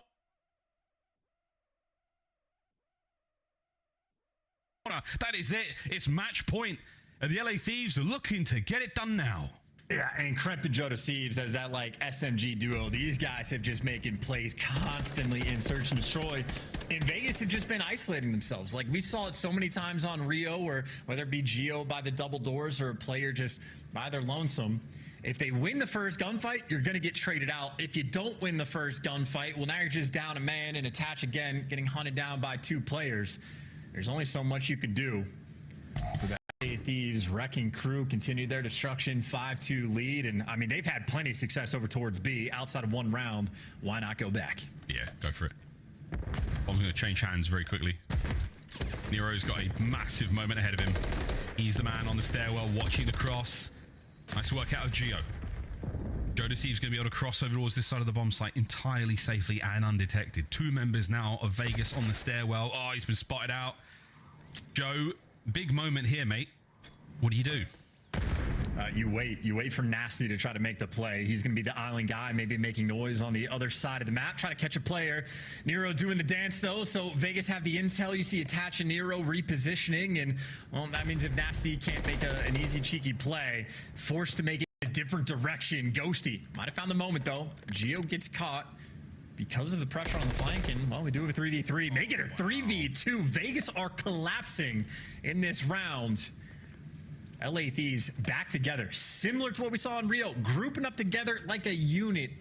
These guys have been looking so clean in search. Yeah, now it comes down to the trade war. At least 1 member of Vegas has got to get 2 kills for this to even be vaguely viable.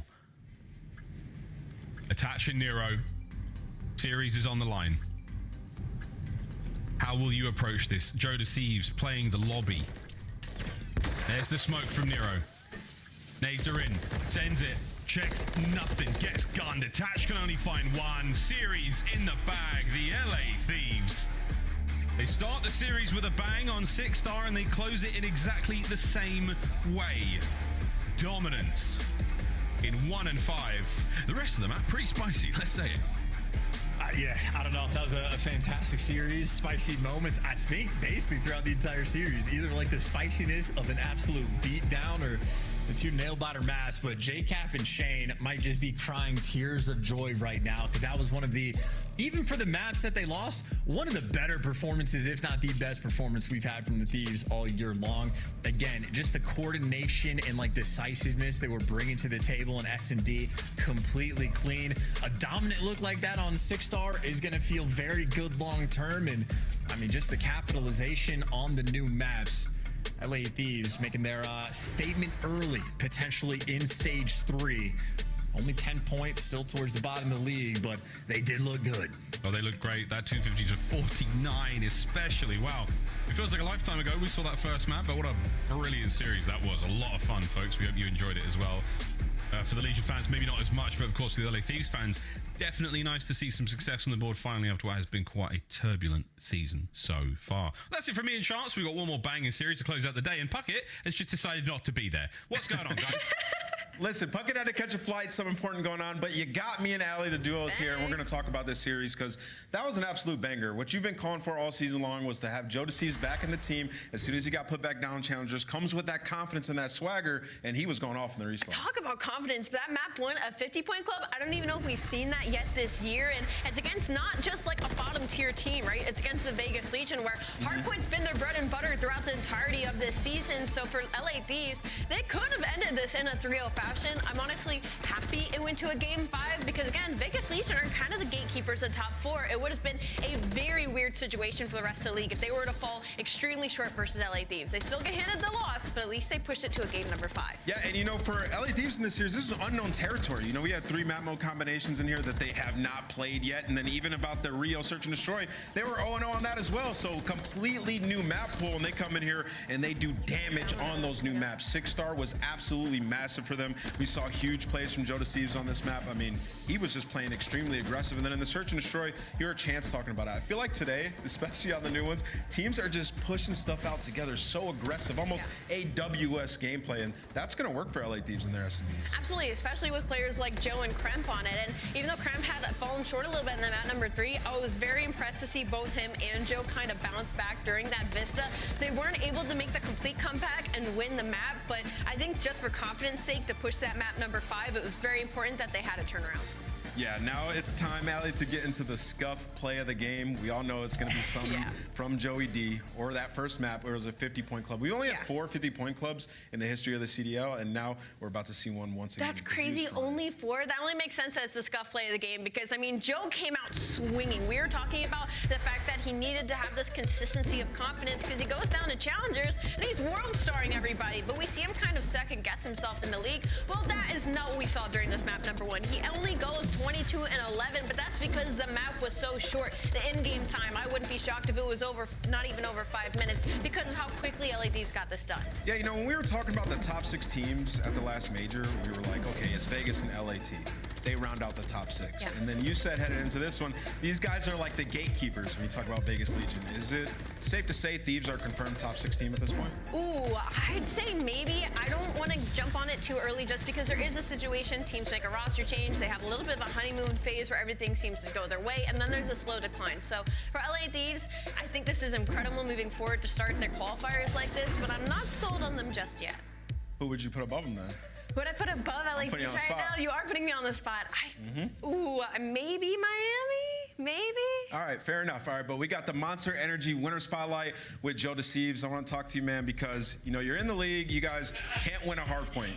And then you get dropped back down to Challengers. You're absolutely frying. That confidence is back.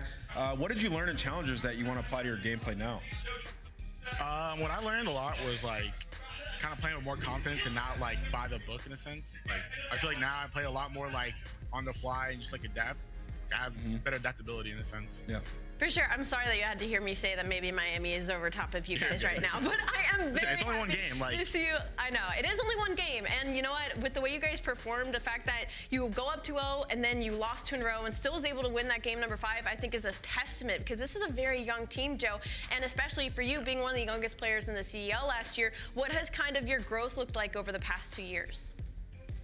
I think I've kind of just gained a lot more confidence in like myself, I think, but that mostly happened like when I went down to Challengers this year. I think last year I didn't really learn too much because obviously our team wasn't the best, you know. But this, you know, going down to Challengers, I had people like Mayhem on FC Black, you know, Brack, Exceed, all those guys helped me out a lot. You know, helped me become the better player, like the best player I can possibly be. For sure, and we got to see both of the new maps in the series as well. Which one do you prefer, Vista or 6-star? I don't know. I like them both. Like, they're just both fun maps. I think the map set now is just way better than it was at the start. Joe Deceives, you know, you get dropped from the team, right? And now you're back. What do you want to say to the fans who maybe wanted you back the entire time? What can they expect going forward throughout the rest of this stage? Hopefully we close these series out a lot cleaner, but I mean, I think that showed like, you know, we're here to play. You know, we've been fighting. We've been working super hard in scrims, going over VOD, you know, getting better as a team. These guys make it so easy for me. Yeah, that's pretty much it. Well, what a fantastic return you had, my friend. Go celebrate with the team. We'll talk to you again soon. Appreciate that. Thank you. You have a good one. All right, that wraps up our second series of the day. We got one more for the weekend, and it is a banger. It's our grand finals rematch, Optic Texas versus Atlanta FaZe. We'll see you right after this.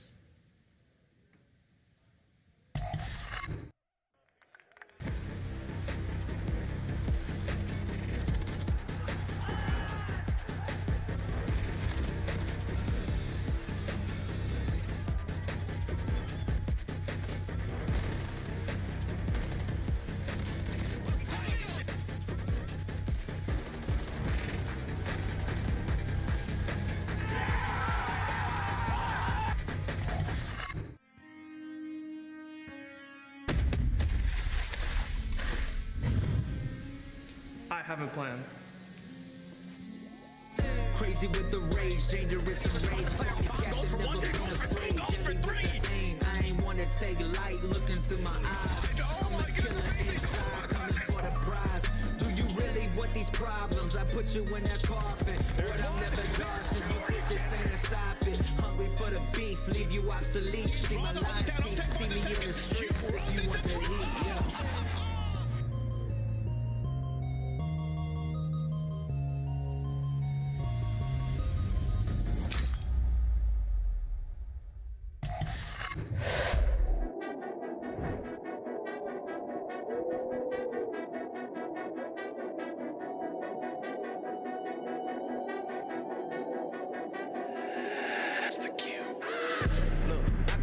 City, you hear signs when we sleep. Heaven sent, hands down, vibes so unique.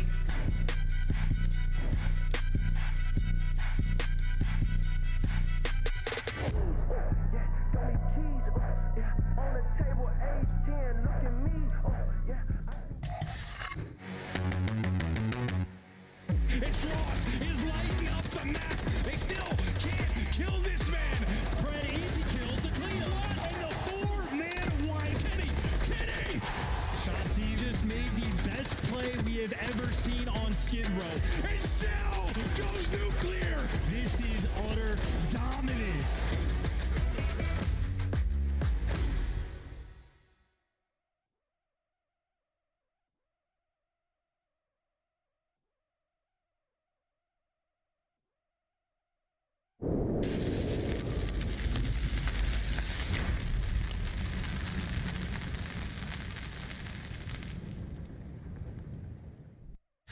I mean, it feels great. I mean, like I said before, too, I run that org. They haven't beat me in forever.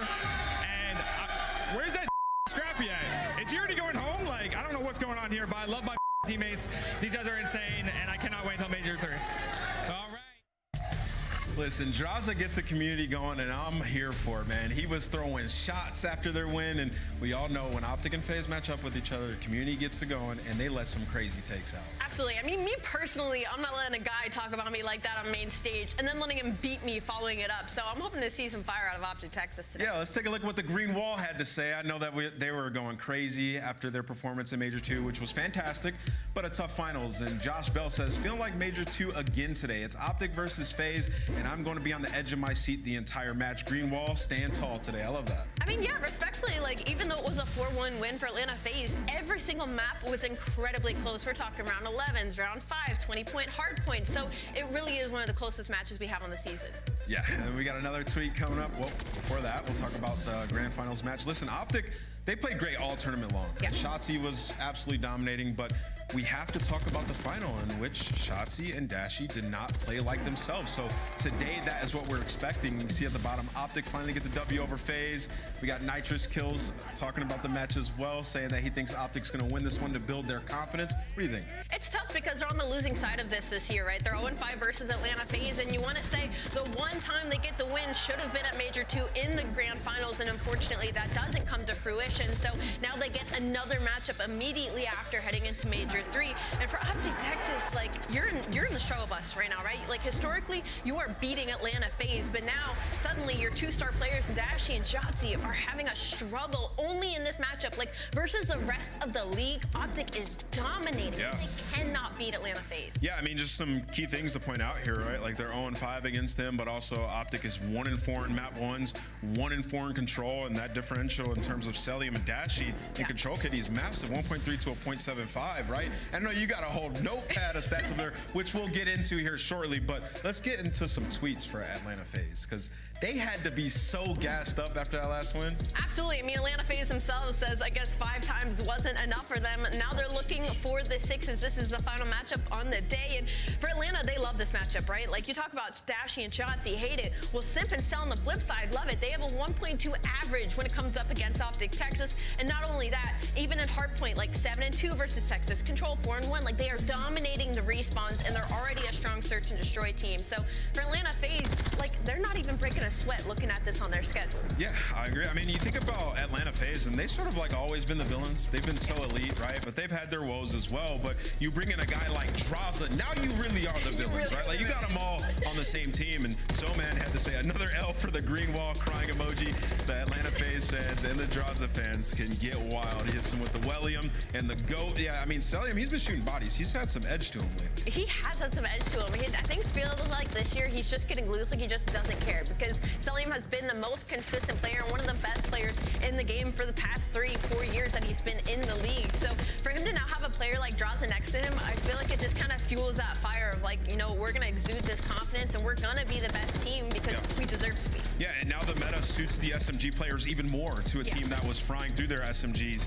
And, you know, you talk about Celium and how elite he has been. Well, we have something that we are going to start calling the Celium Index. It's percentage of series of 1.0 or better. Now, listen, KD isn't everything, but when you are 23 of 24 series above a 1, that is absolutely insane. The level of consistency that this man has shown throughout the years, he's one of the best ever. And what's interesting about the Celium Index is you're not going to see a player from Optic Texas on this board. Texas only win 30% of the time if Dashy is under a 1.0. And guess what? In the Atlanta FaZe matchup, he's rocking a 0.79 overall. So again, it comes down to these players just for some reason having that mental block versus Atlanta FaZe. What is satisfactory here for Optic Texas? Do they have to come out and win this series? What do you want to see in this matchup? They have to win this series. I mean, you're 0-5 right now. You're looking at maybe being 0-6. You do not want a team that has your number for the rest of the season. I said it earlier that ideally it would have happened at Major 2, right? Like they would have gotten the win in the grand final. It would have been just an overhaul in who's best in the league, but it didn't. So it needs to happen now. Yeah, you know, I would agree with that, but also I want to see them play the new maps, right? I think Optic Texas versus Atlanta FaZe, it was a tough matchup in some maps. They were losing Skid Row and Invasions, and then we got rid of those. And you could see COD League 2. What maps do you want to see Optic Texas and Atlanta FaZe play on Sunday in this rematch? Well, I can tell you right now, we got some new maps. We're going to have 6-star as maps 1 and 5, and we've just seen that all day today, man. The aggressive style of play, it should suit players like Shotzi really well. It really should, and I guess on the flip side of that, like Atlanta FaZe is comfortable to play the new maps as well. We already saw them play Minnesota. They had Vista and 6-star in the lineup. We didn't see 6-star, but we did see Vista, and it was a very strong performance by Abe. He looked like he was spawning in on Rio or Bow Cage. That man dropped 30 kills, so we already know what to expect from that side of the map. What I don't like is that Texas banned Vista Hardpoint in this series. That's a map that I think they should try. I think Optic Texas, regardless, you're going to be in the winner's bracket. Try as many maps as possible in your matchups against the top 4 as you can, right? And now we're going to be seeing a Rio as that game 4, in which Texas have been decent on, but Atlanta FaZe are the best real team that we have in the game. I have to echo what you just said, and the fact that Optic Texas should be testing this new map pool, because they're also one of the teams that praise, you know, scrims don't always equal the way that people are going to play in matches. So when you're going up against a team like this that has your number, you got to see if you can find any openings. Yeah, they're testing a little bit. Like when you talk about High Rise, S&D haven't been great there. They actually lost Atlanta FaZe in that map. And then High Rise Control, one of their worst control maps. So we're getting some tests out there. Just would have loved to have seen Vista. Yeah. But now it's time for the Scuff Pick'ems. Allie, I am in the lead. You are in the lead. So I will go first here. Thank you. We got some new maps. This is a tough one, man. I'm like 50-50 in here. I'm going to go with Atlanta FaZe. I think they take it. They're 5-0 against them on the season. They're so confident. Draza's playing extremely well. I think it goes to wire, though. I think we can game 5. I'm trailing by 4, and I don't think I'm going to try and catch up to you on this one either. I have to go with Atlanta FaZe. I mean, the stats 0-5. I mean, come on. You got to think Puckett probably would have gone Atlanta FaZe. Oh, my God. Oh, he went Optic. Texas. He did that just to spite us. I'm convinced. Who are the fans going with? Atlanta FaZe. Atlanta FaZe. That's fair. All right, well, it's time. We're going to throw it to some of your favorite casters. Shift and Study. Take it away. It's going to be a banger. Gonna be a banger. Jay, how we feeling? What's up, brother? I'm feeling fantastic. I'm ready to get into this matchup. We got some special teams with some special players that make some special plays. But in all seriousness, Optic versus FaZe. We've seen this matchup multiple times this season. It's all been in favor of FaZe. We're talking about 7-2 in HP, 5-2 in Search and Destroy, 4-1 in Control. They have had the number on Optic Texas all season long. But even in the maps that they have lost, everyone has been really, really close. The only thing that scares me about this map set is that there's a whole bunch of maps that they have yet to play for both sides. But even in the middle too, with both of those high rises, Optic Texas haven't played high rise in both S&D and Control in about 2 months. So So this is a test out series for Optic Texas. And obviously, if you're Atlanta FaZe, you're trying to stay flawless and make it 6-0 in the season. And on top of that, the issues get kind of compounded here in certain ways. For Optic Texas, yeah, it has been a little bit of a weird start for them in a lot of series where they really haven't, I would say, like, break the mold, but they don't come out as hot as you maybe would expect them to in some matchups that you wouldn't expect them to kind of overperform on. And on the flip side, Atlanta, whenever they get a new map, they are one of the best teams and always approaching brand new maps into the pool. That's happened this year. They've never lost to Rio, happened in years previous. And you would have to think that with 6-star and Vista in the mix, they've put a lot of attention towards it. But maybe a chance for the Green Wall to surprise, get a clutch map #1 win here on one of our brand new maps. Yeah, you need to get a clutch map #1 because I feel like every time I watch Optic Texas, if they walk away with a map 1 victory, it's about an 80% chance, even better, to walk away with this series. So unfortunately versus Atlanta FaZe is sitting at 1-4. You had to try to turn the tides here. As we get early in towards the P1, it was Atlanta FaZe that started off with all the nades, all the attacks over the top. But at least Optic Texas still trying to contest it, but maintaining the spawns for that second hill. Looking decent, at least to this point. Essentially 50-50 battle over the top of the first hard point. This is when the motion starts to happen, though. It's a 3-for-1 exchange. Optic still got a couple of spawns down low, but it's going to be a long run to get back over here. Nabizi's already guarding this outer staircase area. Now right into the palm tree. Help already here by Simp. And you want to talk about not just the Celium index. Simp versus Optic is just another monster. Dude, he's averaging a 1.2 in all 5 matchups they have played so far. That is an insane number. If he's not one of the best, he's probably the best current player in the game.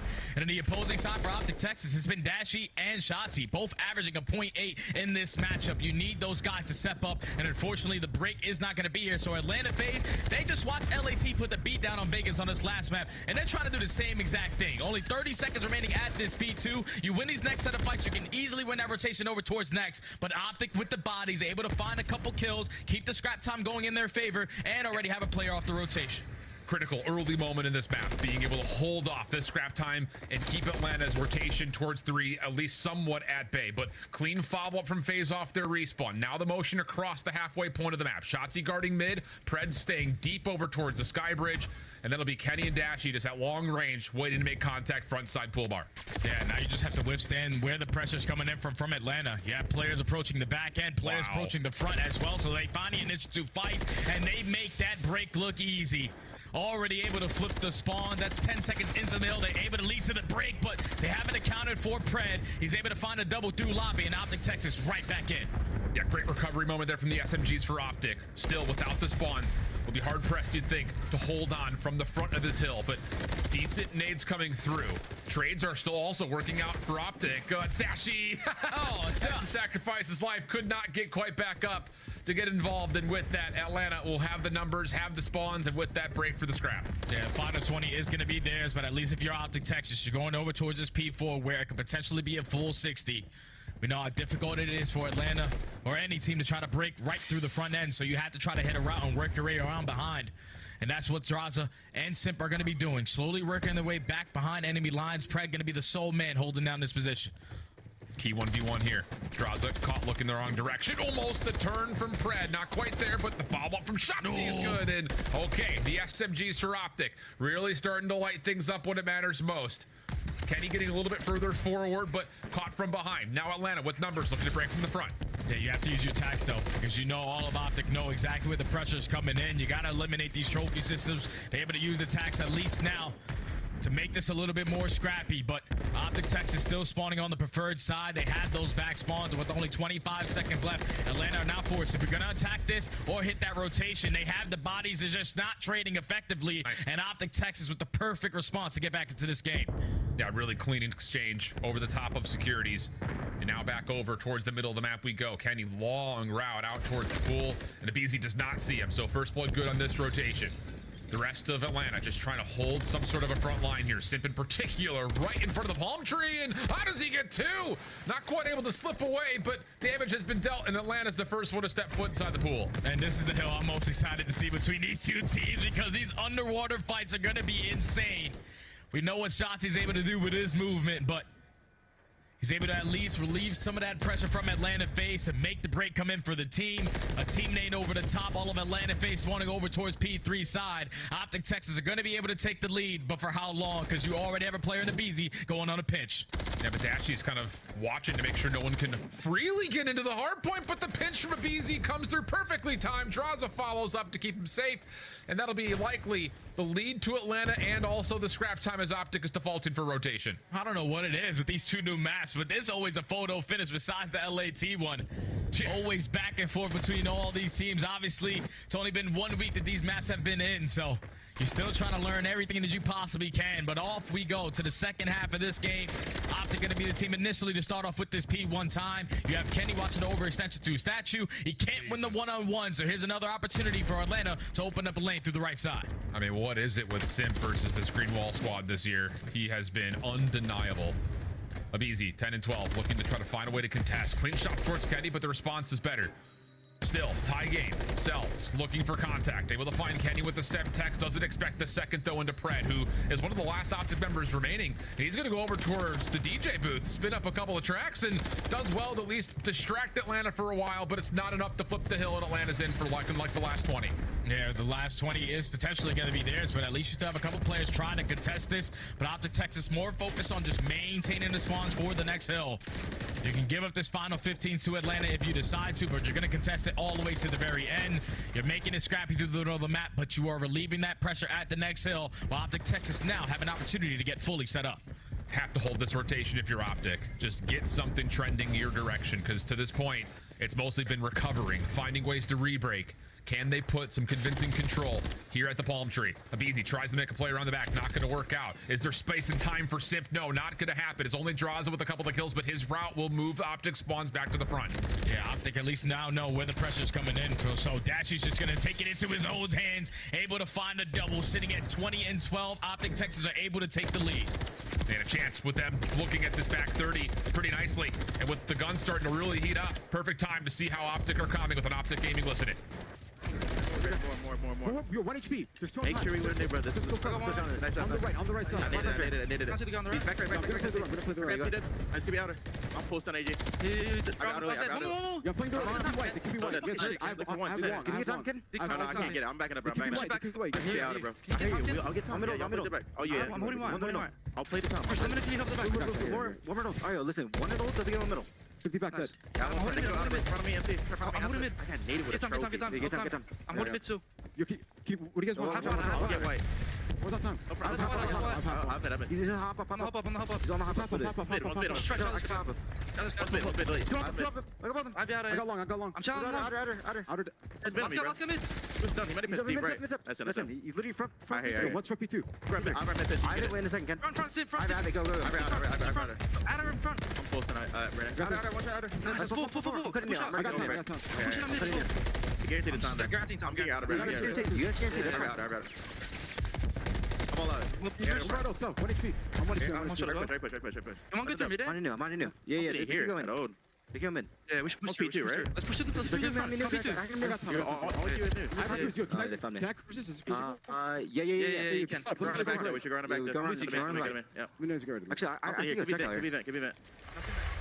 Optic cooking, but Atlanta on rotation as we swap over to a phaseless today. I'm getting the white too. Crossing. No, good thing. In the pitching, guys. The back. One shot in the back. Hop up. Cats us. See top white. Top white. I don't see him top white. Kenny, have me that. Nice. Off. No, one top. One shot. See top nice. She look on me. IV. Are you ready? I'm good time. Later on. IV fierce, guaranteed. Hold up. I hear you. IV fierce. Whole bench. We're rotating you too. IV fierce. You're pitching. What's he play for that guy? That's easy. He read. We didn't flip either. I'm on the deep, Jack. I'll see the enemy. I'm gonna go open, okay? But Brandon, our team in it. I think so. One's wood, or one's lights, and there's like lights. That's not P3 in time. I'm going open. I'm trying to. Try slide. I'm starting. I'll team crack. T. Take one point. And take a point. Outer Brandon. Outer right. Alright, outer wooden point. In the water. And the water. Yeah, in the water. This is our left. How many iron ups? Stairs. Yeah. I'm trying to stun in. I gotta be. Yeah, out of range. Dead. Nice. Our curve, Kenny. He's in the water behind me. He's on our side of water. Our side water. Our curve, watch out. Our water still. I'm in mid. I already went our side. I'm sitting mid. I'm trying to slow play. RP2. Open Brandon. Listen, he's close right. Open Brandon. Watch our pinch. Nice. Horrible stairs. Calling. Hold time and then probably pinch. I pinch. I don't think they're gonna spawn out, guys. Oh, what a great string of hills from Optic, and Shotzi's pretty much turned into Aquaman. The guy's got skills. He's sitting at the bottom of the pool forever, and Atlanta just could not keep track of him. Also important to note, Dashy is frying 30 and 20. Yeah, Dashy's taking over, but Shotzi, like you said, is Aquaman. He's okay with drowning in that P5, but they were able to hold down that P5 flawlessly. Tony now need 20 points to close out game number 1. But if you are Atlanta FaZe, this is where they start to hit a different level. In these closing moments, they always have that clutch gene, but you have to find a couple kills, and Optic Texas are finding everyone in the feed. Yeah, absolutely perfectly set up over the top of this bar. Just don't scam it. You should walk away with map 1-1, I think is probably what the comm should be, but the SMGs for Atlanta coming up right when they're needed most. Kenny not able to find the double, and hold on a second. We've got a rotation likely underway here as Optic is trying to play the long route through pool. And this time it's simped the Aquaman on the bottom of the pool, but it doesn't make a difference. The kills are good. And now Optic have themselves set up for what will likely be spawns. It's just selling them in their way. And if they find this kill, they likely walk away with the map 1 win. Don't even need it, apparently. Yeah, that's going to be the game, man. Optic Texas coming out and turning the page on game 1s versus Atlanta FaZe. That's now 2-4 on the season. But on the back of Dashy, who just started to take over at that P3. He goes on a 7 spree, earns himself a cruise missile, able to keep P4 a little bit scrappy. But then when you get over towards P5, it's the routes through the water side. Shotzi gonna get done with the Renetti. And Optic Texas come out and make some special plays in game number 1 to secure map 1. At a certain point, we're gonna need to start like superimposing like a hold your breath counter for that P5, dude. I mean, legitimately, Shotzi was at the bottom of the pool what felt like for 30 seconds. Unreal stuff. But yeah, I think a lot of that came down to their adjustments on P3 in particular. I mean, the quick break, the first rotation while we were there from Atlanta was definitely one of those moments that I think you look back on if you're Optic to say, okay, that's just inexcusable. We have the perfect setup. How are we letting them just walk behind us like this? And then the second time we're there, it's absolutely polished. There's a moment of maybe confusion in the comms of like, hey, what are we looking? But as soon as they get it figured out, much better the second time around. And you'd love to see that if you are a Green Wall fan, because Optic Texas, they have struggled versus Atlanta when you talk about hard points, especially in those final moments. When it comes down to the clutch factor at the end of the game, it's usually when the opposites start to crumble, and Atlanta FaZe just hit a whole different level. But they were able to equalize them the entirety of the map, and even in those final moments, Dashy stepped up, Shotzi with the water routes, even Kenny with a couple double kills around the map. Able to secure the map number 1, and you're feeling good. New map, already 1-0 versus Atlanta FaZe. That's how you start. Yeah, well played for both teams, if we're being honest. And yeah, I mean, outside of a couple of messy moments here and there, because let's be honest, this play here from Shotzi is ridiculous. But it's just like what we're starting to see trend-wise on this map. I mean, it's a little bit of a stark comparison to our most recent series. We saw LA Thieves just put the beat down on. But it's one of those things that the team that gets themselves rewarded with the rotation, it's kind of like a sub base. There's no excuses. I mean, it's very clear what your setup needs to look like and how you can capitalize on the efficiency that comes through. And that's why we're seeing these very back and forth trends in a very tight game from start to finish. And that's what makes a good hardpoint map. We're talking about responding after certain hills. You might get full 60 on one hill, but if you've set up properly out for the rotation over towards the next, you can respond with a full 60 of your own. And that's what Optic Texas were able to do. Always stay ahead of the game. Even when you allowed Atlanta FaZe to get back into the game at P2, you dominate P3. Even though they got back into the P4, you make up for it at P5. It was just a mirror effect between both of the squads on which hill they wanted to dominate, and they always were able to have a response. Big time. So, great opening map for this, what we often classify as the classic Call of Duty history matchup, but like we've already seen in all the statistics, it has been very one-sided in this title. 5-0, 16-5 map count favoring Atlanta FaZe, but a key first map, and now the question marks start to pop up. Yeah. Because double dose of high rise, Optic has not been great here, and they also haven't played it very much just on the season. And then also the Rio hard point, if we were to get there, it's one of Atlanta's bread and butter since it was entered into the map pool. So it's a tough stretch of maps coming up right here for Optic, and I think if you're the green wall, you just want to see improvements, especially on these two high rises back to back. Oh yeah, without question. I know it might be a couple of tough maps, especially versus a team like Atlanta FaZe, who love themselves some high-rise S&D, who love themselves some high-rise control, and as you said, they love themselves some Rio. But that's sometimes the best practice you can get when you're playing the best team on it, and in a match that's very important. It's not practice. You can go out there and win the match in practice, but you can win it in an actual match versus a team who's had your number all season long. That's where the confidence gets shot through the roof. So even though Optic Texas is in 0-3 so far on high-rise search and destroy, they struggle at finding first blood. They struggle at also, even when they find the first blood, converting into a round win. So I think versus a team like Atlanta FaZe, you can definitely work on both of those categories. Agreed. So lots of polish that we're expecting from one side and just general show of force from the other.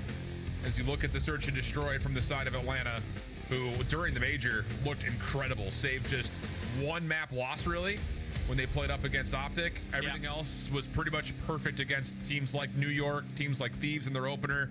It's just one of those, it's like we often say, search and destroy wins championships, and they have really polished it up through major 2. And now you're forced to win this high-rise search and destroy where you have a couple more reps compared to Optic Texas. Haven't played this map in 2 months, but that's a beautiful picture of a cat and a plant sitting right next to it. As Atlanta are going to be the team early on the attacking side. No trophy systems to work with, but look at how aggressive Optic are, more specifically Shotzzy, already in the spawn. And this should be a freebie for sure. Cell's going to be completely caught off guard by this. It's just a question of can Simp provide the trade in time. And oh, the trigger discipline is perfect. Simp tries to avoid it, but it's inevitable. 2 for Shotzzy, and with that, the round has just completely gone awry for Atlanta. Damn, that one's done and dusted. First 15 seconds into the round, he's already bottom pit working behind enemy lines, and he's able to use the trigger discipline to the full effect. So he finds a double to start that one off, but okay, Optic Texas, I see you. That's some new strategies already on display. And how much of that do you think is just a pure out counter? Because whenever we see Atlanta play this map, it's often in round 1 of their offense, a double hit down blue in towards that pit connector. But this time, it's just, I don't even care about taking that gunfight. I'm just going to run right through the outer lanes, get behind, and it works out perfectly. So maybe a little bit of counter shredding done there by Optic. Yeah, I don't really think it's counter, though. I think it's just more the confidence on Shotzzy, because we saw him on maps like Karachi, first 15 seconds, he's getting behind enemy lines. When he finds an opening, he's going to take full advantage of it, and he finds one there to secure the round. Oh, and here we go again. Shotzzy already forward over towards A. Stun checks him out. Doesn't make a difference. Avoids the majority of the gunfight versus a BZ. And that leads to a smoke, giving him a little bit of extra cover. Selling him backside windows can really not do much here. And maybe you look to Draza. He may have to like pop up and find somebody backside blue to even get this defense going. And Shotzzy continues to keep the throttle down. 4-0 start. Another 4v2 instantly on the back of Shotzzy. Left up to Simp and Draza. Simp is able to take down one, but now it's Draza left in the 1v3. Bomb is yet to be planted, but positioning now known. And Optic Texas, 2 really quick rounds to start off this high-rise search and destroy. More on just the confident plays coming out of Shotzzy. You hit routes like that to start it off, there's no way in hell Atlanta FaZe is going to be able to get a read on it. 2-0, Optic Texas. And this is going to play a lot of mind games here with Atlanta. I mean, when you come out like this and get your subs not just forward, but around you, challenging your ARs that are in spawn, what do you put together as a response here for your Atlanta? It's almost one of those, like, you either have to have everyone commit to playing passive or everyone to commit to playing forward. You just don't want to stay in the gray area with Optics running at you like this. Just got to read on Shotzzy. You have to find a read on what he's doing because he's making play after play. And unfortunately, the team fire from Celium takes down Sim. So already the man advantage for Optic Texas. They find themselves on a 8-team streak, make it 9. Before Draza does take down Kenny, but now it's a 2v3. Oh, maybe a little bit of overheating here, though, from Optic, getting caught just a touch in what was a 4v2. Now down to the 2v2, and Draza continues to collect, so now it's just on to Shotzzy for the 1v2 situation. Good read onto Abizi, but it's mutual, and wow, the shots response from Abizi works out great, and maybe a missed round opportunity right there after the unfortunate team kill from Atlanta. It's definitely a missed round right there out of Optic, because you get a free first blood on the back of Celium, and then you also put yourself in a 3v2 advantage over towards B Street, but you cannot locate where Abizi is. You cannot locate where Draza was. able to clutch up into 2v3 to finally put Atlanta FaZe on the board. But with those trophy systems, you saw that they were able to slow down Shotzzy off of that playmaking ability. So now on the defensive end, just got to make sure we're watching our cuts, because Shotzzy, the way that he's playing right now, he looks like he's simply just not going to slow down. Yeah, facts. Lots of nades thrown by Optic over towards the left side of the map. Doesn't appear that much of it, or any of it, may have hit. And Shotzzy will just get to work on the ladder immediately. Sip on the pipes. Looking to play the pop-up defense over towards B. Just comes down to, will there be enough cues for him to check this, as Optic look pretty convinced that they want to play over towards B. How does he even make that happen? Thought he was dead to rights in the pre-aim of Celium, but he somehow, someway is able to walk away with at least one kill. Keeps his team in the man advantage until Draza is able to take down Pred. So a 2v2 with 45 seconds left. Optic have full B street control. You might just want to go for this bomb plant. Kenny pushed back as your bomb carrier. Dashy also tagged. So information here from Atlanta's perspective on where these two Optic attackers are. Does Dashy get a look down to the left on Draza, running up and under him? Not quite enough to keep his teammates safe. So this would give him a 1v2. A BZ. Oh, he's read it so darn well, but the pistol's better from Dashy. Oh, mercy. A steal away round from Optic.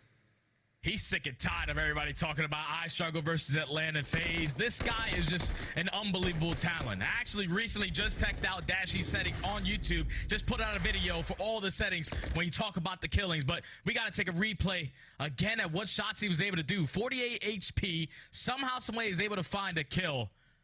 That's just a play that you don't expect anyone to make. No. But he somehow, some way is able to get it done. But back to Dashy. If you guys haven't checked it out and you want to shoot somewhat like Dashy, that's why I was trying to change my gameplay a little bit. He just put out a whole video on the settings, so definitely go check that out. Working out well so far after the 30 bomb in map 1. Now 5-1 start. This time of BZ's not going to be bamboozled by Shotzzy. And, well, surely Ant is dead to rights here, and he will be. Close gunfight, though, to be fair. But early first blood tallied for Atlanta. Now Optic have to hit the brakes on this defense and hope that someone can collect a kill or two to try to stall out this bomb play. Yeah, fool me once, you can't get fooled again. They read the play on Shotzzy to find the first blood. Now Atlanta FaZe in the man advantage until Pred is at least able to find Draza and get out with his life. So 3v3 with 45 seconds left. Dashy's trying to at least get some assistance on the B street, but Celium's able to take him down. A BZ with the second. Pred left in a 1v3. And he's stuck at the moment. Oh, decent rewrap back over the top of the ladder, though. Atlanta may have been convinced that he dropped down into the pit. Yes, Cell still looking down on one side, Simp looking down on the other. And he snuck back in towards mid. Until he isn't. Cell able to track him on the cross back over towards green, and there's no way he exits from there. But boy, I'll tell you, he nearly finessed his way out of a very tricky spot. Oh yeah, Pred thought that play was going to be a lot quicker. He was not expecting him to play it so slow around that B-bomb site.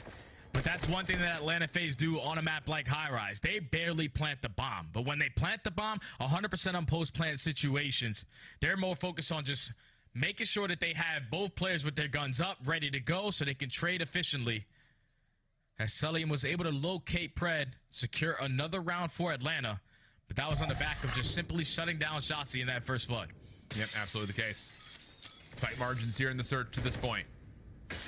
Offense once again, lots of nades over towards that B alley. This time though, look at this. Atlanta heavy stack down low. Two players on one side, Simp on the other. But Shotzzy's got a pretty good read of this, and Atlanta's aware of it. They back off and they're going to need to reset their defense. Yeah, and now Shotzzy's just going to take a lot of ground because he knows that they have to exit from bottom pit somewhere. He's able to find the first blood, sets up Pred for the second. Now it's instantly a 4v2. You can potentially start working this bomb plant, but who needs a bomb plant when you're shooting like this? All four in the feed. 2 from Pred, 2 from Shotzzy. Optic, 4-2 now. That's just a brilliant micro moment to highlight. You get the info and you immediately read and react to it. Yep. You know, like you said, 2 players down low. I don't know if they get information that a third is down there, but it doesn't matter. How often do you see 4 players stacked defensively on B, up top or down low?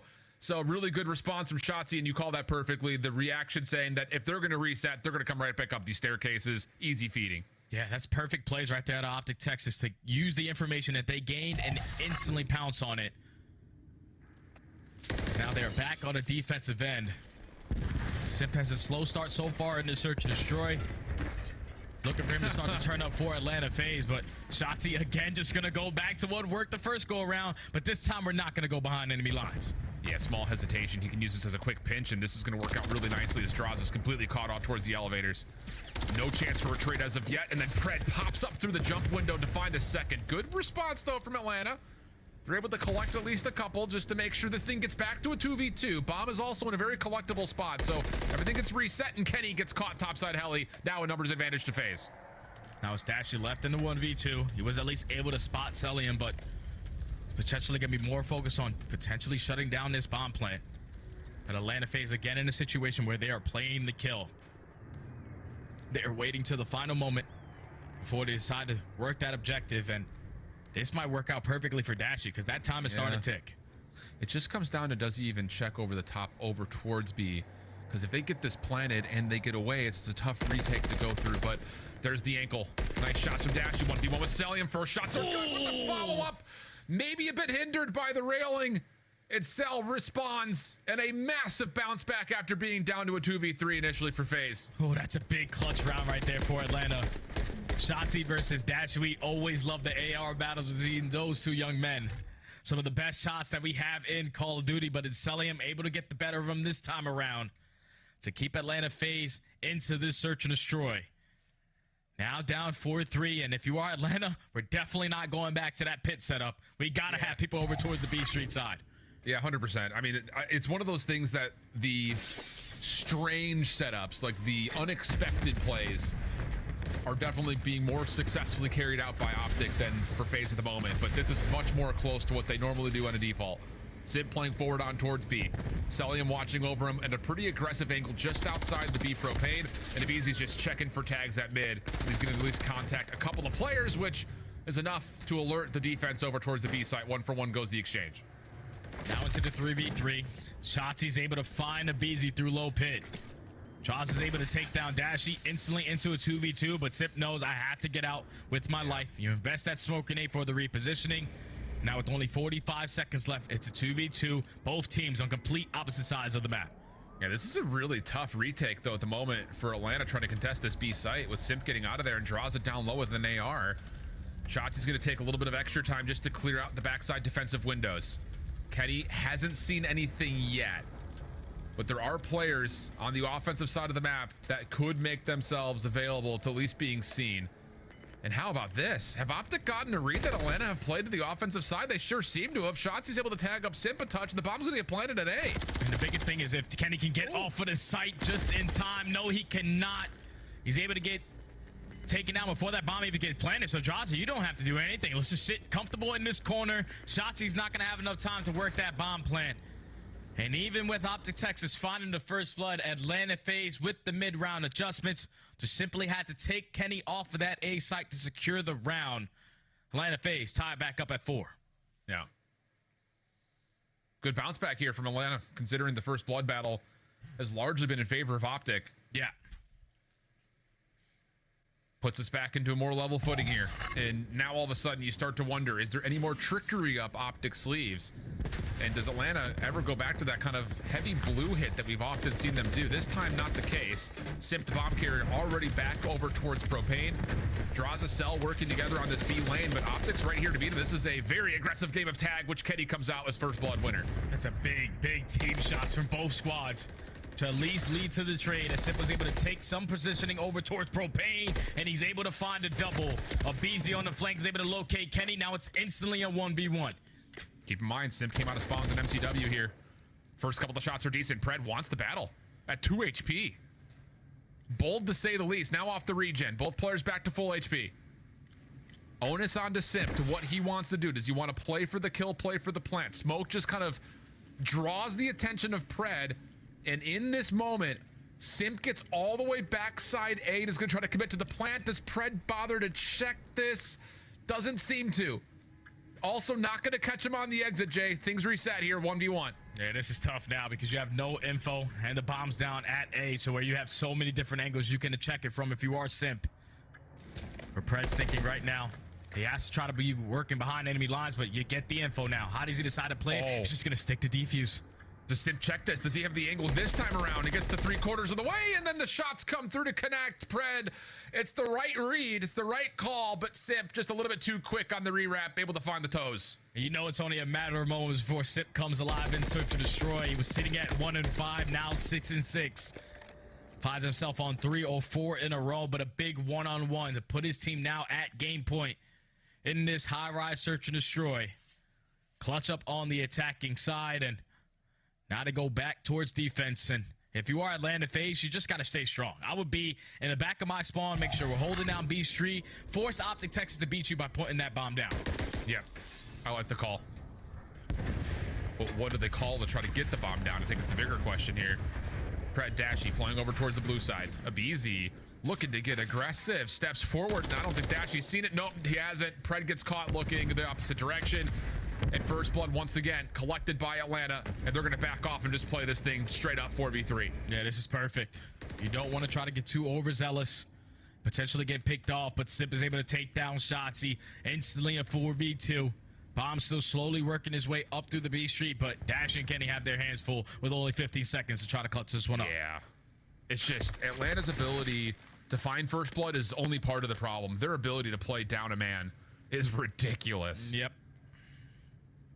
Dashy, maybe the barrel of the gun being seen. Yep, sure seems that way. Abizi finds the kill very quickly as soon as that information was processed.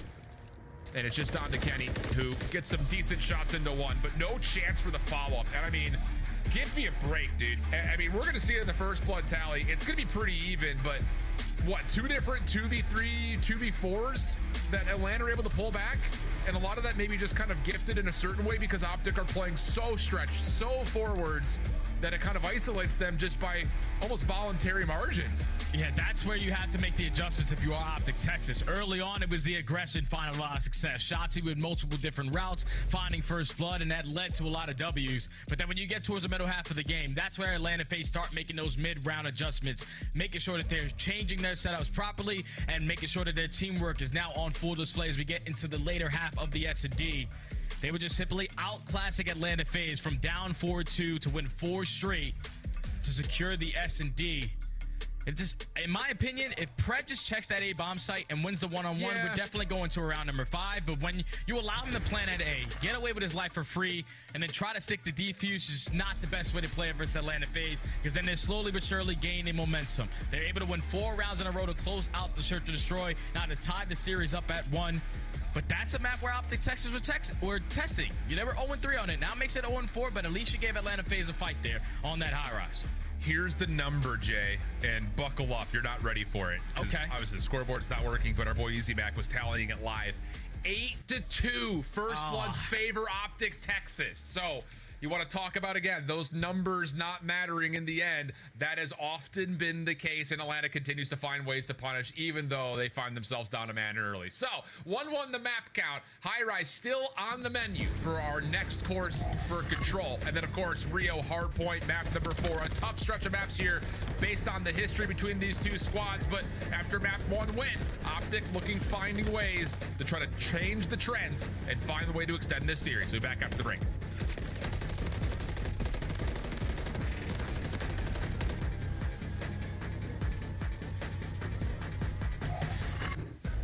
Upgrade your game with the Scuff, the official controller of the Call of Duty League. The Call of Duty League is brought to you by Monster Energy, the official energy drink of the CDL.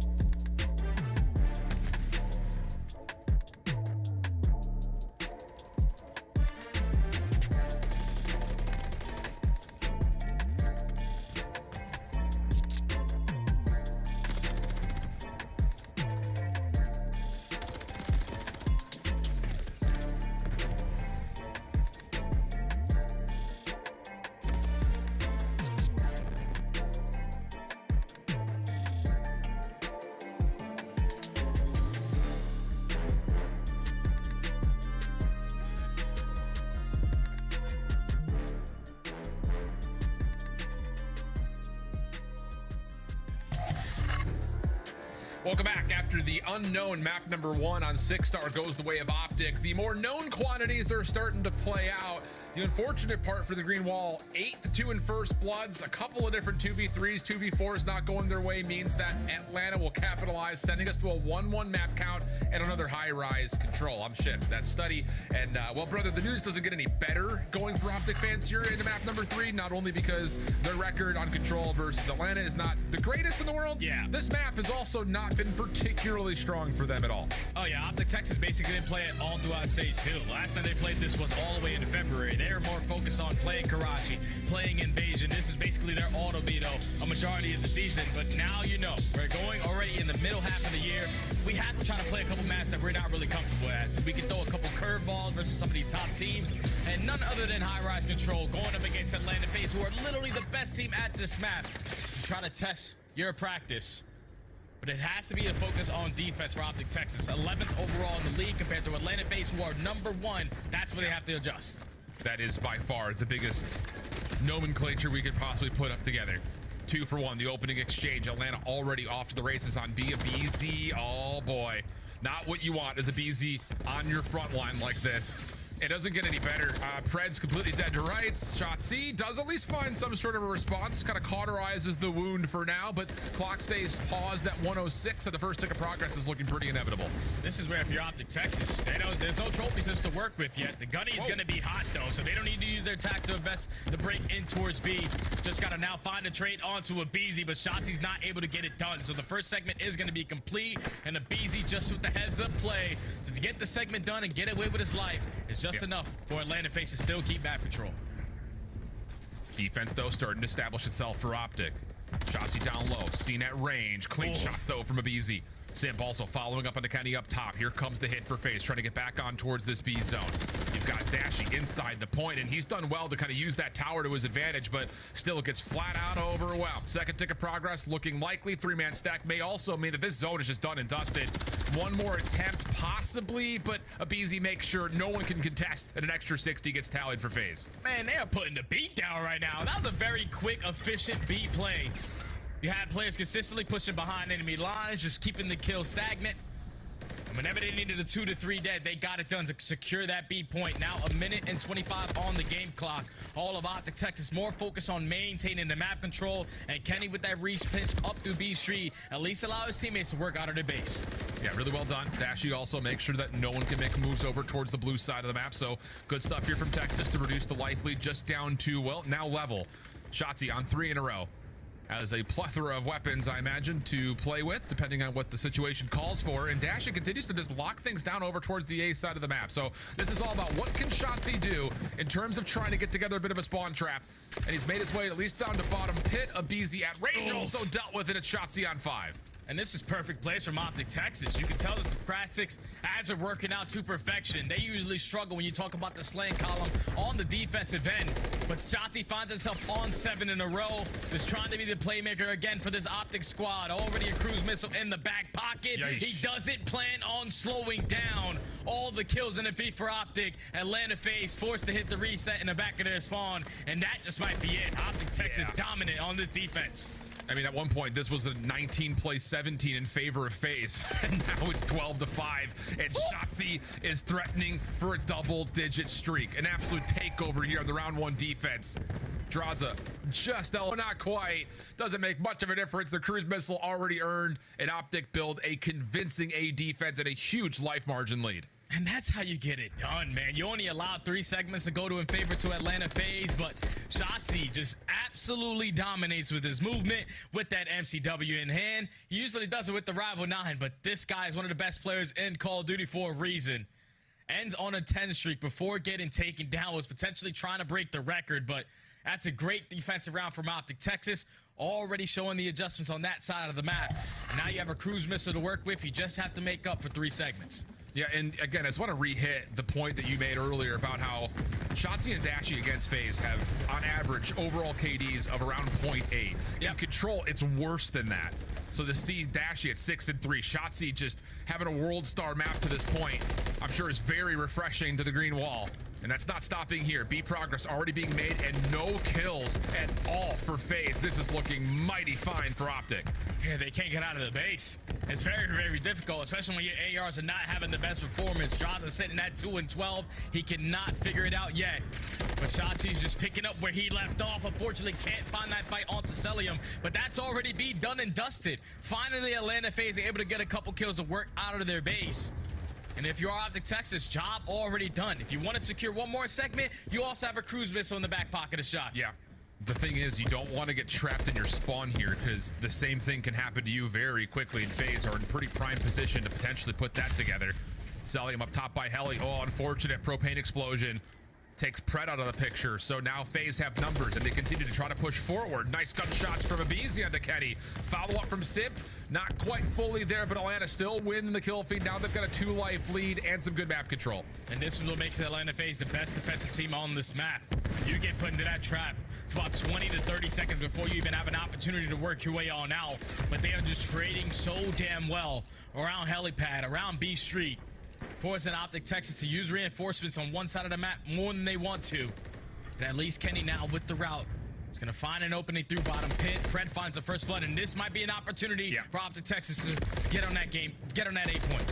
Oh, Simp comes back over through the previously captured B zone and deals with Kenny, but Shotzi's going to sneak around the back again. And Atlanta have no idea that he's making this play. Small moments of hesitation here from FaZe, but they are not going to have the luxury of staying back for too long because here comes Dave from Optic from the front. Clean kills all across the board. Beezy, last one standing, and he gets dealt with. So the clock will pause at 50 seconds. Shotzi getting what? Shots through walls, kills from what feels like through 5 walls, and Kenny's right there on the cross to make sure Atlanta can't get out of spawn. A convincing moment here for Optic. Oh yeah, that's already the second segment going to be done. You better try to hit some nades, some stuns to try to take him off at this point. But Dashy with the beams through the middle of the map is able to find a double. None other than Shotzi to find the third. Shotzi with the double of his own. Finds himself on 5 in a row and again. As that third segment is about to be complete, but even if it's not, 12 to 6 in lives remaining, we could play TDM. 40 seconds on the clock though. Atlanta battling back. Small moment there where Shotzi maybe could have stayed on the zone a little bit longer, maybe finish it off himself, but instead played forward for the kill. And now all of a sudden half of that third tick has been depleted. 10v4, 25 seconds on the clock. Draws is still holding on to bottom blue. Does Atlanta still have this in them? Here comes the stack though over towards the point. Shotzi's on for the first. Atlanta need to go. They need to find a way to get them off. Couple back and forths, but the kills are good for FaZe. Now it's just down to only one more member forward. Pred is the last player over towards bottom blue, and he's been seen by Cell. Atlanta continue to find the kills. Have they missed a moment here if you're Optic? Last chance to try to break your way in, and Atlanta continue to reap in the kill feed. Kenny has to jump off the top. He's not able to, and FaZe is going to hold on to the round. Oh man, if you're Optic Texas, you want that one back. You invest the cruise missile. You were outslaying 12 to 6. But when it came down to Atlanta FaZe just clutching up in the fights once they got out of their base, they did not fall short. Draza and Celium with multiple 2 pieces around the map. Optic Texas just could not find an opening through bottom blue. And Atlanta FaZe able to secure the defensive round. They're down by 2 seconds, but at least you get the cruise missile to get invested. And Optic Texas are thinking, all right, we're going to be up 2-0, but Atlanta FaZe shut the door on that opportunity. Now we're all tied up at 1. Just got to make up for these segments now if you're Atlanta. I think there are going to be some Optic fans that are going to be breaking down every millisecond of that decision from Shotzi to try to push forward where maybe he could have captured. Hard to say one way or the other. Hindsight's a hell of a drug, friends. Don't get caught. First couple of kills here for Optic's defense. Very clean, very polished. First 3 will fall. And Atlanta's really not had good breakoffs in any of these rounds to this point. They've been getting shut out from Optic Texas. Over toward the B Street side, even towards Helipad as they find another 3 in the feed. Last player out is going to be Sim, but you can already see Optic Texas are more focused on just keeping these players in the back of their spawn. Abizi with a great spawn, at least through the underground steps, is able to take down Pred, but still a lot of map control being obtained by Optic Texas. Map control is starting to get to that precipice of possible spawn trap conditions. Atlanta trying to teamwork their way out, but just not finding any exits. I mean, Dashy 15 and 9, almost able to collect number 16, just couldn't quite get the regen off. Pred through the middle of the map, gets shot just a couple of times through mid-map, and that's enough for Draza to help out, find a double, and now Atlanta stacked up, finding the first tick of progress, if not more. Yeah, first segment already going to be complete, but Shotzzy knows it's at least a double stack on the point, and he just spotted the third player over towards the B street. So when do we decide to attack? And unfortunately, Abizi was more prepared for that gunfight with that rival 9 in hand. That's already going to be beat out of the way. But if you are Optic Texas, now you have an opportunity with a lot of map control to keep them in the spawn. But for how long? Pred, ooh, a little caught here, tried to chase down a kill with the Renetti. Gets punished. Follow-up elimination from Dashy, decent, but the trade still allows Atlanta a chance to use blue as an opportunity to set themselves up for an A attack. Trophy system down for Cell. Tagged up through mid-map, but still finds a way to get one kill. It's just not fully enough for the rest of FaZe to follow up on it. So we kind of neutralize the map just a touch. Both teams coming off of spawn, not fully getting trapped up. We have a 17v14 favoring Optic. And there's only a minute left on the game clock. So if you are Optic Texas, just got to continue to hold down your iron trade efficiently. 2-2 in the feed from both squads. But it's still Optic Texas in the lives remaining, up by a couple. Pred finding that double at least relieves the pressure on the farthest players pushed out. And now Atlanta FaZe again forced to hit the reset. Optic just doing a great job of holding down all their lanes. Yeah, now Shotzzy has the freedom to get forward. And I mean, look at the movement, nearly slips away. It's enough for at least Kenny to confirm his trade, which is more than enough, to say the least. 12v4. Tick progression is going to heavily favor Optic as they look to lock up the rest of this defense, and there's really no chance Atlanta does much more damage than maybe a couple of kills here or there. So major advantage for Optic through 3 rounds. Lots of a call here for Atlanta defensively to really stand tall if they're going to try to even out these tick progression. Yeah, it needs to be a shutout because right now Optic Texas are only down by 1 segment, but the adjustments that they have shown so far on this high-rise control has been beautiful. On the defensive side, they were 11th overall in the league. I know it's because they haven't played the map a lot, but they struggled every time that they spawned in on this map, and it was due to the sling ability. They just could not keep up on the defensive side. We're basically put in the trap on the opposing side where you usually do not see. But the plays right now out of Shotzzy, the plays right now out of Dashy, both average a .8 versus Atlanta FaZe. They are dominating so far in the respawns. Yep, absolutely agree. Pred's even picked it up in that last round. Kind of a slow start from him, but on 4 in a row brings him back to about level. Focus towards B alley. Lots of shots connecting for Atlanta, enough to at least get the first. Shotzzy off the regen though. Pred also the long route will create some problems here for Atlanta in spawn, and the FaZe defense is gonna have to kind of figure out and make a decision of what do you want to deal with as Pred gets onto a cruise missile before being dropped, and with a 1 life advantage and a little bit of time ticked off the clock, Atlanta's trying to hopefully counter in their minds to get forward and take away the map. Yeah, they just want to take away map control. They want to try to put Optic Texas in the trap as fast as they possibly could because they got to try to play for a shutout round. Do not give up 1 segment to Optic or they will have that defensive side. Yeah. It's now all of Optic Texas rallying the troops over towards the B Street side, but they cannot find an opening. Shotzzy finally does take down Celium, but it's Atlanta FaZe ready for the trade fights as they find 3 in the feed. All you have to do is take care of Shotzzy, and there's only 25 seconds left. You might have to invest the cruise. Oh, look at Draws on the other side of the map. He's still finding kills and forcing Optic to kind of keep their focus at multiple points. Abizi taken down at range. Shotzzy's position is known, but Cell really cannot shell with just 8 HP. 10 seconds on the clock. It's going to have to be Kenny to jump into the zone. Everyone else supporting him from a pretty much long range. And they're finding good support at this moment. First tick of progress being worked on. Cell able to track a couple of the shadows, but it doesn't make a difference. Now the stack is on, and Optic should be able to get at least 2 ticks here. Yeah, the second segment is going to guarantee themselves defense just in case it does go to round number 5, but it's still Optic Texas in the lead of the lives remaining. They're still not slowing down in the slaying department. That's another 3 dead in the feed. You can easily hit that transition over. But with Pred being the player coming off the respawn, that cruise missile is not going to get invested early on. So you have to try to maintain map control before you decide to invest that missile. It may not be invested at all because now a second gets killed for Shotzzy on another impressive streak. It gets to 7 before he's felled. Pred once again taking the scaffold route.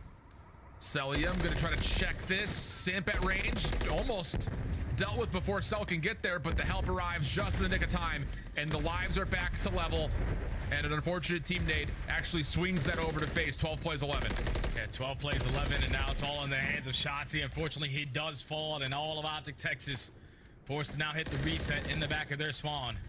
And with only 20 seconds left, Optic Texas already did a job. They already completed the segment. Now you have a cruise missile on the defensive end just to work with in case anything gets a little bit fishy. But you don't want to give Atlanta FaZe a cruise missile here to potentially find a success on the attack. Yeah, should be 2 in favor of Optic. 2 cruises they could possibly use here.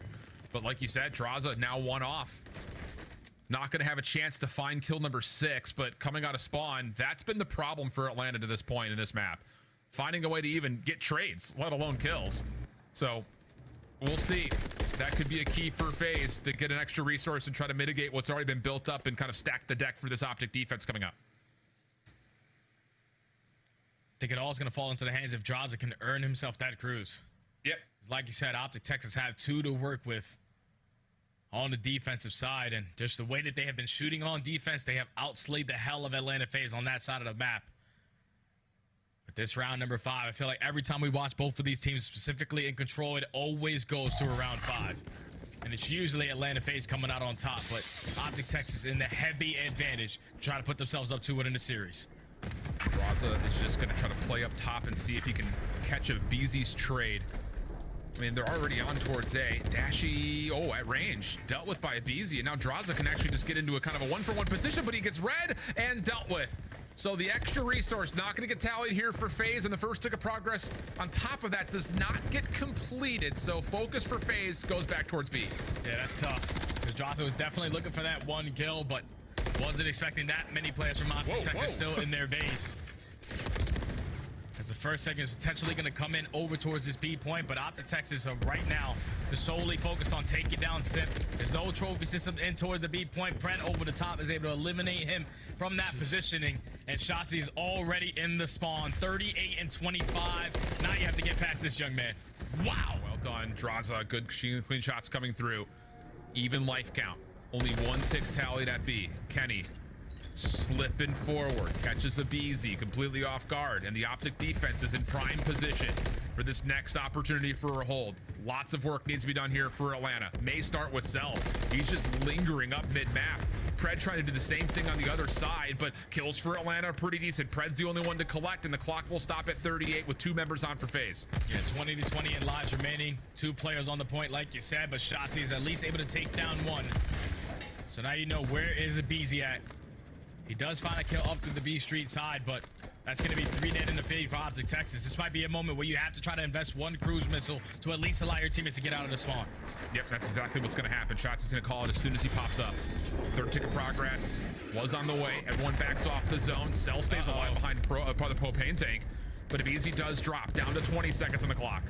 Draza and Cell, one of the last 2 left that could possibly make some motion happen, and actually Simp is going to sneak on towards A to stop the clock there instead, hoping that maybe Celium can isolate this 1v1 and then try to finish the progress over towards B, which he gets the isolation he wants, but the gunfight isn't clean. Has to reset. Pred on the chase finds the kill, but progress from Simp is still going completely unchecked. Eventually they get the kill. Draza on the other zone, able to get just enough help for the extra 60 to get tallied, and now FaZe have a 4 life lead and a minute 15 to play with. This is where it gets scary, because if you're Optic Texas, you got to try to invest this cruise now.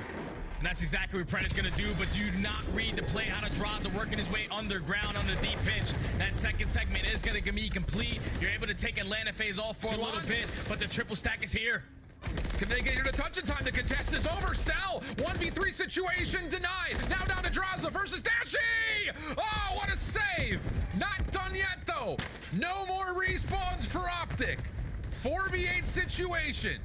3rd tick of progress fully depleted. Optic cleanly get out of spawn and also clear Beezy off the high ground, and Atlanta are going to take their time and try to reset. But Optic Texas so far maintaining a lot of the map control.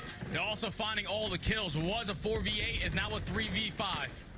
We've seen them clutch up 3v11s. Can they try to clutch up this one? No more respawns now for Atlanta. Everyone's playing on an island if you're Optic.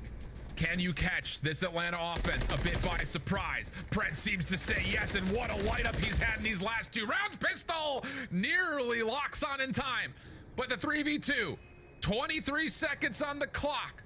Shotzi sniffing pixels, sees both, Just comes down to when does he want to pop up. It's him versus the world in this 1v3. First one tallied cleanly, pistol out, wants a BZ at range, slips around, but they're on the zone. Both players are there. Shotzzy doesn't have a lot of time, also doesn't have a lot of ammunition, needs to clear off the zone. He gets on for the contest and only finds the first.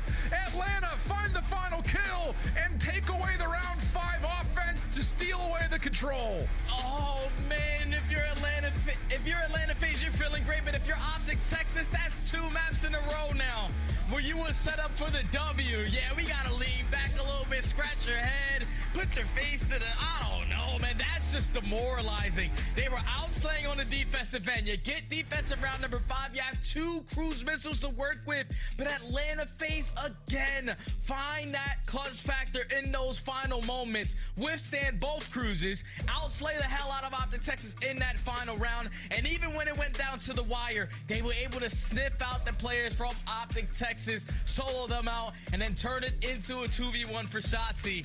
I thought he found the timing, at least through top heli, but he knew it was the double stack was there, so we had to play that one quickly, and Atlanta FaZe are somehow, some way able to clutch up again in the nail-biter map against Optic Texas. They always have photo finishes, but it's always Atlanta FaZe coming out on top.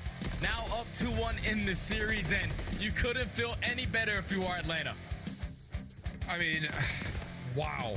And the thing about it was, there's another break off for Atlanta in the opening offense that did not really find much success. Yeah. You know, it's essentially a one-dimensional play. A BZ runs with Drazah. They want to get him to cruise, and it doesn't work out. And everything resets in favor of Optic's defense. And then there's a moment in there where the round almost ends before it gets to the drama of the 1v3 at the B zone, where Optic have gotten full control back at B, but Sip just stays alive forever on A. No one goes to check him, and he gets what, a tick and a half worth of progress for free at A, and how much of a difference maker that could have been, let alone the ability for Atlanta to recover off of their spawn and re-hit B to get the extra 60.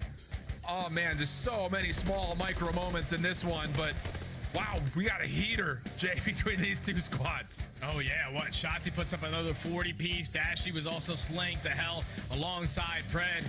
Optic did everything right. It just came down to those final moments. Atlanta FaZe just a little bit more icy to close out the control. But that was another map where Optic Texas haven't played it for 2 months. And you went all the way down to the wire. You definitely should have potentially walked away with the W. But at least you played Atlanta FaZe really close on one of their best control maps. But you want to be the team walking away with the W. Now you find yourself down 2-1 going into a Rio HP where Atlanta FaZe are the best. It's just as simple as that. They are the best team at Rio HP. Yeah, not good. 4-0 overall. On average, they win 250 to around 180. So a near full hard point worth of time that gets in between Atlanta and whoever finds themselves squaring up on the other side of spawn. And on top of that, just the straight up demoralization that just happens right there, where Optic looked like they're going to close out the defense at round 5, not once, not twice, maybe 3 times, doesn't come through. So gotta take a deep breath, gotta reset, and maybe lean onto the fact that Shotzzy's having himself a very uncharacteristic great series versus Atlanta FaZe team. What can he provide in terms of another spark for this Optic team here in map 4? Oh yeah, they're playing great. Shotzzy and Dashy both average a 0.8 versus Atlanta FaZe, but they are definitely over a 1.0 so far in this series. It's just coming down to these final moments. In the S&D, you find 8 first bloods. Fortunately, you fall short. In the control, you have 2 cruise missiles in round number 5, and you fall short. But you can take a look at the numbers. 1.37 for Dashy. He hasn't done that all season long versus Atlanta. 1.15 for Shotzzy. They are just playing lights out right now. You just have to find those clutch moments at the end of these games to close out these maps. Yep, absolutely. And I think for a lot of Optic fans, it is rejuvenating a certain way to see these two guys stepping up at the table. But at the same rate, it also, again, other side of the sword is, what else do we have to do to beat these guys? I mean, our 2 bottom performers against FaZe are popping off. We still can't find ways to close out these tight maps. So, looking at the overall Rio season stats, again, it's pretty much perfect across the board for Atlanta. One of the best rotating, one of the best at holding, and they still find a lot of success breaking, which, to be fair, they don't have to do all that often. So, Lots to ask here if you're Optic trying to respond and get this thing to a map 5. And that's the crazy thing about it is that Atlanta FaZe in hardpoint specifically, they're not usually the best team on rotations and hold percentage. But on a map like Rio, when they are doing the fundamental part correctly, that's what makes them even more unstoppable. So if you are Optic Texas, you have to run rotations. You have to set up properly to try to force this game 5. Well, after the initial opening from Optic was pretty calm and collected with the favored spawns, Atlanta's break very polished, very clean, and they will not just match the tally from Optic, they will surpass it with the opportunity to flip the map and find themselves in control for the favored sides towards P2. So great start here for FaZe. Optic need to get themselves on the rails here and just keep things moving straight forward. Yeah, they have to try to at least push through the old or overextend and try to flip these spawns. And so far, they're not finding any success up through the middle of the map. At least they're able to take down Draza before he earns that cruiser missile. But Atlanta FaZe with the gun, he was able to reinforce their way back in towards P1, take a nice little 10-point lead, and now have the rotation over towards P2. Thing is, Optic have already made their way pretty close over towards the jump wall and this ramp. Team shot from Cell. Take one of the pictures of FaZe's defense out of it, and okay, neutral is not bad at all from the front here in the first 20 seconds for Optic. In fact, they're gonna get Kenny in with numbers, and they also force Simp to spawn out. So critical moment here for Optic early, but Atlanta find the kills off spawn, and the last one they need to tally is the one where they know exactly where he is. That's Kenny in the corner, and even though there was some good neutral time for Optic, Atlanta will still come away with the majority of time here on 2. Yeah, and that's just so difficult right there for your Optic, because you find all the kills, so at least keep them off of the point when you don't have the preferred spawns. But when you take down Sip and he now spawns behind you, you get the read that players are coming from everywhere. And unfortunately, they cannot find any kills in the feed. So Atlanta FaZe able to walk away with this final 30. They're also able to flip the spawns over towards P3. And now Optic Texas have a lot of ground to make up. Yeah, Sellium watching towards the old time. We'll make sure there's no long routes taken here in the bottom. Abizi will just throw shoulders over this corner, make sure the windows stay safe, which means that Optic will either have to work through him or force their way down through the staircase.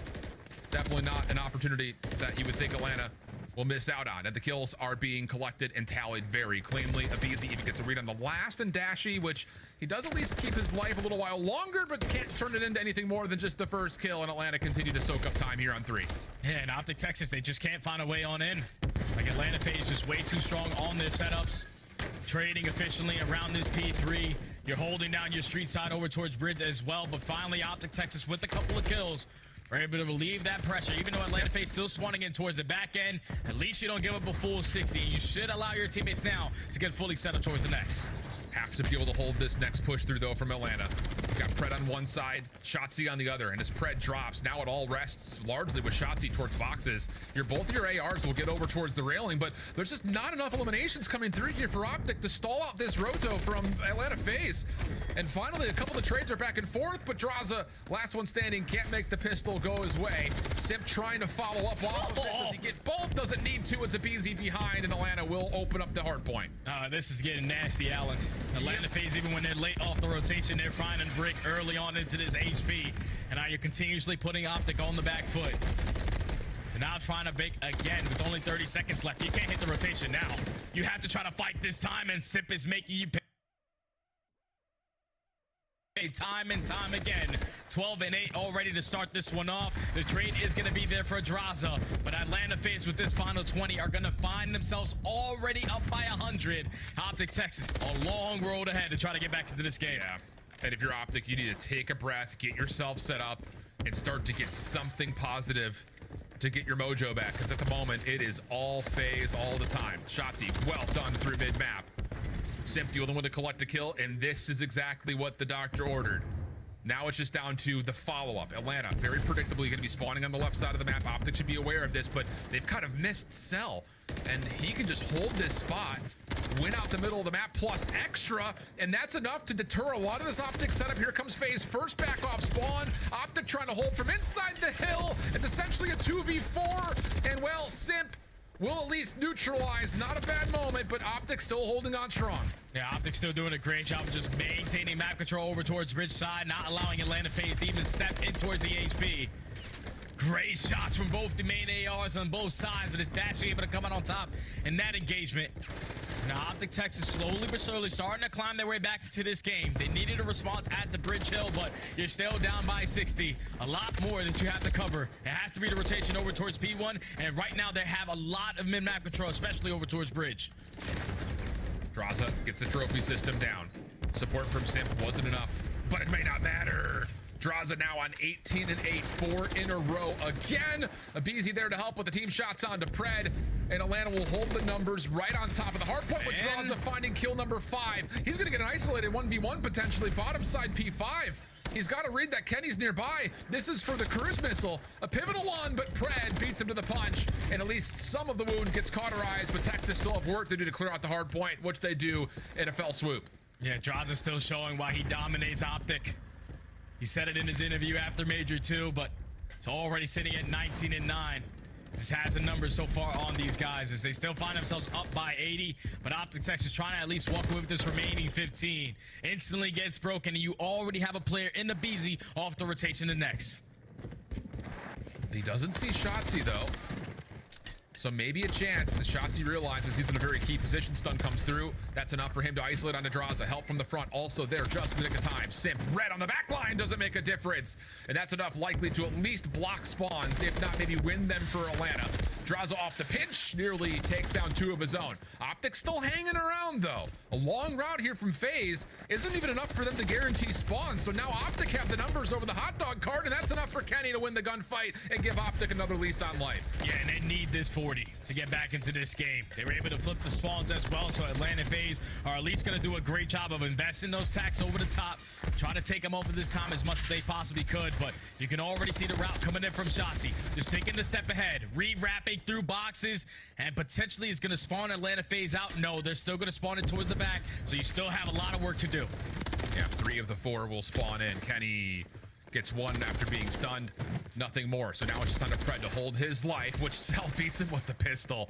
Unreal stuff. But the scrap time fully earned, and Kenny will actually get all the way around the back just to hold and play his life. Help on the way now for Texas as Kenny will catch Draza a bit off guard in the rotation. Clean shots towards Simp. Trade should surely be here, and it's a laborious one, but eventually does get tallied. Shotzi not done yet on 1 HP. Gets himself 2, and Optic win the rotation to 3. They're starting to fight back, man. The P2 to P3 chain now only down by 40 points. Optic Texas have flipped this game on its head. Atlanta FaZe now forced to try to find a break on in. You have players approaching through boxes, players trying to attack up the middle and also through bridge. So they're trying to hit every single route, but Optic Texas have gotten a read on it to perfection. Where were they down 100? Now it's only a 20-point difference. Shotzi now finds himself on 5 in a row. All the kill feed is going to be green. And now Optic Texas winning the rotation fights again, this time over towards P4. 2 to 3 is good. Can 3 to 4 also be collected? Atlanta not so fast, they say. Clean shots coming out plus the stun locks Shotzi in place. Dashy still a little bit of a scuffle with Celium over the last 3 seconds, which he wins, but Atlanta will get onto the hard point initially. Spawn out for Celium deep over towards the backside at P2. Here come Optic, knowing they've got an advantage and an opportunity to try to break this hard point open, but the kills just simply put are not there. Kenny has to keep his head in a swivel, just trying to predict which angle Simp's gonna chail him on, and he picks wrong. Atlanta will win the rotation and a chance to regrow their lead. And this is where if you were Shotzi, you were on a 5 spree. It came out to a 1-on-1 between him and Draza. You're gonna potentially earn the cruise missile to find a break on towards P4. But now Atlanta FaZe are not slowing down. They are trading efficiently over towards the white van, but it's Optic Texas currently in the lead in the kill department. They're able to find a break, but with only 20 seconds left, looks like we're gonna have another photo finish of a hard point between these two teams. And Atlanta are still, they're gonna have to commit to try to play off this old time here with these 2 members that are standing. Draza doing what he can, but he gets taken down, no worries. Cell on rotation. Able to win a key versus pistol fight versus Dashy. Abizi, mid-map. Hasn't had a particularly great game to this point in the kill feed, but this could be a big one, and okay, that's a little bit of extra clearance here for Atlanta. They're gonna get past the 200-point mark. And they can win it here at the Bridge Hill, but you're not expecting them to walk away with a full 50 seconds on this hill.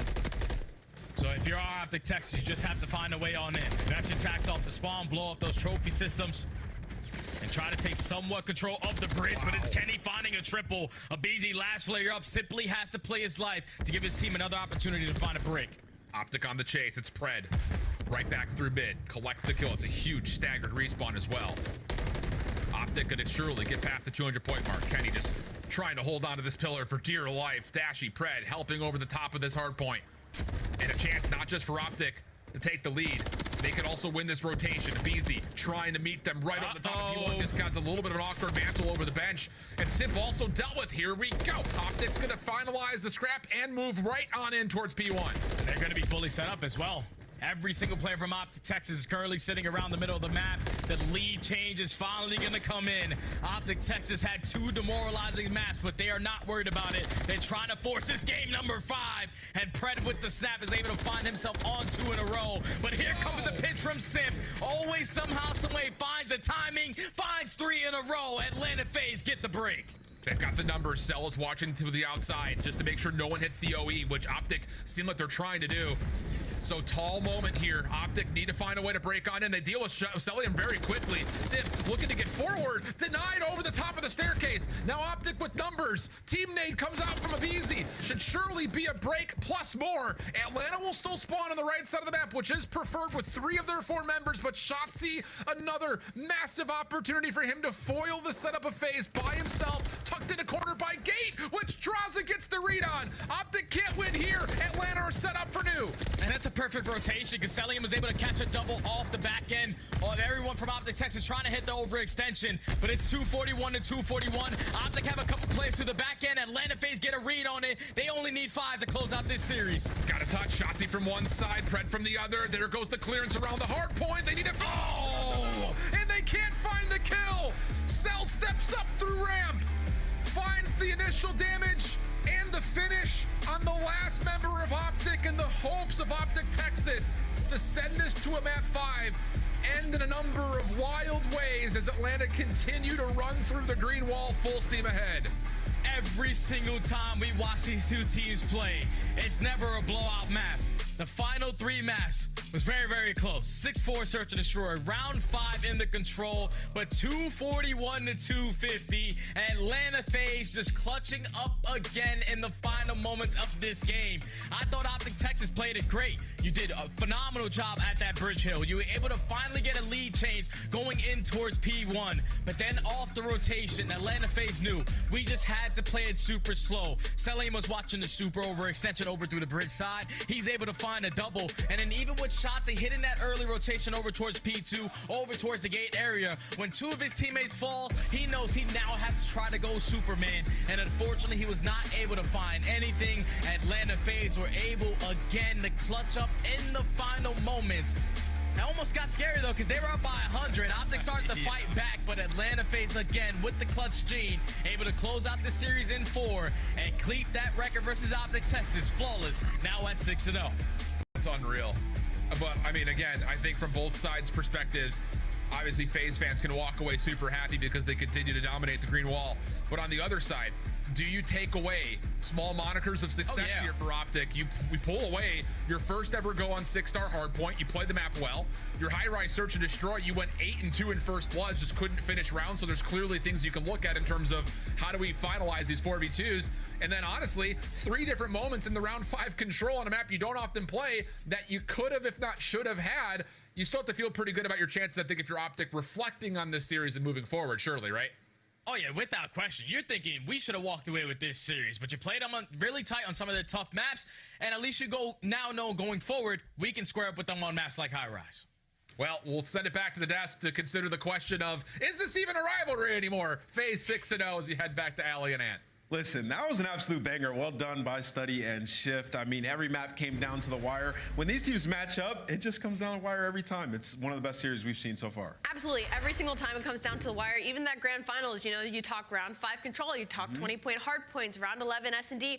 I think if you're Optic Texas, if you take anything away from this matchup, it is taking that W on this 6-star hard point. You have been on the losing end of these respawns versus Atlanta FaZe, who are up on you 7-2. So take the wins where you can. A map you can add to the map pool that you now can feel comfortable as you move forward to maybe Major 3 matching up against Atlanta FaZe on land. Listen, Optic, at least slang-wise, this was the best performance they've had against Atlanta FaZe yet. I mean, Dashy came out clearly with a vengeance, wanting to prove a lot of the narratives wrong, had himself a hell of a performance throughout this series. Really, everybody on Optic Texas. And honestly, Ali, I feel like we were robbed of a beautiful Game 5. I mean, we saw that search and destroy. Optic is up 4-2. They lose some terrible rounds, letting a BZ get all the way up through their shack into their base in the 4-4 round. That's just some of those things that Optic, while they did make some great adjustments, they're going to have to watch VOD and improve even more. And then you think about that control. Yeah. I really thought they were going to do it at the end there. Absolutely. I mean, it literally came down to a 1v1. Unfortunately, Shotzi gets put in an unfortunate situation in a 1v2, but they were doing the damn thing. They were 4v7 at one point, and they got it all the way down to a 1v1, and they were on defense, right? So when you talk about Optic Texas, they're typically a team that clutches up in a lot of these series against the rest of the league. But versus Atlanta FaZe, you give them an inch, they take a mile. I very, very rarely see Atlanta FaZe kind of choke any of these maps, and same thing with that map number 4. I mean, you have Optic Texas kind of trailing the entirety of that map. They start to clutch up. Dashy pops 4 at P1, but unfortunately it's Atlanta FaZe just not letting them get those icy moments. Yeah, now let's get into the scuff play of the game. I'm thinking it's going to be something from that control. Atlanta FaZe just making huge plays. Yeah, it's the hold here. Just this team, when their back is against the wall, Allie, they win. They win every time. This was insane. Atlanta FaZe had no reason to win this defense. You're talking about Optic Texas not only outslaying them, but you can see right now 4v7. There's 2 ticks already. Just a sliver of that A to go, and it's a down low. Getting over 3 kills, just watching Optic Texas players trying to make the push. Atlanta FaZe just not letting anybody slip by. Yeah, Atlanta FaZe holding on strong, and for Atlanta FaZe, just seems like they're continuously separating themselves from the rest of the league at this point, and that was some of the best Call of Duty we've seen Optic Texas play. It begs the question, should they have left Vista in, because Texas banned Vista in this series, and they did come back in that Rio, but at one point, it was like a 100-point game. What are your thoughts on that? They just kind of beat themselves there. I feel like they have a lot of confidence when it comes to Rio, and they should, rightfully so, because Shotzi plays so free on that map, but when you go down over 100 points, like, there's only so much you can do against a team like Atlanta FaZe. Yeah, well, now it's time for our Monster Energy winner spotlight. We got Draza, and I want to talk to you specifically because you've been talking a lot of trash to the rest of the league. What is it about you, man? Why do you have that chip on your shoulder?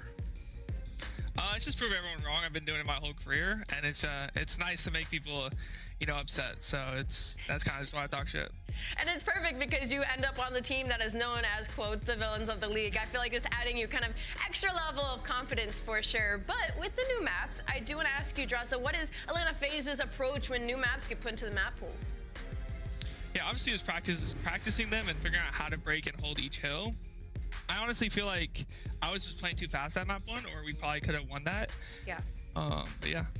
I mean, regardless, it was still a 50-point game, first time spotting in on 6-star. But what is it with you guys versus Optic Texas this year? I don't know if you know, but historically, Atlanta has been on the losing side versus Optic Texas in this rivalry. But you guys are now 6-0 versus the Green Wall. Yeah, I mean, I'm just the CEO of that org. I haven't lost them in years, so I just think it's me. Like, I don't know. Draza, you guys look like you're in peak form. People are drawing a lot of parallels to Cold War FaZe, and I'm sure you remember how dominant those guys were. What is there a specific thing that you would like to focus on for your guys' improvement throughout this stage? Yeah, just making sure we're holding when we should. I feel like we're playing really fast and we're clutching up. Shout out to my teammates, of course. We're just clutching, we clutched up a lot that series, and just making it easier so we don't have to clutch. But when we get put in those situations, we end up clutching anyway. So. Yeah, it seems like versus Optic Texas, it's like a 25-point hard point every single time. That's 6 in a row where it's been like 30 points or less is the margin that you guys have won.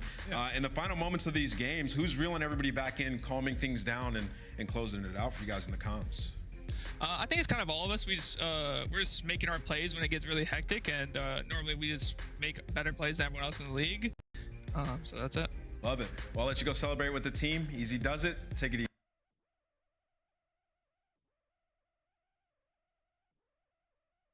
All right, I am going to reset my internet and then I will be back momentarily.